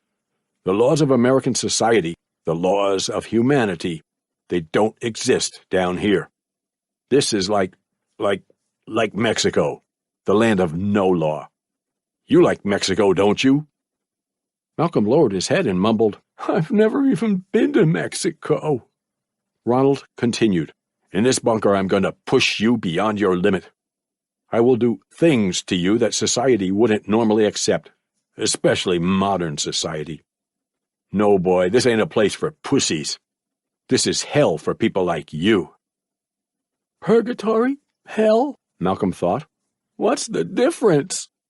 He was tired of arguing, though, so he bit his tongue. He looked over at his grandmother with sad, droopy eyes. Barbara remained quiet. She didn't interrupt her husband, She wasn't concerned about Malcolm's health. As he walked around the pillory, like a buzzard circling its prey, Ronald said, "If I had put your father in this position before you were born, I'm convinced I could have made him into a real man. He would have stuck around and he would have raised you right. None of this would be happening if your father didn't run off. Hell, it wouldn't be happening if Jen just stayed away from those wetbacks. I tried to warn her. I really did."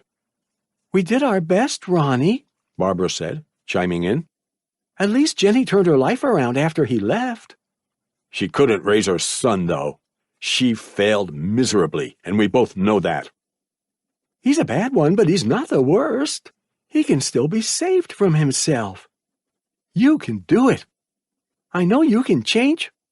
"This is wrong," Malcolm interrupted, his voice cracking with fear. He looked up at his grandparents and said, "People will be looking for me. I have friends and family. My mom will ask questions. I have people talking to her right now, telling her everything. They'll lead her here and she'll bring the police." Ronald took a knee in front of Malcolm, lowering himself to his eye level. He said, "Claire. You're talking about Claire, aren't you?" Malcolm clenched his jaw and held his breath. Ronald smiled and said, "Yeah, I know all about that girl, Claire Olson. I've been good friends with her father for years. Unfortunately, Claire won't be able to help you. You see, early this morning before the sun rose, someone broke into her room and shot her. Popped in the head with an old revolver, they said. She's dead and gone, boy." A single tear rolling down his cheek, Malcolm stuttered. No, you're lying." "It's for the better anyway. Think about it, boy. You remember when you first got here? Those first 2 days? You were a well-behaved kid. Shit, you were a decent kid. Then you went out and met that girl and you couldn't control yourself around her. She poisoned your brain and you started acting up. She set you up to fail. I told you, women can bring out the best in men and the worst." Malcolm's bottom lip quivered as he thought about Ronald's claim. Popped in the head with an old revolver. Then he remembered the revolver he found in his grandfather's nightstand. He thought, "Did he really kill her?" Saliva spurting from his mouth, he shouted, "Damn it! Why are you doing this to me? To us? We're just kids." Malcolm lowered his head and screamed at the top of his lungs. He released all of his rage in a blurt of noise. Ah! Veins bulged from his arms, neck, and brow while his skin reddened. His screaming even caused pain to surge from his mutilated ass. Ronald rubbed his right ear as he stood up. He said, "That's the first thing we're going to fix. Your goddamn screaming. I can't stand that. Men don't scream at other men, so to fix that, we're going to leave you in here until you've learned to watch your mouth. Maximum solitude. Enjoy it, boy." No, please don't leave me in here. Let me go," Malcolm pleaded. Ronald led Barbara out of the room, then he closed and locked the door. Malcolm shouted, "No, I'm sorry. Please let me out. I'll do anything. Mid-sentence, the light in the bunker went out. The pitch-black darkness quickly swallowed Malcolm. Silence smothered the room. The abused teenager was abandoned in the bunker, pilloried and left alone with his sorrow. Chapter 20. Solitude. In a dark void of space, isolated from civilization, it was difficult to keep track of time. A minute could be mistaken for 5. An hour could feel like a day. To social beings like humans, solitude was also harmful. Complete isolation had terrifying effects on the human mind, warping one's perception of reality. During his first hour in the bunker, Malcolm yelled at the top of his lungs. He shouted different variations of the same thing. "Help! I'm in the basement! I need a doctor! Grandpa! Grandma!" His grandparents didn't acknowledge him. The neighbors didn't notice his yells or his absence. Yet he still screamed, yelling until his throat stung and his voice broke. He spent the second hour trying to shift the pain away from his aching knees. His weight pushed his bare knees down to the concrete, which caused insufferable pain to spread across his shin and thighs. He found some relief by lifting his knees off the ground and standing on his tiptoes, but he couldn't hold that position for longer than 3 minutes at a time. As soon as he dropped down to his knees again, the pain returned. In fact, it felt much worse. He felt like his knees were broken. He couldn't move without restarting the pain. Malcolm whimpered and mumbled to himself as he glanced around the bunker. From the corner of his eye, it looked as if the darkness were moving, like a bank of fog in the morning. However, whenever he looked at it, the darkness would stop moving. He couldn't help but wonder if he was hallucinating.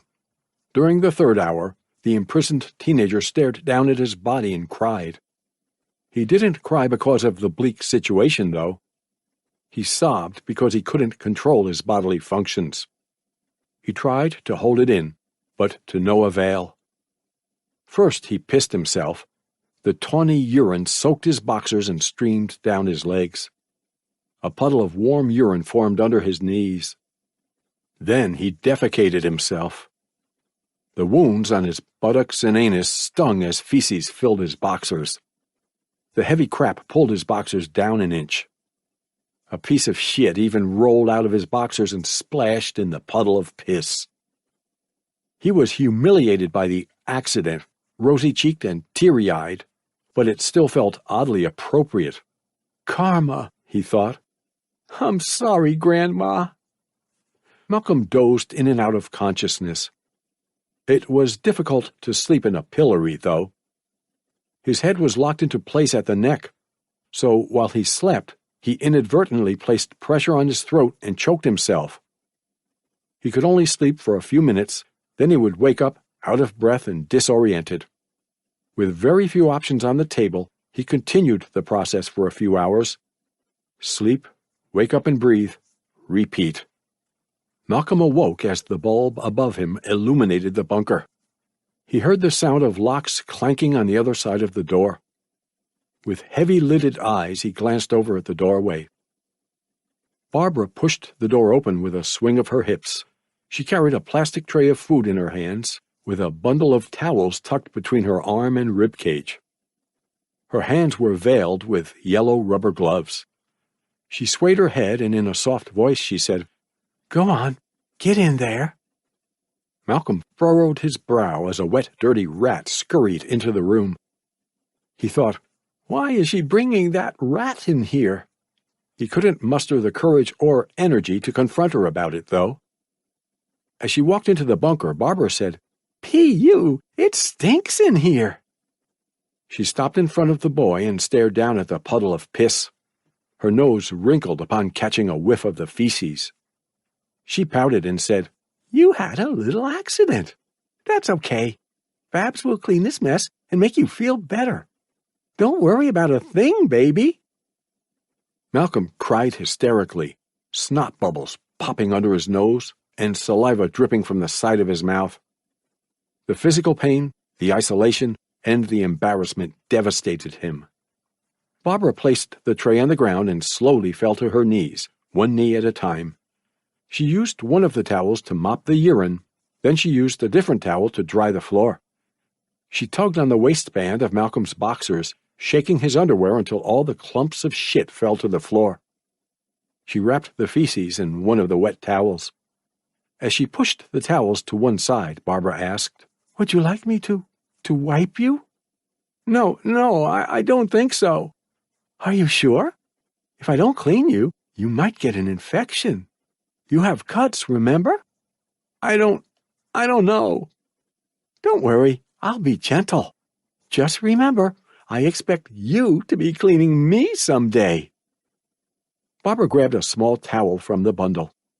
She shoved the towel into his underwear. Malcolm hissed in pain as she wiped his ass. She threw that towel aside. Then she grabbed another small towel. She said, "We have to dry your other parts, too." "No, it's—" Barbara didn't take no for an answer. She shoved the towel into his underwear and caressed his genitals.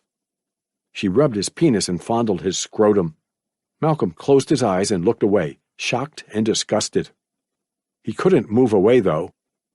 15 seconds, 30 seconds, 45 seconds, a minute. She stopped touching him after a minute elapsed. Barbara threw the towel at the stack and said, "There, you're all clean." She turned towards the food tray, then she stopped. Smirking, she glanced over at Malcolm and whispered, "It's okay. I won't tell your grandfather about your stiffy.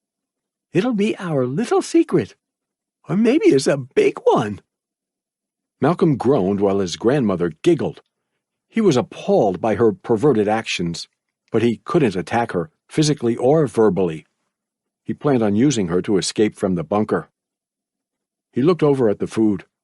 He recognized the meal: stale chicken soup and a glass of water. Barbara fished a piece of chicken out of the bowl with a spork. She led the spoon to Malcolm's mouth, as if she were feeding a baby. Malcolm reluctantly accepted the food. The liquid was sour and cold, while the chicken was chewy. As he chewed, Malcolm said, "Grandma, I'm sorry for everything.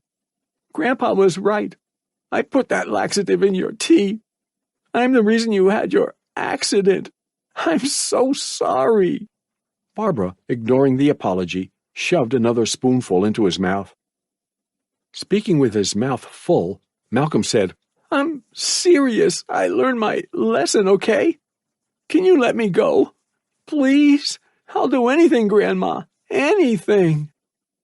Another spoonful of soup went into his mouth. He grimaced in disgust, but he was able to choke it down. Barbara said, "I'm here because Ronnie allowed me to visit you. He wants me to keep you alive and strong. Believe me, he doesn't want to kill you. He may not show it like other men, but he loves you." Malcolm raised his brow and cocked his head to the side.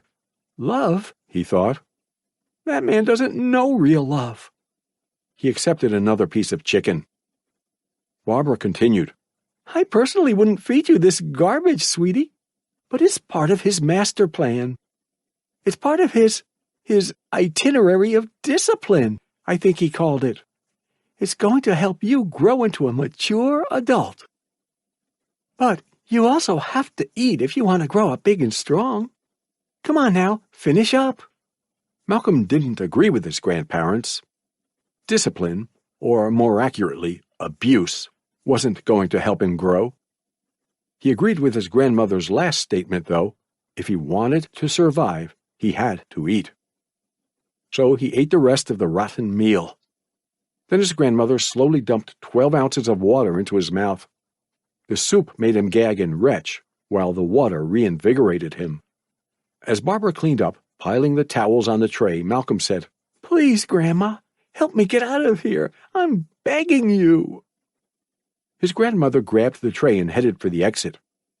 Malcolm said, "Please, Grandma Babs, I love you. Don't you love me too?" Barbara stopped outside of the bunker. She glanced back at Malcolm and said, "Ronnie will be here soon. He's going to teach you a few lessons. Stay strong and I might reward you later." Barbara licked her wrinkly lips and winked at Malcolm. Then she closed the door and turned off the light. Malcolm was speechless. He was disgusted by Barbara's inappropriate behavior and horrified by the imminent abuse. He thought, "Oh shit, what's next?" Chapter 21.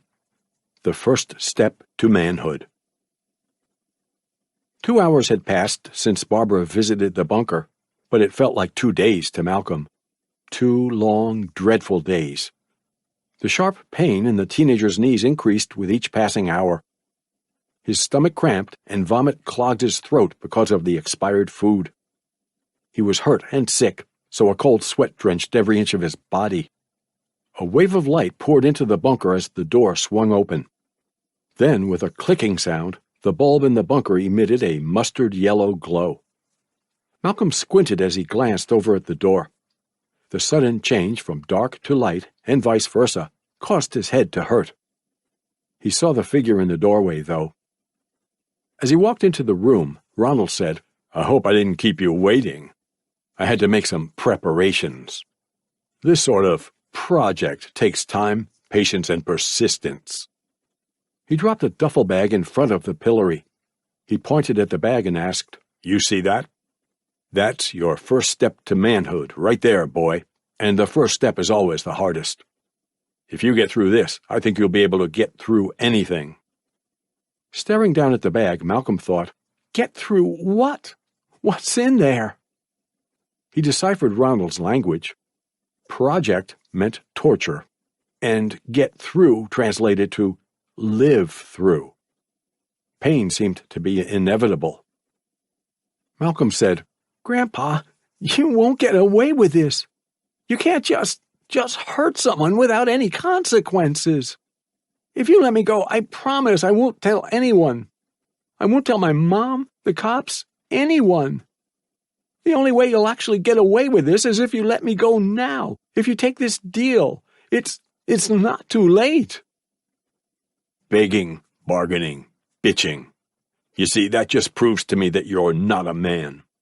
It shows that you haven't learned shit since your whore of a mother dropped you off here. It's pathetic. "Don't do this."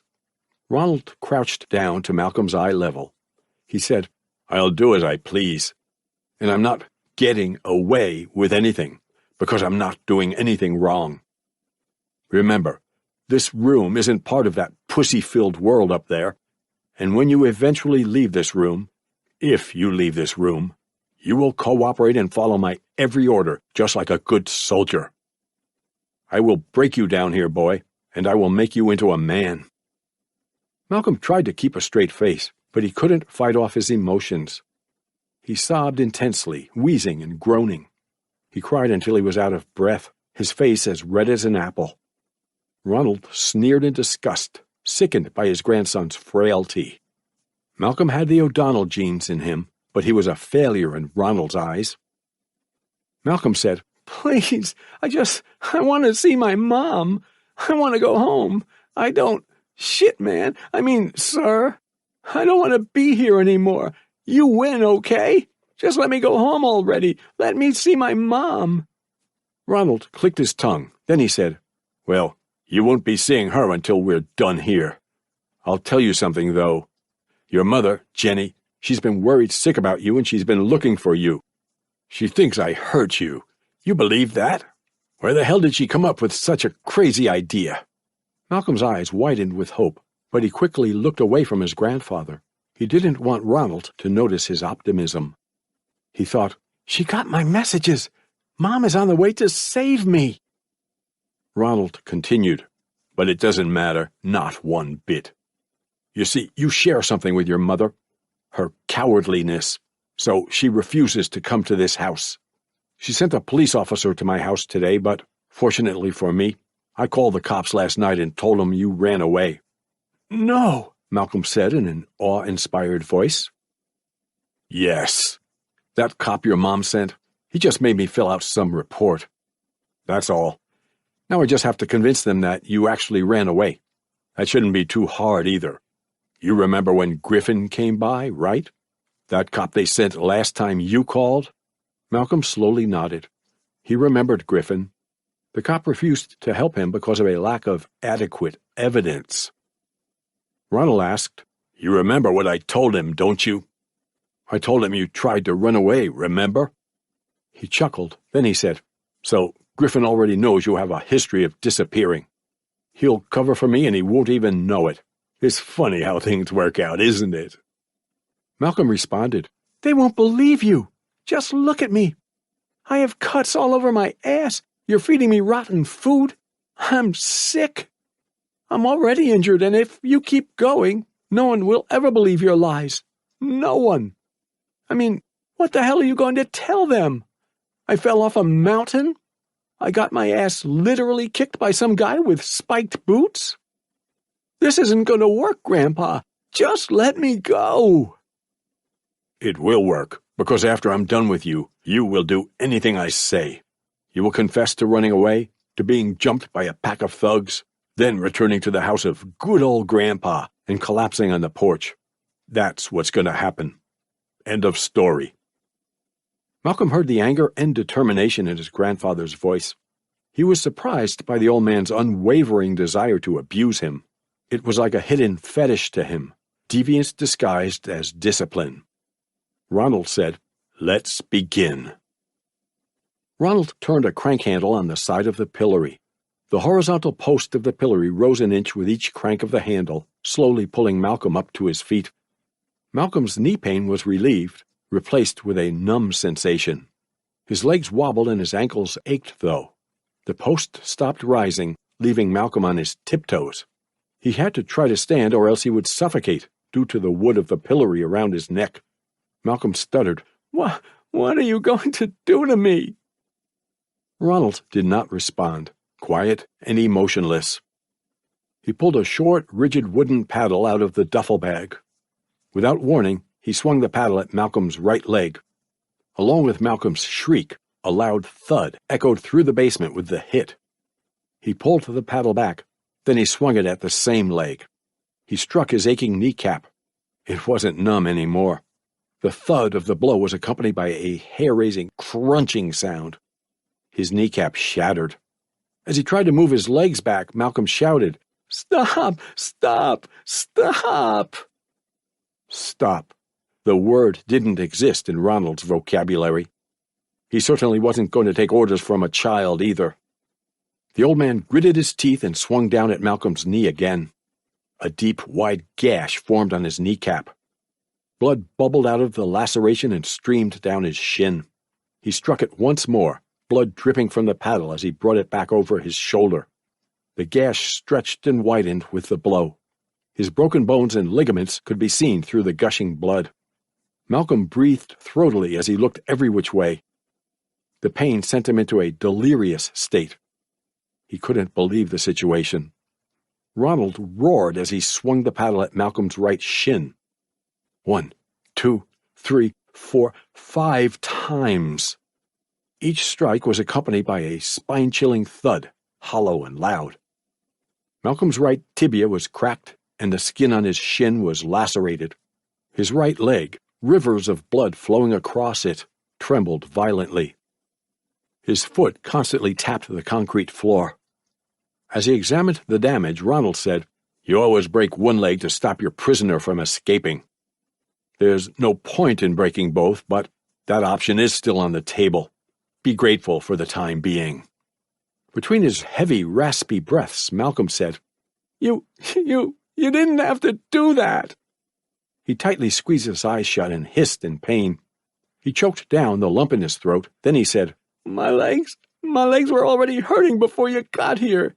It's the concrete. You didn't have to break it. Oh, God, it fucking hurts so much." "That's the point. It's only going to get worse when I drop you down again." Disregarding his grandson's cries, Ronald knelt down and riffled through his supplies. The bag was clearly filled with tools of torture. He grinned as he pulled out a homemade cat-o'-nine-tails. The whip had a handle made out of PVC piping. 9 strips from a rubber tire were attached to the handle. The strips were 15 inches long. He wagged the whip at Malcolm and said, "The Viet Cong were a poor but brutal adversary. They used something like this to torture their prisoners of war. They whipped them until they were covered in blood from head to toe, until pieces of their skin hung from their bodies like string cheese. Let's see how you handle it." As his grandfather walked around him, Malcolm said, "No, wait. Please, Grandpa, I'm begging you. I said I was sorry. I'm ready to be a man. Don't do this." Ronald stood behind him. He swung the whip at the air a few times. Whoosh, whoosh, whoosh. He practiced his swing while terrifying his grandson with the noise. Malcolm cried, "Please don't do it. I want to—" Ronald swung the whip with all of his might, lashing Malcolm's back. The rubber strips left 7 rosy marks across his skin. Red-faced, Malcolm screamed and shook on the pillory. He felt a burning sensation on his back. Ronald swung the whip at him again. Crack! The rubber tails broke his skin, leaving 3 thin lacerations on his back. Blood dripped from the wounds, rolling down to his underwear like beads of sweat after a race. Malcolm screamed, Then, out of breath, he croaked, "Please, stop it. It hurts. Please, Grant." Malcolm yelped as Ronald whipped him again. 4 more cuts formed on his back. Blood dripped from the tails, plopping on the ground like water from a leaky faucet. Ronald whipped him again and again, focusing his effort on the teenager's lower back. The rubber tails glistened with blood and wavered like snakes. Malcolm writhed in agony as he screamed. He could hear his skin ripping with each strike. He couldn't know for certain, but he felt like there were at least 24 cuts across his entire back. He also felt part of his latissimus dorsi muscle hanging away from his body. The sinewy muscle twitched and pulsated. Blood covered nearly every inch of his muscular back, cascading over the other gashes and streaming down to his underwear. He clenched his fists and stood on his only good leg, trying his best to stand. "I can survive," he thought. "I can't bleed to death. I can't suffocate." Ronald shoved the whip into the bag. As he prepared for the next round of torture, he asked, "You still with me, boy?" Dazed and exhausted, Malcolm stuttered, You can't do this. You can't." "We already went through that. Since you're still talking, I'm guessing you're good for another round." "I must admit, boy, I'm impressed. I expected to have you unconscious with the broken leg, but you're still awake. Good for you, boy. Good for you."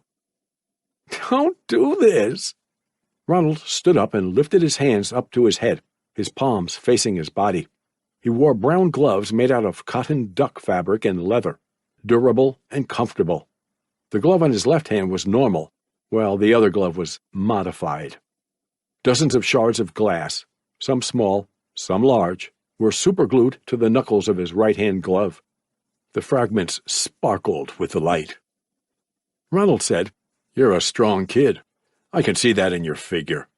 I bet you wooed that girl with those lean arms, huh? You probably tried to seduce your grandmother with those abs, too, didn't you?" His voice breaking, Malcolm cried, "No, I didn't. Why are you doing this, man?" "Don't lie to me, boy. Babs told me about her visit. You made her fondle your cock, didn't you?" "No, she's lying. She touched me. She molested me." "You stupid boy," Ronald said. As he swung at him, Ronald shouted, "Stop lying to me." The old man hit Malcolm with a right hook. The punch landed on the left side of his torso. Malcolm closed his eyes and coughed. The air was sucked out of his lungs with the blow. 6 jagged cuts formed on his abs. Some shards of glass dislodged from the glove and became trapped in the cuts. Malcolm mumbled, "Stop, please." Ronald grabbed a fistful of Malcolm's hair. He hit the boy with a powerful uppercut. The punch landed on the center of his abdomen, creating a small but deep gash. One of the larger shards protruded from the cut. Uppercutting him between every word, Ronald said, "Learn your goddamn place." He switched his strategy and hit him with hooks, pounding his ribs until the bones cracked. The thin cuts didn't bleed as much as the thick gashes, but all of the wounds still stung. Warm rivers of crimson blood rolled down his abs. Malcolm panted, devastated by the abuse. Each breath aggravated his broken ribs. Pain flowed down to his broken leg from his lacerated torso, and then the other way around. Ronald grabbed a fistful of Malcolm's hair with his right hand and lifted his head up. Some shards of glass fell into his wavy locks. The old man swung at Malcolm's head with his left hand. He pounded the right side of his face with a flurry of powerful hooks. Malcolm's face immediately reddened. Blood oozed out of his nostrils, and a cut formed across the side of his mouth. A gash stretched across his cheekbone, wide and bloody. Then his left eye swelled up. Yet, even after the final blow, Malcolm still remained conscious. He was dazed and tired, but he was still awake. He was a fighter. Ronald removed his gloves, right first, then the left. He threw the gloves into the bag and sighed. He wouldn't admit it, but discipline was an exhausting business. He wasn't a young man anymore. He turned the crank and lowered the horizontal post until Malcolm stood on his knees again. Then he grabbed the duffel bag and walked to the doorway. He looked back at Malcolm and said, "Your grandmother will be here soon, boy. She'll take care of you."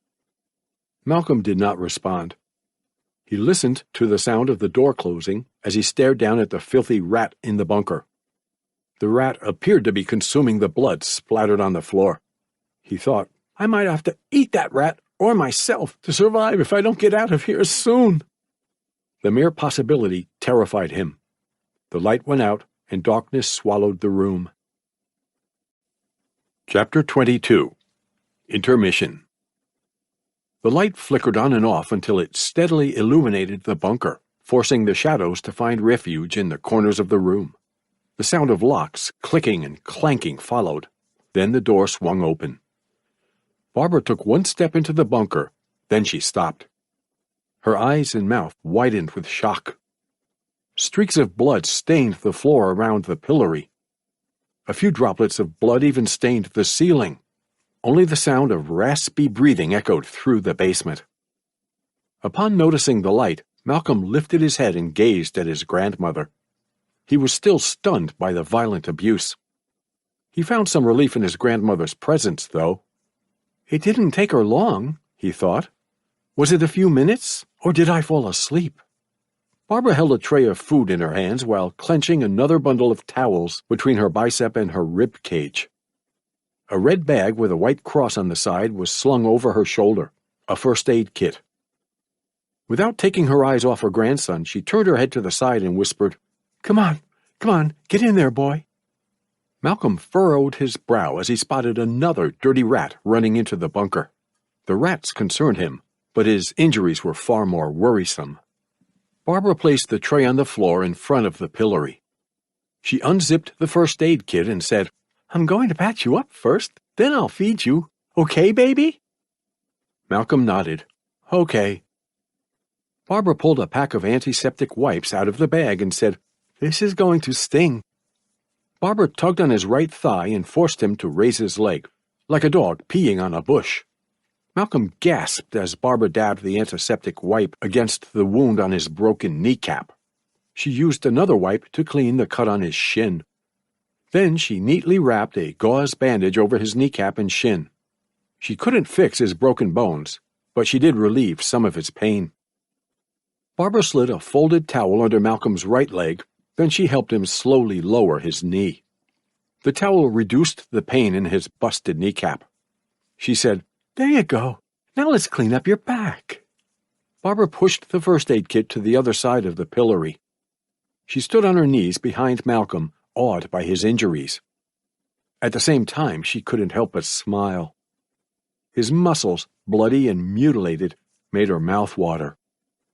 She dumped water on his back, causing him to wince and tremble. Then she cleaned his back with a towel. The towel under his knee absorbed some of the bloody water, too. Barbara said, "I'm going to disinfect these, okay? Stay calm." Malcolm croaked, "Oh, okay." He hissed and groaned as his wounds were disinfected, yet he still appreciated his grandmother's aid. He didn't have the opportunity to thank her, though. On her knees, Barbara shuffled her way to the front of the pillory. She leered at his defined, bloody abs. With a trembling hand, she pulled a pair of tweezers out of the bag. Still hypnotized by his body, she stuttered, I have to get this glass out. This is going to hurt." She grabbed one of the shards of glass in Malcolm's wound with the tweezers. She accidentally wiggled the shard because of her trembling hand, unwittingly aggravating the cut. Malcolm screamed at the top of his lungs as the cut was widened by the tweezers. Blood squirted from the wound. He twisted his hips and tried to pull away from his grandmother. Barbara said, "Oh, don't be such a baby. Stay still or you're going to hurt yourself." Malcolm continued to whimper and twitch due to the pain. The pain, the burning, ceaseless pain, controlled his every move. Barbara plucked the shards of glass out of his gashes, one by one. The pain slowly subsided. As she gazed at his abs, Barbara said, "I'll make it feel better, sweetie, okay? Babs will make it feel better." What are you doing?" Barbara leaned forward and kissed the gash at the center of Malcolm's abdomen. Malcolm shuddered upon feeling her thin, wrinkly lips. Before he could say a word, the old woman licked a circle around the gash. She tasted his blood, but it didn't stop her. She lifted her dress and shoved one hand down her underwear. She masturbated in front of him. Malcolm drew his hips back and cried, "No, stop it!" "It's okay. No one will ever know this. This room isn't part of society, remember? Let me taste you." With her tongue protruding from her mouth, Barbara lowered her head and licked his torso down to his underwear. She moaned as she rubbed her clitoris. Malcolm shouted, "Stop it, damn it!" Barbara cocked her head back. She scowled and pouted, simultaneously angry and disappointed by his rejection. She pulled her hand out of her panties and rubbed her fingers on Malcolm's lips. Malcolm coughed and retched as he felt her moist, stinky fingers. "You sick bitch," he thought. "You're just as bad as that old bastard." Barbara muttered to herself as she cleaned his wounds with some antiseptic wipes. She didn't take the rejection well, but she had a job to do. She stopped caring about his pain, though. After disinfecting his lacerations, she wrapped a gauze bandage around his body. She covered the gash at the center of his abdomen, since it was the most severe wound on his torso, excluding his broken bones. She sneered at him as she moved up to his face. She cleaned his cuts, then she placed a Band-Aid over the gash on his cheek. With bitterness in her voice, Barbara said, "There, you're all patched up, hon. Now you have to eat." The meal was the same as the last one, stale chicken soup and water. She shoved a piece of chicken into his mouth and said, "This isn't over. You still have a lot to learn."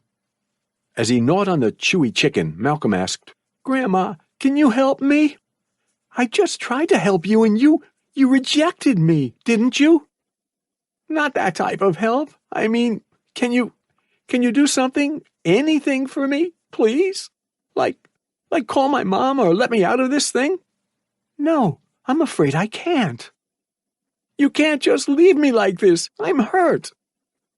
I know, but..." Barbara sighed. She couldn't stay mad at her grandson. She said, "Here's what I'll do for you, sweetie. I'll leave that towel under your knee. It'll help with the pain. That's the only one you get, though. I'm not a monster, but I'm not a pushover either." She shoved 2 more pieces of chicken and some chopped carrots into his mouth. The food was cold and hard, but he choked it down. Malcolm asked, "Is there anything else you can do? He loves you. Can't you convince him to let me stay upstairs?" Barbara smiled, shrugged, and responded, "The whole point of you being down here is to help you.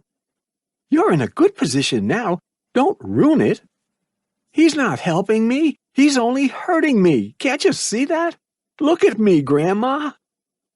I see everything, and I am proud of you. Pain will turn you into a man, and you're handling it well, even if you cry a little too much." Barbara poured around 8 ounces of water into Malcolm's mouth. Some of the water flowed down his chin and streamed down to his chest. For a second, he felt revitalized. Barbara continued, "I know it might be difficult to believe, but I was once a stupid woman. Really, it's true. I was young, wild, and naive. Then I met your grandfather. He put me through some pain. I hated him for that, but then I became a strong, smart woman. I learned a lot from him, and I just never stopped loving him after that. Cute story, right? If you were really a strong woman, you would have stood up to him. If you're strong, prove it. Get me out of here, Grandma."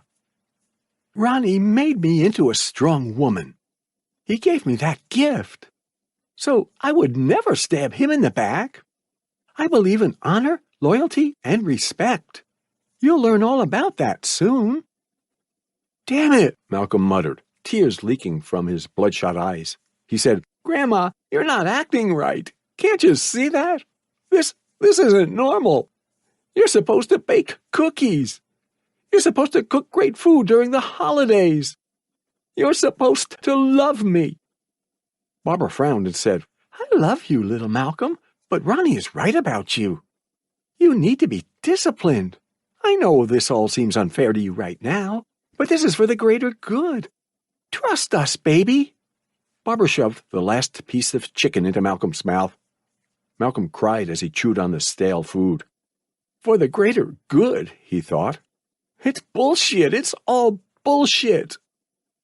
Barbara poured the rest of the water into his mouth. Her official duties were complete. Deviant ideas still crawled through her mind, though. Barbara gently tapped his lower abdomen and said, "I know you're angry and ashamed, but if you need it, I can help you relieve some stress." Malcolm huffed and shook his head, disgusted by the offer. He fought the urge to spit in her face. The woman healed him, but she was a confused, deviant little thing. Stony-faced, Malcolm said, "Just get out. Leave me alone." Okay, maybe next time. I'll be back later." Barbara reluctantly gathered her supplies and exited the bunker. She locked the door and turned off the light. Malcolm's cold, steady expression broke into a grimace as he sobbed. The pain from his knees, broken ribs, and sliced back blended with his emotional anguish to create the ultimate concoction of agony. He was absolutely devastated. 6 hours, which felt like 6 days, passed in the bunker. In that time, Malcolm dozed in and out of consciousness. He vomited a thick, creamy liquid, he pissed himself, and he watched as the rats ate his puke and blood. He felt sick. The food didn't do him any favors, but he still tried to save his energy. He stopped screaming. He stopped fighting.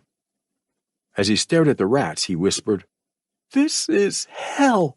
I'm dead. I'm really dead." "Malcolm," a soft feminine voice said. Malcolm lifted his head and glanced around, his brow raised in curiosity.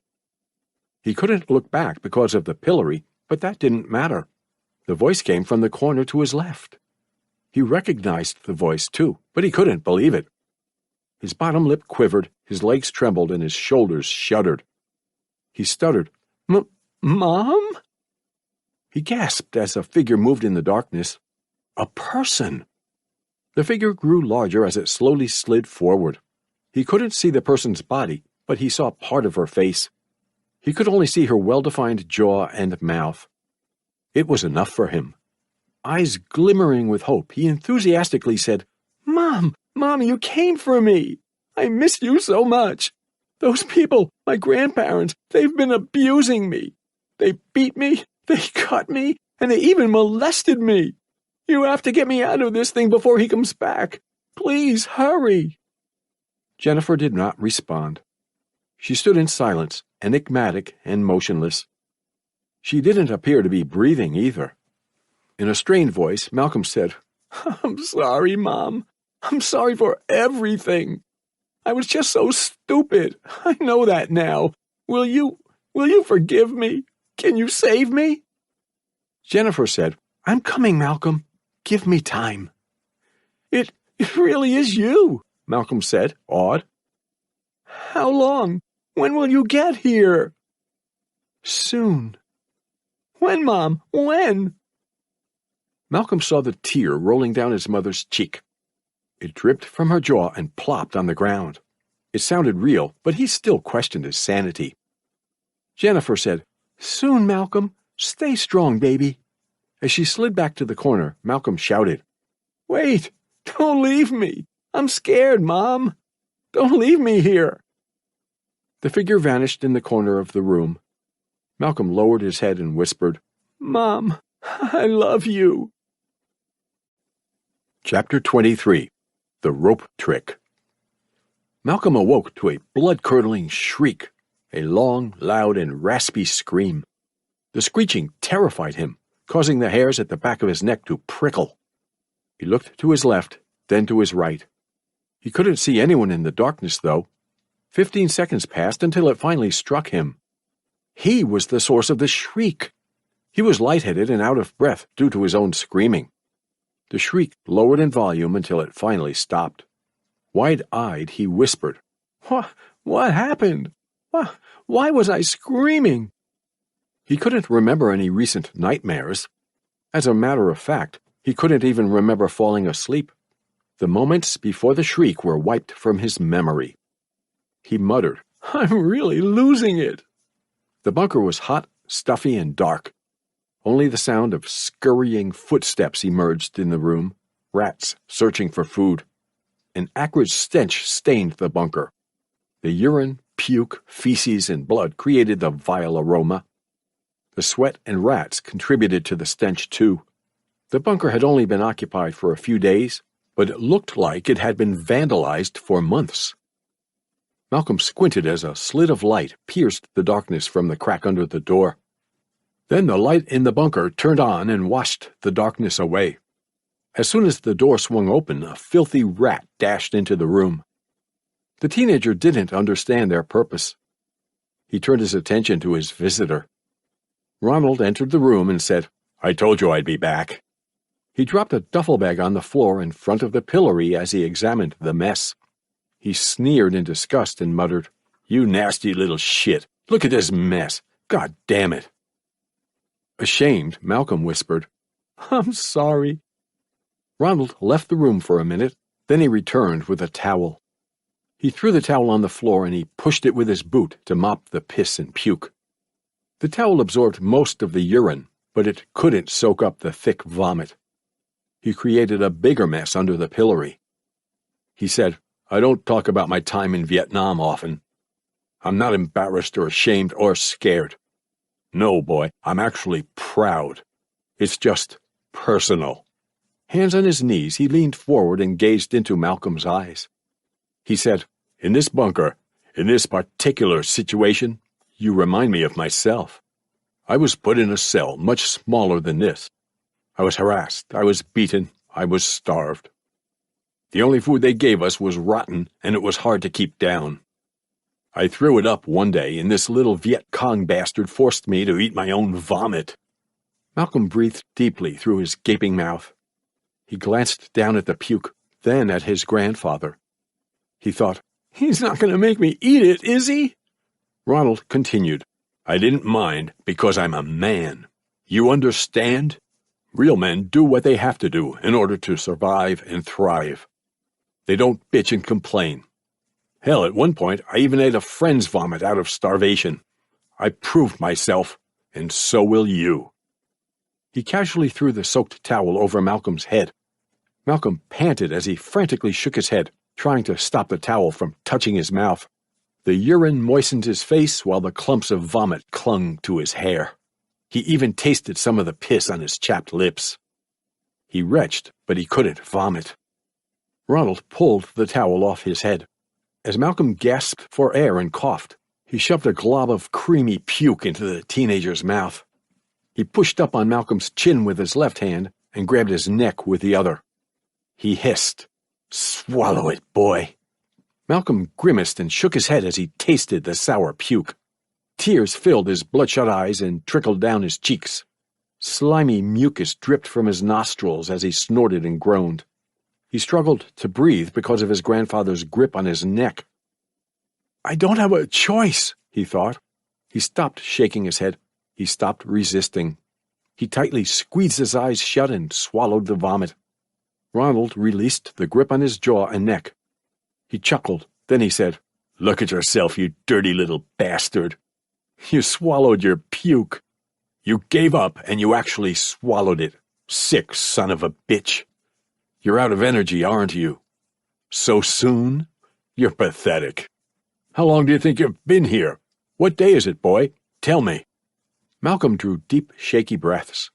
He struggled to compose himself. The forced consumption of his puke addled his mind. "Day?" he thought. "What day is it?" He couldn't remember the current month, let alone the day. He thought about telling his grandfather about his hallucination in order to gain some sympathy. "He won't care about that either," he thought. "He's gonna kill me." Ronald pulled a water bottle out of the bag. He dumped the water on Malcolm's face. He didn't scold Malcolm for trying to drink the water either. He threw the bottle on the floor and said, "Enough of that. I'm going to release you from this pillory, but you won't be leaving this room. You won't even stand up. I just want to show you a trick I learned in Vietnam." Ronald nonchalantly unlatched the pillory and lifted the top half of the horizontal post. Malcolm lifted his head and arms, amazed. He instantly felt some relief across his neck and wrists. Ronald turned his attention to the bag, unperturbed by his grandson's newfound freedom. He pulled 2 rolls of rope out of the bag. While he was busy, Malcolm seized the opportunity and tried to escape. He dipped his head under the pillory and lunged forward, hoping to crawl out of the bunker. He imagined himself escaping the room, then locking his grandfather in the bunker. But that didn't happen. He immediately fell forward and landed face first on the concrete. He couldn't crawl on his busted knees, and his sore wrists couldn't hold him up. Ronald chuckled. Then he muttered, "Stupid boy." He grabbed Malcolm's ankles and dragged him back, pulling him behind the pillory. He said, "Let's get started." Sluggish, Malcolm mumbled, "Please, I'm sorry." Disregarding the apology, Ronald tied Malcolm's legs together at the ankles. He gripped Malcolm's shoulder and pulled him back, lifting him from the ground and forcing him to stand on his knees again. Pain surged from every inch of his body, but Malcolm didn't resist. He breathed deeply as he cried softly. Ronald pulled Malcolm's arms behind his back and bound his wrists together with a handcuff knot, using the second roll of rope. He pulled back on the rope, pulling Malcolm's arms away from his body. He said, "Viet Cong loved this trick. They'd perform it on their prisoners after breaking a leg or two. They'd laugh and cheer, amused by the simple things in life. I certainly didn't like this trick when it was performed on me, but I must admit it was fun to watch." Ronald placed his left foot on Malcolm's shoulder, firmly planting his boot on his mutilated back. He pulled Malcolm's arms back, then he pulled them upward.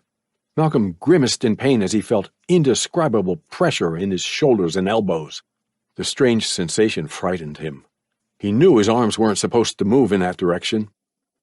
Ronald tugged the rope upward again, causing a deep but muffled popping sound to emerge. The rapid popping noise was accompanied by a moist, crunching sound. Malcolm screamed as his shoulders and elbows were popped out of their sockets. Realizing the pain was severe, he finally attempted to fight back. He jerked every which way and tried to lower his arms, but to no avail. He couldn't overpower his grandfather. His struggle only worsened the pain. Ronald gritted his teeth as he rotated Malcolm's arms upward until his hands were over his head behind him. He pushed down on his back with his foot, too, maximizing the pain. Malcolm felt his muscles tearing and ligaments puncturing. He could even hear faint cracking, popping, and shredding sounds in his shoulders. He felt a burning sensation across his arms, as if acid were flowing through his veins. Ronald asked, "It hurts, doesn't it? You want to cry, don't you?" Malcolm stuttered. Stop! It hurts!" Ronald tugged on the rope again, pulling his arms higher. His voice raspy, Malcolm shouted, "Stop!" Malcolm's arms became numb, but he still felt pain in his joints. Beads of sweat rained down from his face and hair, plopping on the ground. His face, neck, and shoulders turned blood red. After 3 minutes, Ronald released his grip on the rope. Malcolm's limp arms fell down, still tied behind his back. Blood flowed back into his limp limbs, increasing the pain tenfold. Malcolm sobbed as he fell forward. Before he could hit the floor, Ronald grabbed his shoulder and stopped him. He untied the rope around his wrists and ankles while holding him up. The old man chuckled. Then he said, "You would have knocked yourself out if you hit the floor like that. You need to stay conscious, though. You've made it too far to quit. You're almost a man. Now let me give you a hand." Malcolm breathed shakily, rendered lethargic by the brutal abuse. Hundreds of thoughts ran through his mind, stampeding over each other in his head. Where am I? Why am I here? What did I do to deserve this? Ronald crouched behind Malcolm. He grabbed the teenager's right arm at the bicep and his wrist, then he popped his elbow back into place. Malcolm gasped and trembled. Saliva dripped from his mouth, tears streamed down his rosy cheeks. He didn't have time to recover, though. His grandfather quickly popped his shoulder back into place. Ronald popped his left elbow into place, but he couldn't do the same for his shoulder. He couldn't get a good grip on his grandson's moist arm. He stood up and said, "Your grandmother will fix this one up later. If not, well, one arm is better than none. It'll teach you something about gratitude." He placed Malcolm into the pillory again, locking him into place. As he gathered his supplies, he said, "You still have a few more tests. You've shown heart and strength, but this isn't over. I'll be back to show you another Viet Cong favorite." Malcolm watched with hopeless eyes as his grandfather exited the bunker. The lights went out, the rats scurried about, and the cold sensation of utter desolation returned. It was the new normal for Malcolm, and he hated it. Chapter 24. The Tiger Cage. Malcolm opened his eyes slowly, surprised and relieved. For the first time in what felt like days, he awoke without screaming or pissing himself. His eyes as narrow as coin slots, he stared at the doorway in front of him. The door was open and light entered the room from the main basement. The light in the bunker was off, though. He spotted two figures standing near the doorway. One of them was short and round. The other was bulky and a bit taller. His grandparents. Although their voices were muffled, he heard bits and pieces of their conversation. Barbara said, "Ronnie, honey, I don't know about this. He's hurt badly. He might die down here." "Don't say that," Ronald responded, his voice filled with confidence. "I know what I'm doing, Babs. I've been through this before. You've been through this. He's not going to die under my watch. I can guarantee that." "But look at him. He looks so bad, doesn't he? What if he does die? What will happen to us? Are we going to—" "Shut your mouth, woman. I told you, he is not going to die. If he is Jenny's son, if he has my blood flowing through him, he'll survive. I'm from a bloodline of survivors, of fighters. Now, if his blood father tainted him with his wetback genes, then it would be better if he died anyway, right? Right?" Malcolm could see his grandmother trembling with fear. Or was it excitement? He couldn't read Barbara like a normal person because she was abnormal. Barbara said, "You're right. I'm sorry." Ronald responded, "Don't ever question me again." "Okay, Ronnie." "Now turn on the bunker light, get the food, and follow the plan." "Okay." Ronald entered the bunker. He crossed his arms and leaned back on the wall next to the door. Barbara flicked a switch, she grabbed the tray of food, and she entered the bright bunker. Malcolm watched her as she knelt down in front of him. "Don't touch me," he thought. "Please don't touch me in front of him." Barbara asked, "How are you doing, baby?" In a hoarse voice, Malcolm responded, "I need to go to a hospital. I can't feel my left arm, Grandma. My legs are killing me too." He looked over at his grandfather, eyes like a puppy's. He said, "Please take me to a hospital." Ronald didn't answer him. He stared at the boy and waited for his wife to complete her duties. Barbara said, "You don't need a hospital, silly boy. You were an O'Donnell, so you'll heal quickly. Doctors, they don't know as much as you think." She smiled and said, "Look, I brought you something fresh to eat." A plate with chicken breasts and white rice, a slice of toast with butter, and a cup of water sat on the tray. Barbara fed Malcolm the food. To his utter surprise, it was actually fresh and delicious. His tongue quivered with excitement as his taste buds tingled. He savored the first fresh meal of the week. The water relieved the pain in his throat, too. After the meal, Barbara wiped Malcolm's privates and ass with a wet towel. She didn't dare fondle him in front of Ronald, though. It wasn't a good time for molestation. Ronald said, "All right, that'll keep him alive. You've done enough, Babs." Barbara grabbed her tray and stepped away from the pillory. She said, "Okay, he's ready for you." Ronald approached Malcolm and said, "Solitary confinement, the hole, purgatory. Whatever you want to call it, this is the ultimate form of psychological discipline. Your mind deteriorates when it's isolated. It crumbles until there's nothing left. I can see your mind hasn't completely deteriorated, boy, so I can't start rebuilding you yet. He tapped the pillory and said, Things can always get worse. You think it's bad now, but you've had a lot of benefits in this position. You could wiggle around, move your head and thrust your hips. You could even shift your weight from one knee to the other. He smirked as he stared down at Malcolm's knees.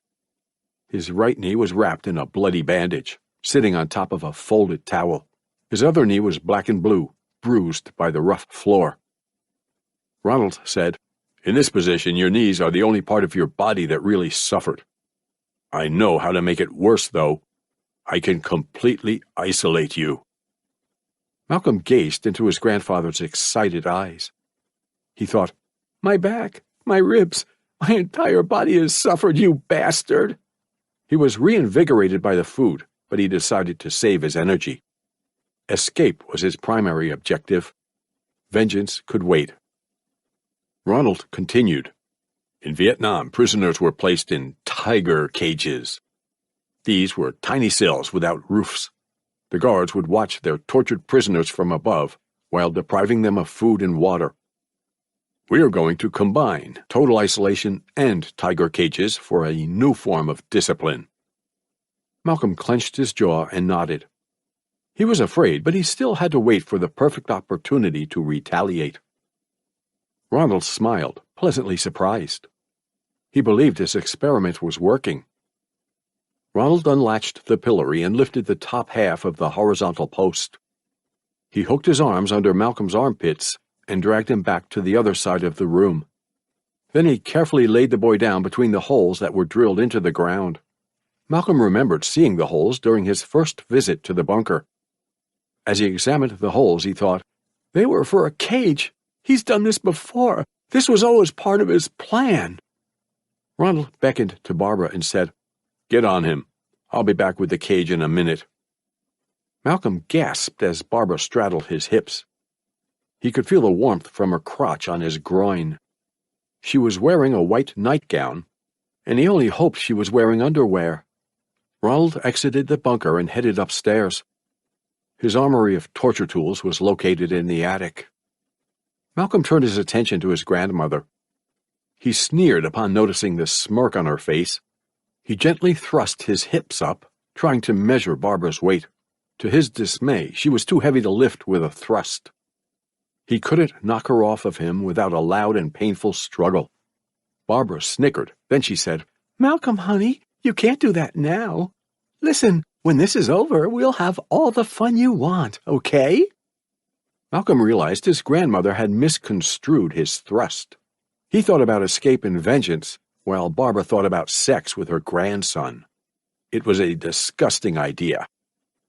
Clanking and thudding sounds emerged in the basement. The pair looked over at the doorway.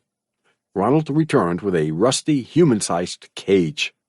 Malcolm recognized the cage from the attic. He instantly regretted his failure to act. I should have destroyed all of his shit when I had the chance, he thought. Ronald said, Get up. Barbara covered her mouth and blushed as she stood up. Ronald placed the cage over Malcolm, then he examined it from top to bottom. He said, It's the perfect fit. If you were an inch taller, I would have had to cut off your feet. He chuckled. Then he said, Now, don't move. If you make me fuck this up, I'll drill you to the floor. Ronald pulled a power drill out of a bag. One by one, he slid nails through the frame of the cage. Then he drilled the nails into the concrete. The cage was nailed to the floor over Malcolm's body. Malcolm tightly closed his eyes and grimaced as the sound of the drill irritated his sensitive ears. He couldn't raise his arms up to his head to cover his ears, despite his efforts. He couldn't turn over to rest on his side or stomach either. The cage was less than 2 feet tall and 2.5 feet wide, so his ability to move was restricted. He lay on concrete, so his bare back ached, from his sliced shoulders to his mutilated ass. The position was worse than the pillory. After drilling the final nail, Ronald stood up and swiped the sweat from his brow. He walked around the cage, staring down at his grandson with sharp eyes. He examined every detail, searching for any weaknesses. The cage was old and rusty, but it was secured by the nails. He couldn't help but smile. Malcolm reminded him of his time in Vietnam. The good old days. Ronald said, "You'll be staying in this cage for a while, boy. If we decide to feed you, you'll be fed through a straw. If you piss or shit yourself in there, you'll have to sleep in your filth. We're not cleaning it up. In other words, you better be ready for a few days of true isolation. If you survive, well, we'll talk about that if it happens." He pointed at the foot of the cage. He said, "And, by the way, I left a small gap down there for your little friends. When they start starving, they'll eat each other, or they'll eat something else." Friends? Malcolm stuttered. Ronald grinned and said, "Good luck, boy." Bye-bye, hun, Barbara said as she waved. Malcolm watched as his grandparents exited the bunker. The door was locked, then the light vanished. He groaned as he squirmed on the ground and glanced every which way. He couldn't find a comfortable position. His grandfather's words echoed through his mind. "For your little friends, little friends, little friends." He didn't understand him. He closed his eyes and tried to sleep by counting sheep. At the very least, he felt some comfort in knowing he wouldn't suffocate in his sleep. 1 sheep, 2 sheep, 3 sheep. Chapter 25. Agony. Malcolm stared vacantly at the darkness above the tiger cage. Time was non-existent in the bunker, but he knew it had been hours since he was placed in the cage. 12 hours, he thought. No, it's been much longer than that.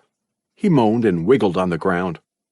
He felt like he fell down a flight of stairs, aching from head to toe due to the concrete floor.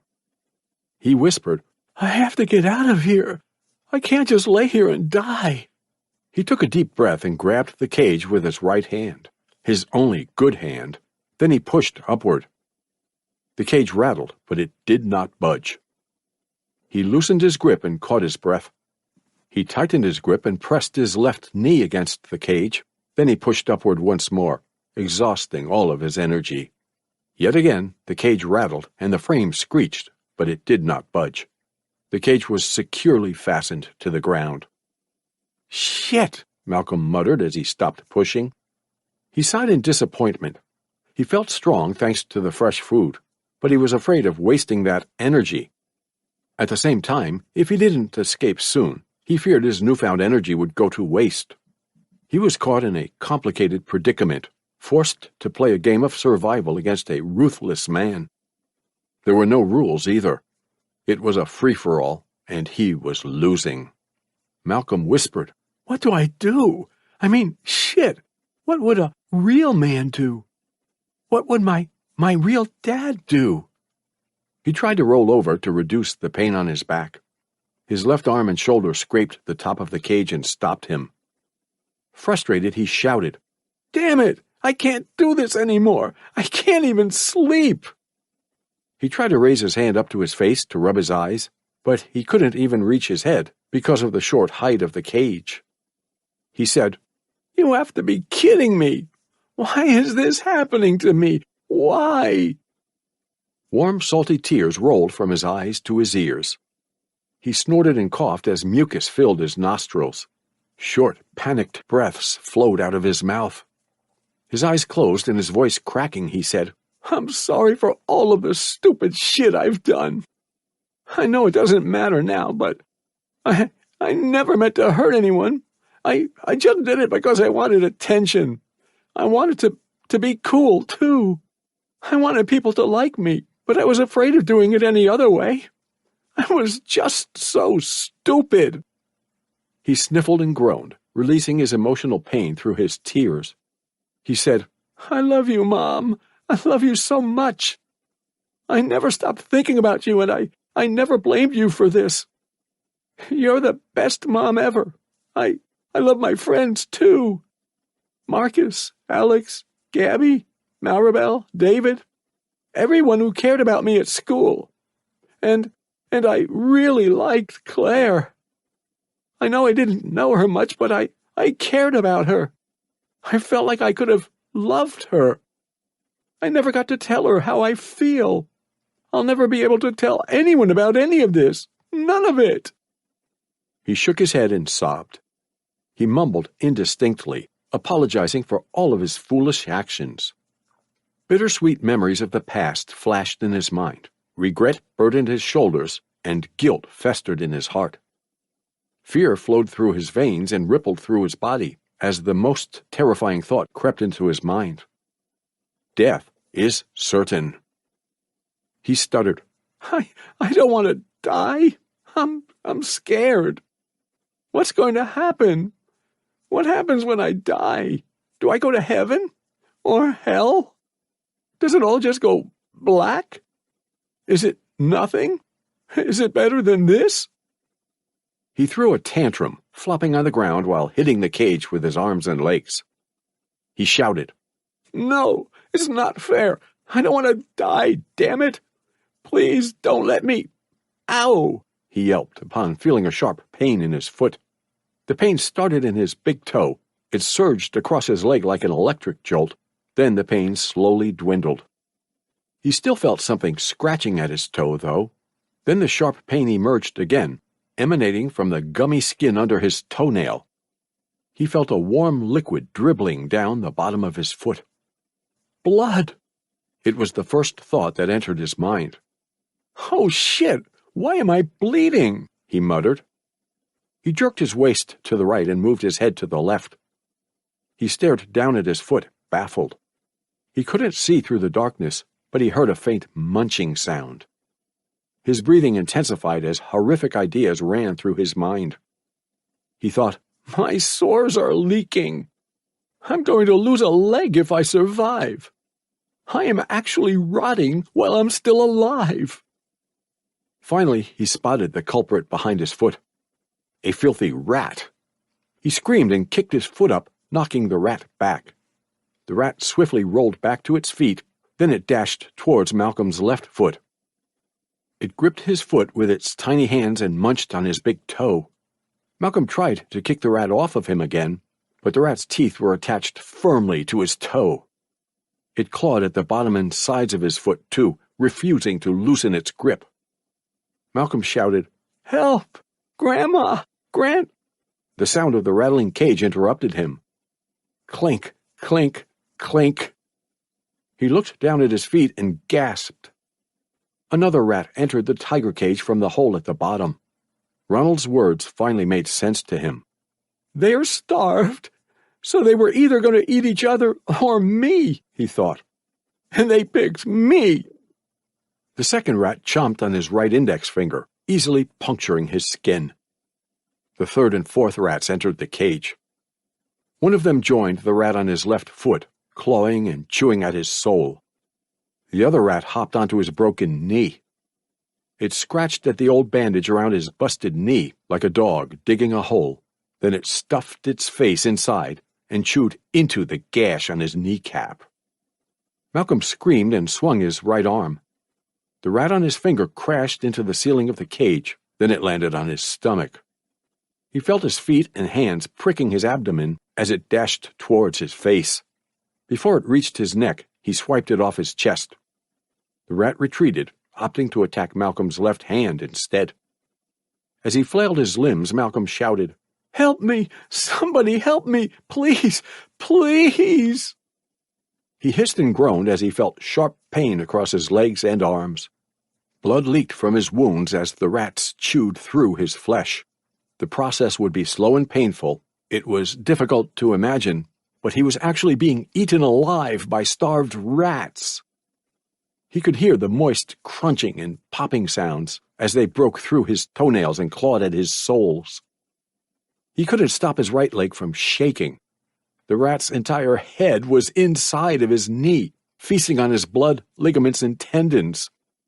His voice raspy, he croaked, "Help! Help me!" A rat reached his left ear. The rat clawed at his cheek, then it turned its attention to his ear. It chewed on his earlobe. Malcolm couldn't reach the rat with his hand due to the small, tight cage. He dropped his arms to his side and accepted defeat. He figured the rat near his ear would eventually eat his eyes, then his face, and then his neck. The others would eat him from his toes to his chest. He would likely bleed out before they could get that far, though. He had the energy to fight, but he believed the situation was hopeless. He couldn't muster the courage to continue fighting. It was over. As he stared up at the ceiling, rats gnawing on his flesh, Malcolm whispered, "Just kill me already." Chapter 26. Retribution. A click and a clack emerged in the bunker, then the door cracked open. A wide beam of white light entered the room. It wasn't the basement or bunker light, though. Malcolm lay in the cage with his eyes closed, rats chewing on his body and enjoying a feast of human flesh. Although he heard the noise and saw the light through his eyelids, he refused to open his eyes. He believed his grandparents had entered the room to watch him cry and die. He didn't want to give them any satisfaction. The sound of a thudding footstep followed, then he heard a loud gasp. Malcolm thought, they wouldn't gasp at this. He realized someone else was in the bunker with him. "Malcolm," a soft feminine voice said. "Oh my God, what did they do to you?" Malcolm opened his eyes and glanced over at the door. The bright light from a flashlight blinded him. The light grew stronger as the intruder ran towards the cage. Upon recognizing the voice, Malcolm weakly whispered, "Wait a second. I know you. It's not possible." Peering through the light, he finally recognized the intruder's face. A grin stretched across his swollen face as tears of joy gushed from his eyes. Claire Olson knelt down beside the cage, examining Malcolm's wounds in utter horror. She illuminated his bumps, bruises, bite marks, cuts, and open sores. His skin looked sickly pale and his lips were discolored too. Her voice cracking with fear, Claire cried, "Oh God, what happened? How did this happen?" Still grinning, Malcolm asked, "Are you real?" Claire responded, Yes, Malcolm, I'm real." "Oh shit, look at yourself. There are—" She held her hands over her mouth and shuddered as she looked at the rats. She said, "They're eating you. Holy shit, they're actually eating you. This is unbelievable. This is insane." She struck the bottom of the cage with the handle of the flashlight. The rats fell off of Malcolm's mangled feet. She hit the cage again, scaring off the starved rats. Malcolm said, "I thought he shot you. I thought you were dead." Claire grabbed the cage near Malcolm's face and leaned forward. Half a smile on her face, a smile of pain and relief, she said, "I thought you were dead too, Malcolm." "Yeah? Well, he almost got me. I actually gave up just before you got here. I was really ready to die." "No, don't give up. Don't ever give up. I'm here now, okay? I'm going to get you out of here." Malcolm's bottom lip quivered as he fought the urge to cry. Claire's words of reassurance rekindled his hope. Her mere presence proved that he was worthy of life and love. She risked everything to enter the O'Donnell house in order to find him. They truly cared about each other. Claire tugged on the cage and asked, "How do I get this thing off of you?" It's drilled to the floor. You have to cut through it. Go back to the other room and grab some pliers from the workbench. That should do it." "Okay, I'll be right back." Claire struck the cage again with the flashlight, causing the rats to scurry to a corner. She tiptoed out of the bunker and approached the workbench in the basement. She ran the light over the hammers, screwdrivers, wrenches, and drills. She grabbed a pair of pliers and ran back to the bunker. On her knees, she cut through the cage near the frame, wire by wire. Malcolm whispered, "Try to keep it down. They might hear you." Claire cut through another wire and explained, "I'll try, but they should be asleep right now anyway." "What time is it?" "It was 11 when I came in here." 11? "Yeah," Claire responded through her gritted teeth as she tightly squeezed the handles of the pliers and twisted her wrists. She moved on to another wire and said, "I snuck in here through the back door. It took me forever to pick that lock." Malcolm chuckled, then he asked, You learned how to pick locks? Claire cracked a smile and said, Yeah. It took a few days to get the hang of it, but I did it. All of the lights were off when I came in. I thought I heard someone moving around upstairs, but I don't know. I think they're sleeping. Malcolm tried to keep the smile on his face. He didn't want to frighten his girlfriend with a stony-faced expression. However, the circumstances seemed suspicious. He remembered his first night at the house. He stumbled upon his grandparents having rough sex. It was possible that they were upstairs at the moment, completely conscious and completely naked. Claire continued, I called the cops before I broke in. I called them a few days ago, too, but they ignored me. They said they were already looking for you because you ran away. My grandpa, he told them that. Well, this time I called and I used my mom's name. I told them that I heard yelling and crying over here. Good. That's good. How long has it been? How long have I been here, Claire? I don't know. It's been a week at least. A week? Are you sure? Maybe a little longer. Malcolm turned his attention to the ceiling, flabbergasted. He felt like he spent 7 years in the bunker. He was killed, reborn, killed again, then resurrected. 1 week, he thought. That can't be right, can it? Claire cut through the last wire. She carefully lifted the cage from the frame, trying to limit the noise. Then she placed it against the wall. Shoo! Shoo! She kicked at the rats, but she didn't actually hit them. She stood over Malcolm and frowned as she examined his wounds. His feet were mauled by the rats, but he could walk on them. She was concerned about his bandaged leg, though. She shone the light at his mutilated kneecap and asked, How bad is it? Can you walk? It's bad. It's very bad, Malcolm responded. He grimaced as he sat up. He reached for Claire and said, I can limp, though. Help me up. Claire took a deep breath and nodded. She dashed to Malcolm's side. She threw his arm over her shoulder. She grabbed his waist with a firm grip. Then she helped him stand. Malcolm hissed and panted in pain.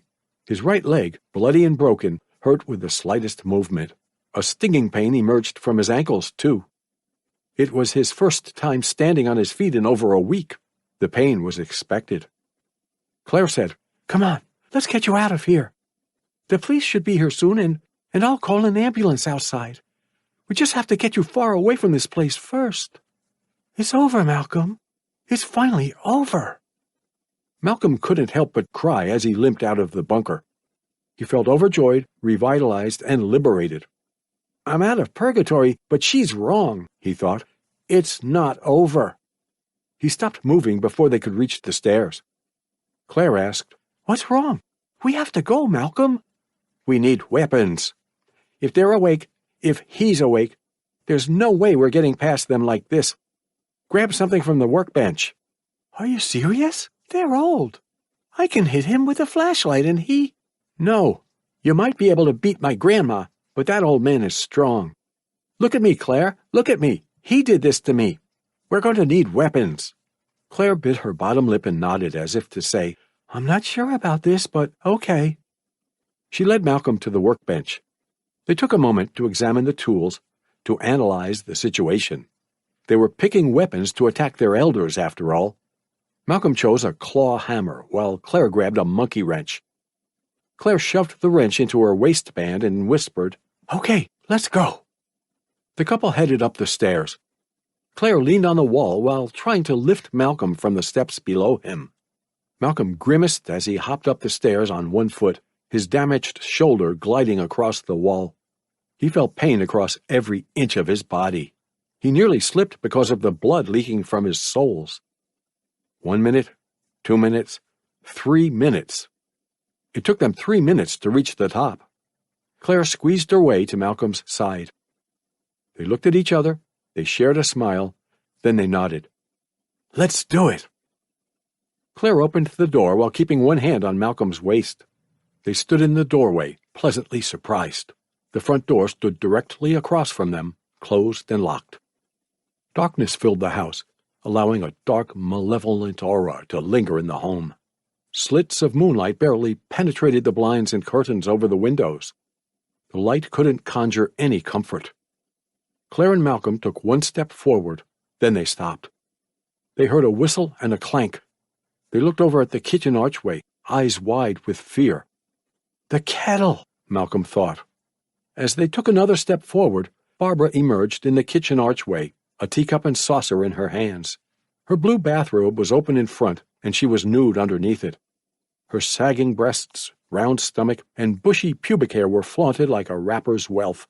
She held the teacup close to her thin lips, but she didn't take a sip. Barbara stared at Malcolm and Claire stared back at Barbara. Their mouths were open, but they didn't utter a sound. Tears coursing down his cheeks, Malcolm shook Claire's shoulder and said, "Get her! Knock her out! Do something, Claire!" Claire pulled the wrench out, but she hesitated. She was caught off guard by Barbara's casual nudity. She couldn't imagine herself striking the frail elderly woman, either. Barbara yelled, Ronnie, he's out! Oh, Christ almighty, he's out!" Malcolm rushed towards his grandmother, his damaged legs wobbling under him. In a knee-jerk reaction, Barbara threw the tea at Malcolm. The hot liquid splashed on his arms and chest. His skin immediately reddened and peeled. The tea didn't stop him, though. He slapped the saucer out of her hands, then he struck her face with a backhanded slap. Claire gasped upon witnessing the attack. She felt the anger within Malcolm, and she spotted the sly malevolence in the elderly woman. She watched as Malcolm slapped her again, then they stumbled into the kitchen. She furrowed her brow and looked up at the ceiling. She heard loud, heavy footsteps coming from the second floor. Ronald was on the move. His footsteps emerged from the master bedroom, then they appeared to move up a flight of stairs. Claire thought, "He's going to the attic, but why?" She ran to the kitchen to warn Malcolm. She saw him strangling and slapping his grandmother near the stove. Meanwhile, Barbara dug her fingernails into the cuts on Malcolm's abdomen. Blood streamed down her fingers and covered her hands as the gashes widened. Claire shouted, "Malcolm, we have to go! She's not worth it!" Malcolm gazed into his grandmother's zany eyes. He wanted to kill her, he wanted vengeance, but he also wanted to live. If Ronald joined the fight, the teens would surely lose. He slapped her again, then he released his grip on her throat. He limped away from her, but the pain from his legs stopped him before he could exit the kitchen. He leaned over the counter, wheezing and groaning. Claire looked up at the ceiling. Ronald was still preoccupied. Then she looked back into the kitchen. Her eyes widened as she spotted Barbara grabbing a knife from a knife block on the counter. She shouted, "Look out!" Malcolm turned and gasped as Barbara lifted the knife over her shoulder. He rushed towards his grandmother again. He pushed her back over the counter and grabbed her wrists. The old woman's bathrobe flapped open, revealing her entire torso. She kicked Malcolm's broken shin. The kick was weak on account of her bare foot, but he still felt a powerful twinge. Claire ran into the kitchen, holding the wrench overhead. She stopped beside the wrestling pair. She swung the wrench down at Barbara's head, but she stopped mid-swing. She saw the sheer fear in the woman's devious eyes. She couldn't read her. "Is she evil? Did she hurt him?" she thought. She couldn't push herself to physically harm her, though. But she had to do something. Her eyes darted to the left, then to the right, then to the left again. Her eyes glowed with hope as an idea materialized in her mind. If she couldn't hurt her, she figured she could scare her away. And fire scared most animals. Claire turned the knob on the stove and grabbed the belt of Barbara's robe. She held the belt over the hissing flames. The belt was set aflame, and the fire rapidly climbed up the belt until it reached the rest of her robe. Claire wrapped her arms around Malcolm's waist and shouted, "We have to go!" "Not yet," Malcolm barked. "He's coming! She deserves this!" Malcolm kicked Barbara's kneecap with the heel of his foot. Barbara's leg snapped with a bone-crunching pop, and the bloody bone protruded from the back of her knee. Blood gushed out of the open fracture wound.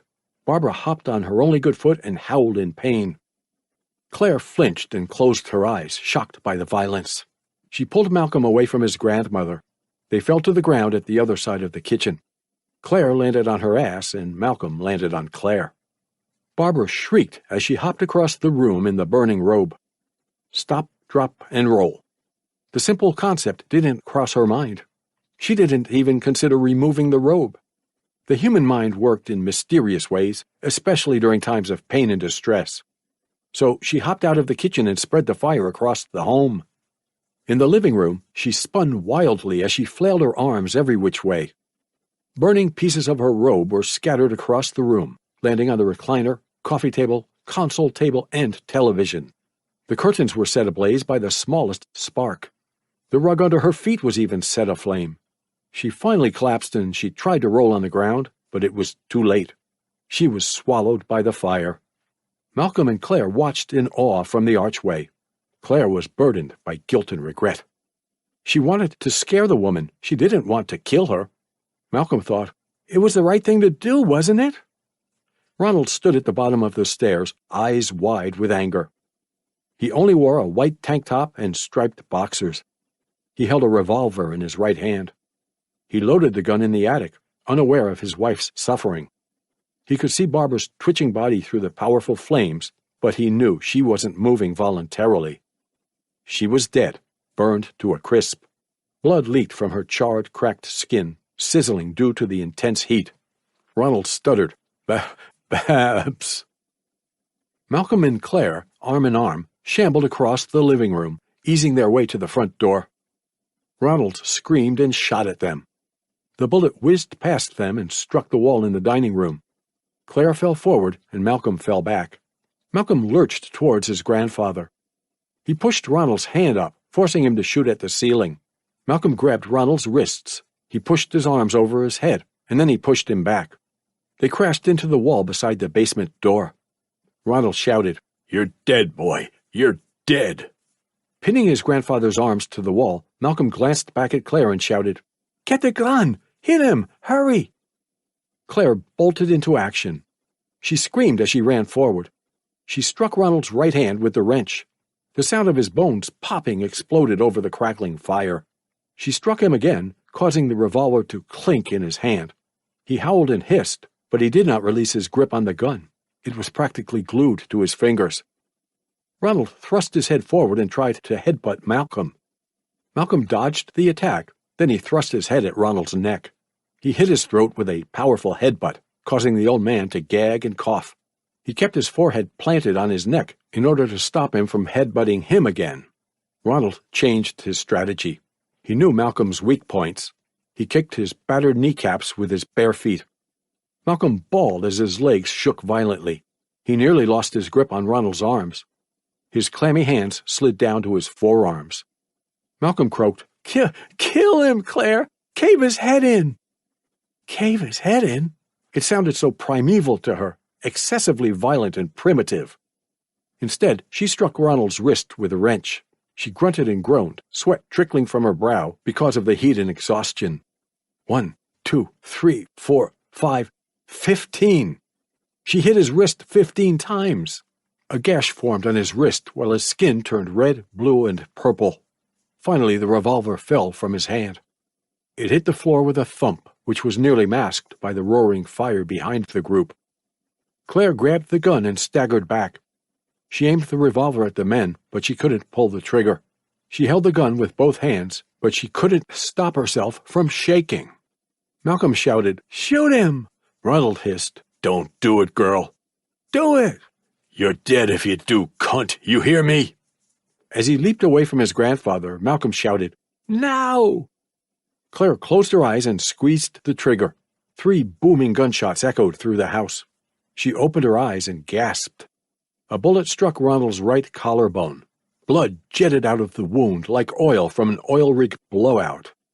The second bullet hit his abdomen, directly above his belly button. Blood leaked out of the wound and streamed down to his boxers. The final round struck the wall beside him. Ronald took 2 steps forward, then he collapsed near the basement door. Claire dropped the gun. The shocked expression on her face read, "What have I done?" Malcolm limped towards her and said, "You did what you had to do. You saved me. Now let's get the hell out of here." Claire glanced over at Malcolm, teary-eyed. She nodded and stuttered, "Oh, okay. The couple limped across the living room, coughing as smoke filled their lungs. They exited the house through the front door and tumbled on the front lawn. A cool breeze caressed their warm, sweaty bodies, and fresh air filled their lungs. Malcolm looked back at the house, astonished. The fire could be seen through the first-floor windows, flickering and dancing. Plumes of smoke escaped through the front door, billowing skyward. The sight was hauntingly beautiful. "I'm free," he thought. "We beat them." Claire rubbed Malcolm's shoulder as she glanced around the neighborhood. She spotted an audience of teenagers across the street, recording the scene with their cell phones while gossiping. In their robes, adults stood on their lawns and porches as they watched the O'Donnell house and called the cops. "Malcolm," Claire said. "Look, the police are here." A black and white police cruiser rolled to a stop in front of the house. A young blonde-haired police officer, Derek Duncan, climbed out of the vehicle. His hand on his holster, he approached the front gate with caution. As Claire tried to help Malcolm to his feet, Duncan said, "Wait, don't move." The cop needed a second to assess the situation. A burning house and a pair of injured teenagers could indicate an accident or a case of arson.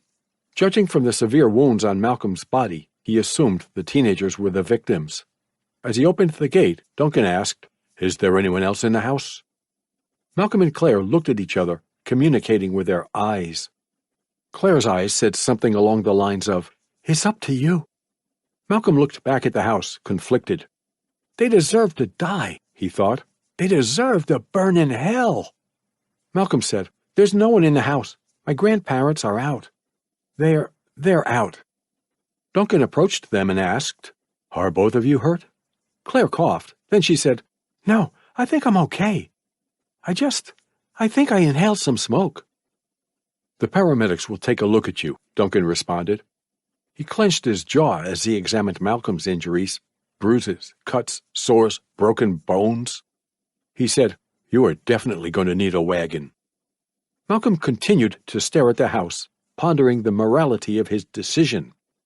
Claire wiped the tears from her eyes, struggling to bury her guilty conscience. Duncan stood over the couple and reported the situation to his dispatcher. Meanwhile, the neighbors watched the show from afar. One person's tragedy was another's entertainment.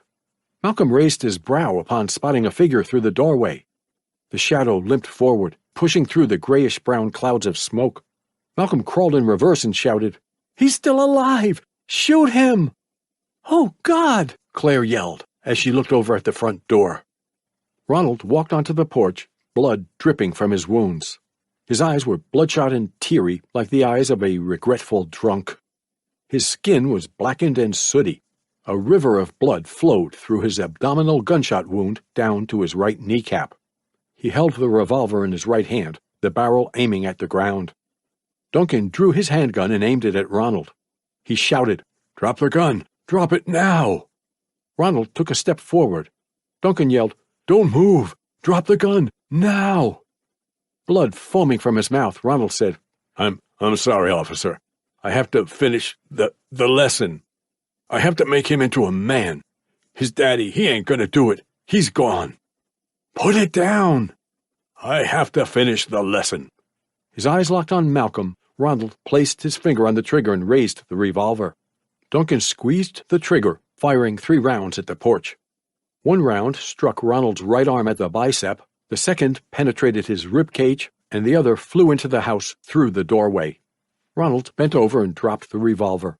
He held his left hand over his ribs while blood squirted from his bicep. He took another step forward, then he collapsed. Duncan muttered, "Shit." He updated his dispatcher as he approached the downed man. He checked Ronald's pulse, then he yelled at the neighbors. Malcolm didn't hear his words, though. He stared at his grandfather's body. He thought, "Is he dead? Is it really over?" His vision began to fade, darkening with each passing second.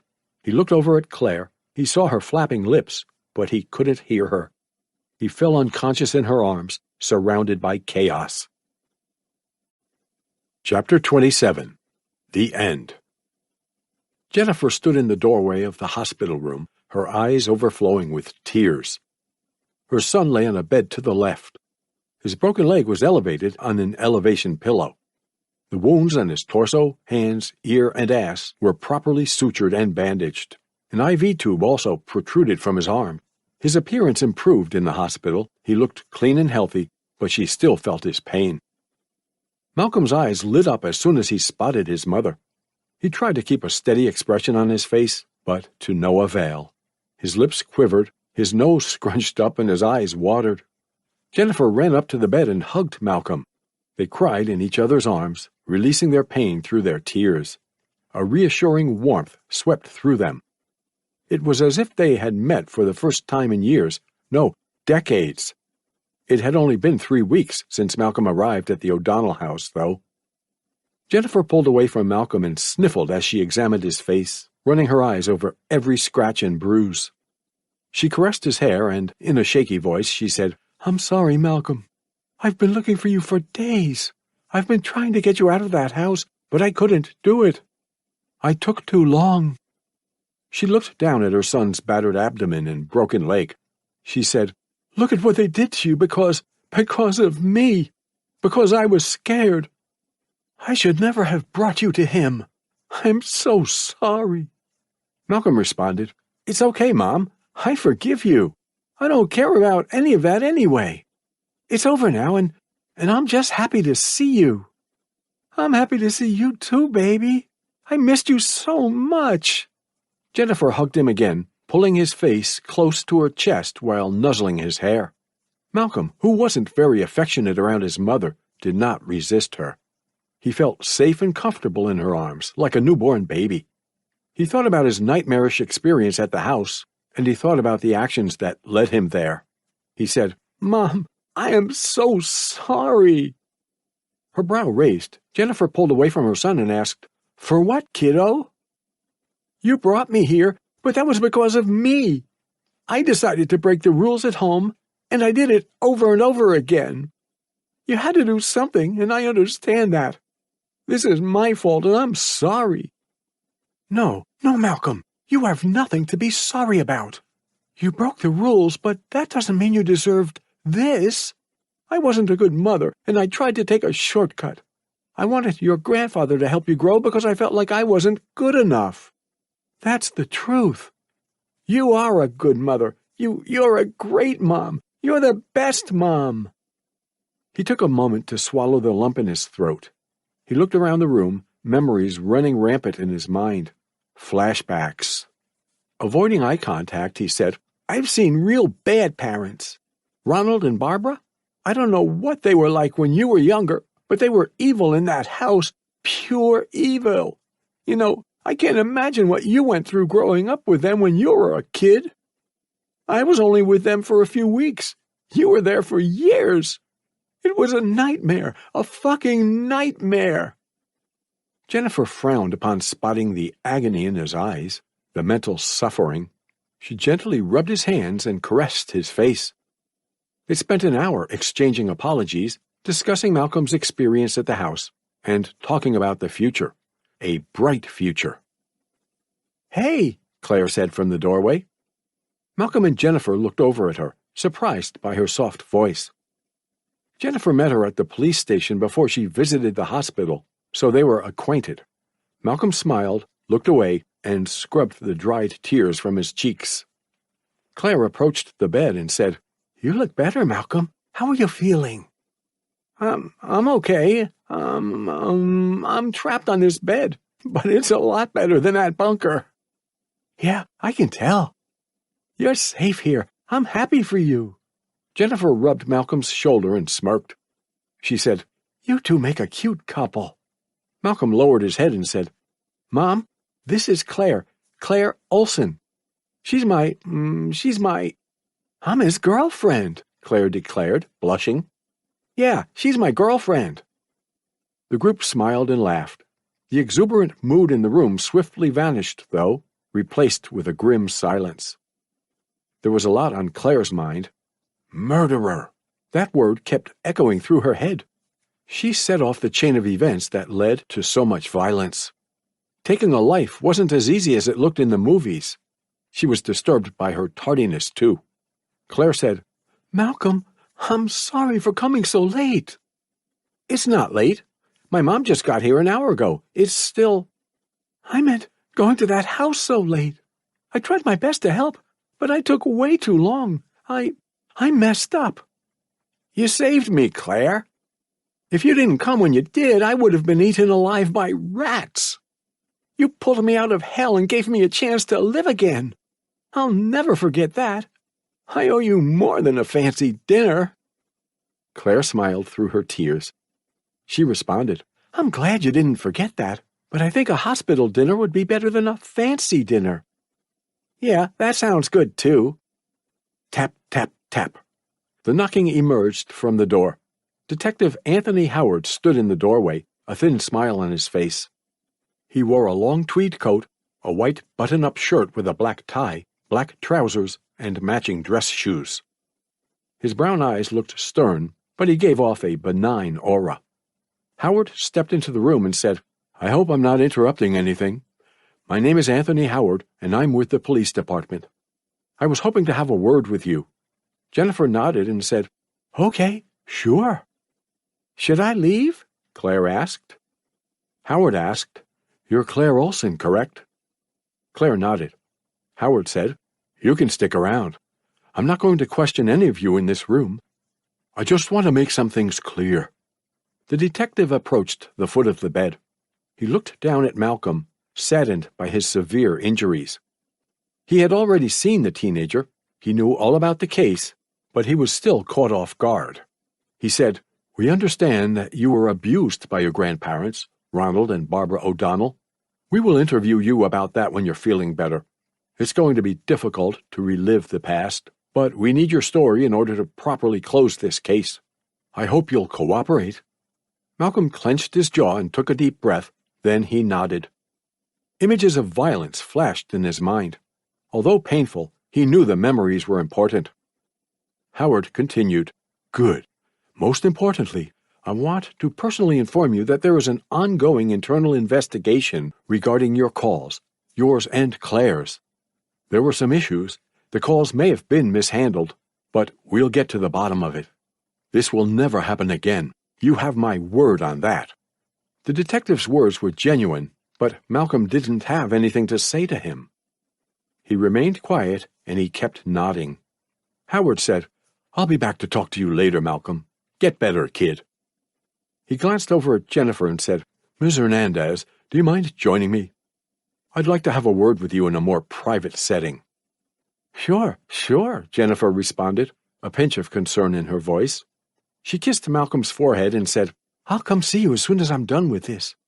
I love you, kiddo." As they approached the door, Malcolm said, "Wait." They stopped and looked back at him. Malcolm said, "Please don't punish my mom for any of this. She's not responsible. She didn't ask them to do this to me. If anything, you should only punish Ronald and Barbara, but they're dead." Howard said, "We'll see what happens. Your mother seems like an innocent person, though. As for your grandparents, your grandmother passed away in the fire, but your grandfather is still alive. I'll make sure he's locked up for the rest of his life. Get some rest, kid. I'll talk to you soon." Malcolm was shocked by the revelation. He stared blankly at the doorway, even after Jennifer and Howard exited the room. "The old man is still alive," he thought. "He can lie his way out of this. He can still win." He clenched his fists and shook his head. The gesture said, "No, fuck that." He lifted his broken leg, which was wrapped in a cast, from the elevation pillow. Eyes wide with concern, Claire asked, "What are you doing?" "Do me a favor, Claire. If that old man is still alive, I want you to find him. If he's in this hospital, tell me his room number." What? Why?" "Just do it." "Why, Malcolm?" "Because this isn't over until he's dead, okay? It's not over yet, damn it!" Malcolm snapped. Claire took a step back, startled. Malcolm sighed. Then he said, "Please, just find him for me. If you don't, I'll have to find him myself. One way or another, I have to do this." Claire saw a mixture of sorrow and determination in Malcolm's eyes. If she didn't help him, she knew he would limp from room to room until he found Ronald, inevitably harming himself and others. She opened her mouth to speak, but she couldn't say a word. So she nodded in agreement and exited the room. While Claire searched for Ronald's room, Malcolm prepared himself for the final confrontation. He pulled the IV out of his arm, causing a jet of blood to squirt out of his arm. Then he staggered off the bed. While searching for a weapon in his room, He noticed the moonlight coming through the windows. It was late. "I have to work fast," Malcolm whispered. To his dismay, he couldn't find any suitable weapons in the room. The bed sheets? The food tray? The IV tube? He thought. Claire returned after 10 minutes, constantly glancing over her shoulder as if she were being followed. She leaned closer to Malcolm, her lips sucked into her mouth. Her doubt was obvious. She whispered, "Are you sure about this, Malcolm? I mean, are you really sure?" "I'm positive. Where is he, huh? Is he in this hospital?" "He is in this hospital, on this floor, but I don't know if—" "Which room?" Claire sighed. Then she said, "He's in room 232. Take a left, then take a right before you get to the elevators. It's the last door on the left in that hall." She grabbed Malcolm's hand and said, "You don't have to do this. He's not worth it. Let the system take care of him." "The system couldn't take care of me because of him. My grandma is dead and he deserves to burn in hell with her. That's the way it is." Tears streamed across Claire's rosy cheeks as she looked up at the ceiling. She was conflicted by thoughts of love and shame. She could tell a nurse or a cop about Malcolm's plan, but she couldn't throw him under the bus. Malcolm said, "Go home. I don't want you to get in trouble." Claire loudly swallowed the lump in her throat. Then she said, "I want to see you again, but not in a jail cell. Don't do something you'll regret." "I won't regret a thing." "I hope you're right about that." The couple shared a kiss. Claire exited the room and departed from the hospital. Malcolm waited for 3 minutes, then he peeked into the corridor. The coast was clear. The cameras would surely catch him, but that was a problem for another day. He limped down the hall, dragging his broken leg behind him. "Go left until you reach the elevators," he thought. At the elevators, he took a right and whispered, "Then go right." He limped past the rooms, ignoring the slumbering patients and wandering nurses. Fortunately for him, they ignored him too. He whispered, "The last door on the left." He stood in the doorway and stared into the dark room. The machines beside the bed beeped and clicked. The oxygen concentrator emitted a hissing sound. Ronald lay in bed, an oxygen mask covering his mouth and nose. His wounds had been treated, bullets removed from his body and given to the police. He needed help breathing, but he looked like he would survive. He could not, however, fight against his grandson. He was bedridden, he was vulnerable. Malcolm approached the bed, examining every inch of his grandfather's body. He cycled through his options: unplug everything, smother him with a pillow, strangle him with his bare hands, beat him to death. There were so many ways to kill a man, even in a safe, secure hospital room. He grabbed an empty flower vase from the bedside table. Disregarding the noise, he smashed the vase on the table. The vase exploded into a dozen shards, as loud as the sound of a chandelier falling in an empty room. Ronald awoke, his eyelids flickering. Without turning his head, he looked to his right. Through his blurred vision, he spotted a figure standing in front of the light that entered the room through the doorway. The figure resembled a blot of ink on white paper, round, black, distorted, and surrounded by white light. He couldn't identify the person because of his blurred vision. The darkness in the room didn't help either. However, he knew his enemy well. The battle wasn't over. A large shard of glass in his right hand, Malcolm glared at Ronald and said, "You fucking bastard! You almost killed me! For what, huh? For what? To teach me a lesson? To make me into a man? To kill my Aztec genes? No, that was all bullshit. You did it because you're a monster, and you've always been a monster. The people out there think you're some sort of war hero, but I'm going to tell them the truth. I'm going to tell them my story. I'm going to show them those pictures from the attic. Your name, your legacy, it's going to be hated around the world." Ronald didn't respond, but he heard every word. His eyes, wide and protuberant, dilated with fear. Beads of sweat, cold and plentiful, glistened on his brow. He didn't fear death. Death came for everyone. He only feared the tainting of his good name. Malcolm thrust the shard into Ronald's limp forearm. The shard traveled across his vein until it stopped at his wrist. Then he stabbed his forearm again and repeated the process. He cut his forearm vertically 5 times with the shard. His right arm was drenched in blood that looked black in the dark room. Ronald looked down at his sliced arm as tears welled in his eyes. The beep of the heart monitor accelerated. Malcolm approached the other side of the bed. He turned off the heart monitor, hoping to buy himself some time. Instead of cutting his left wrist vertically, he cut his wrist horizontally. He sawed into his wrist until he scraped at his bone with the shard. He saw red, white, and yellow in the deep gash. His hand was barely attached to his wrist. It looked as if it would fall off at any moment. The shard even cut into Malcolm's fingers, but the pain didn't bother him. He had been through far worse. He placed the shard in Ronald's trembling hand. He leaned closer to Ronald's face, looked him in the eye, and said, "I'm going to be a better man than you. I'm going to take care of my mom. I'm going to love Claire, and when I'm older, I'm going to treat my children and grandchildren right. If you taught me anything in that bunker, it's that I'm not like you. I'm a human, not a monster. I'll see you in hell, old man." Ronald opened his mouth behind the mask, but he couldn't say a word. He blinked slowly, once, twice, thrice. He didn't open his eyes after the third blink. He died a slow, painful death. Malcolm turned towards the door, but he quickly stopped himself. A police officer stood in the doorway. He recognized the man, Keith Griffin, the cop who first visited the O'Donnell house. Griffin witnessed most of the crime. He watched as Malcolm sliced Ronald's left wrist, and he listened to the teenager's passionate speech. He was rendered speechless by the situation. Malcolm stood in silence, blood dripping from his fingertips. He was ready to accept the consequences of his actions. A hint of uncertainty in his voice, Griffin stuttered, Get out! Go! Get out of here, kid!" Malcolm furrowed his brow and cocked his head back, baffled. The cop repeated, "Get out!" Malcolm nodded slowly. He wrapped his gown around his bleeding hand, then he squeezed past the officer and limped into the hall.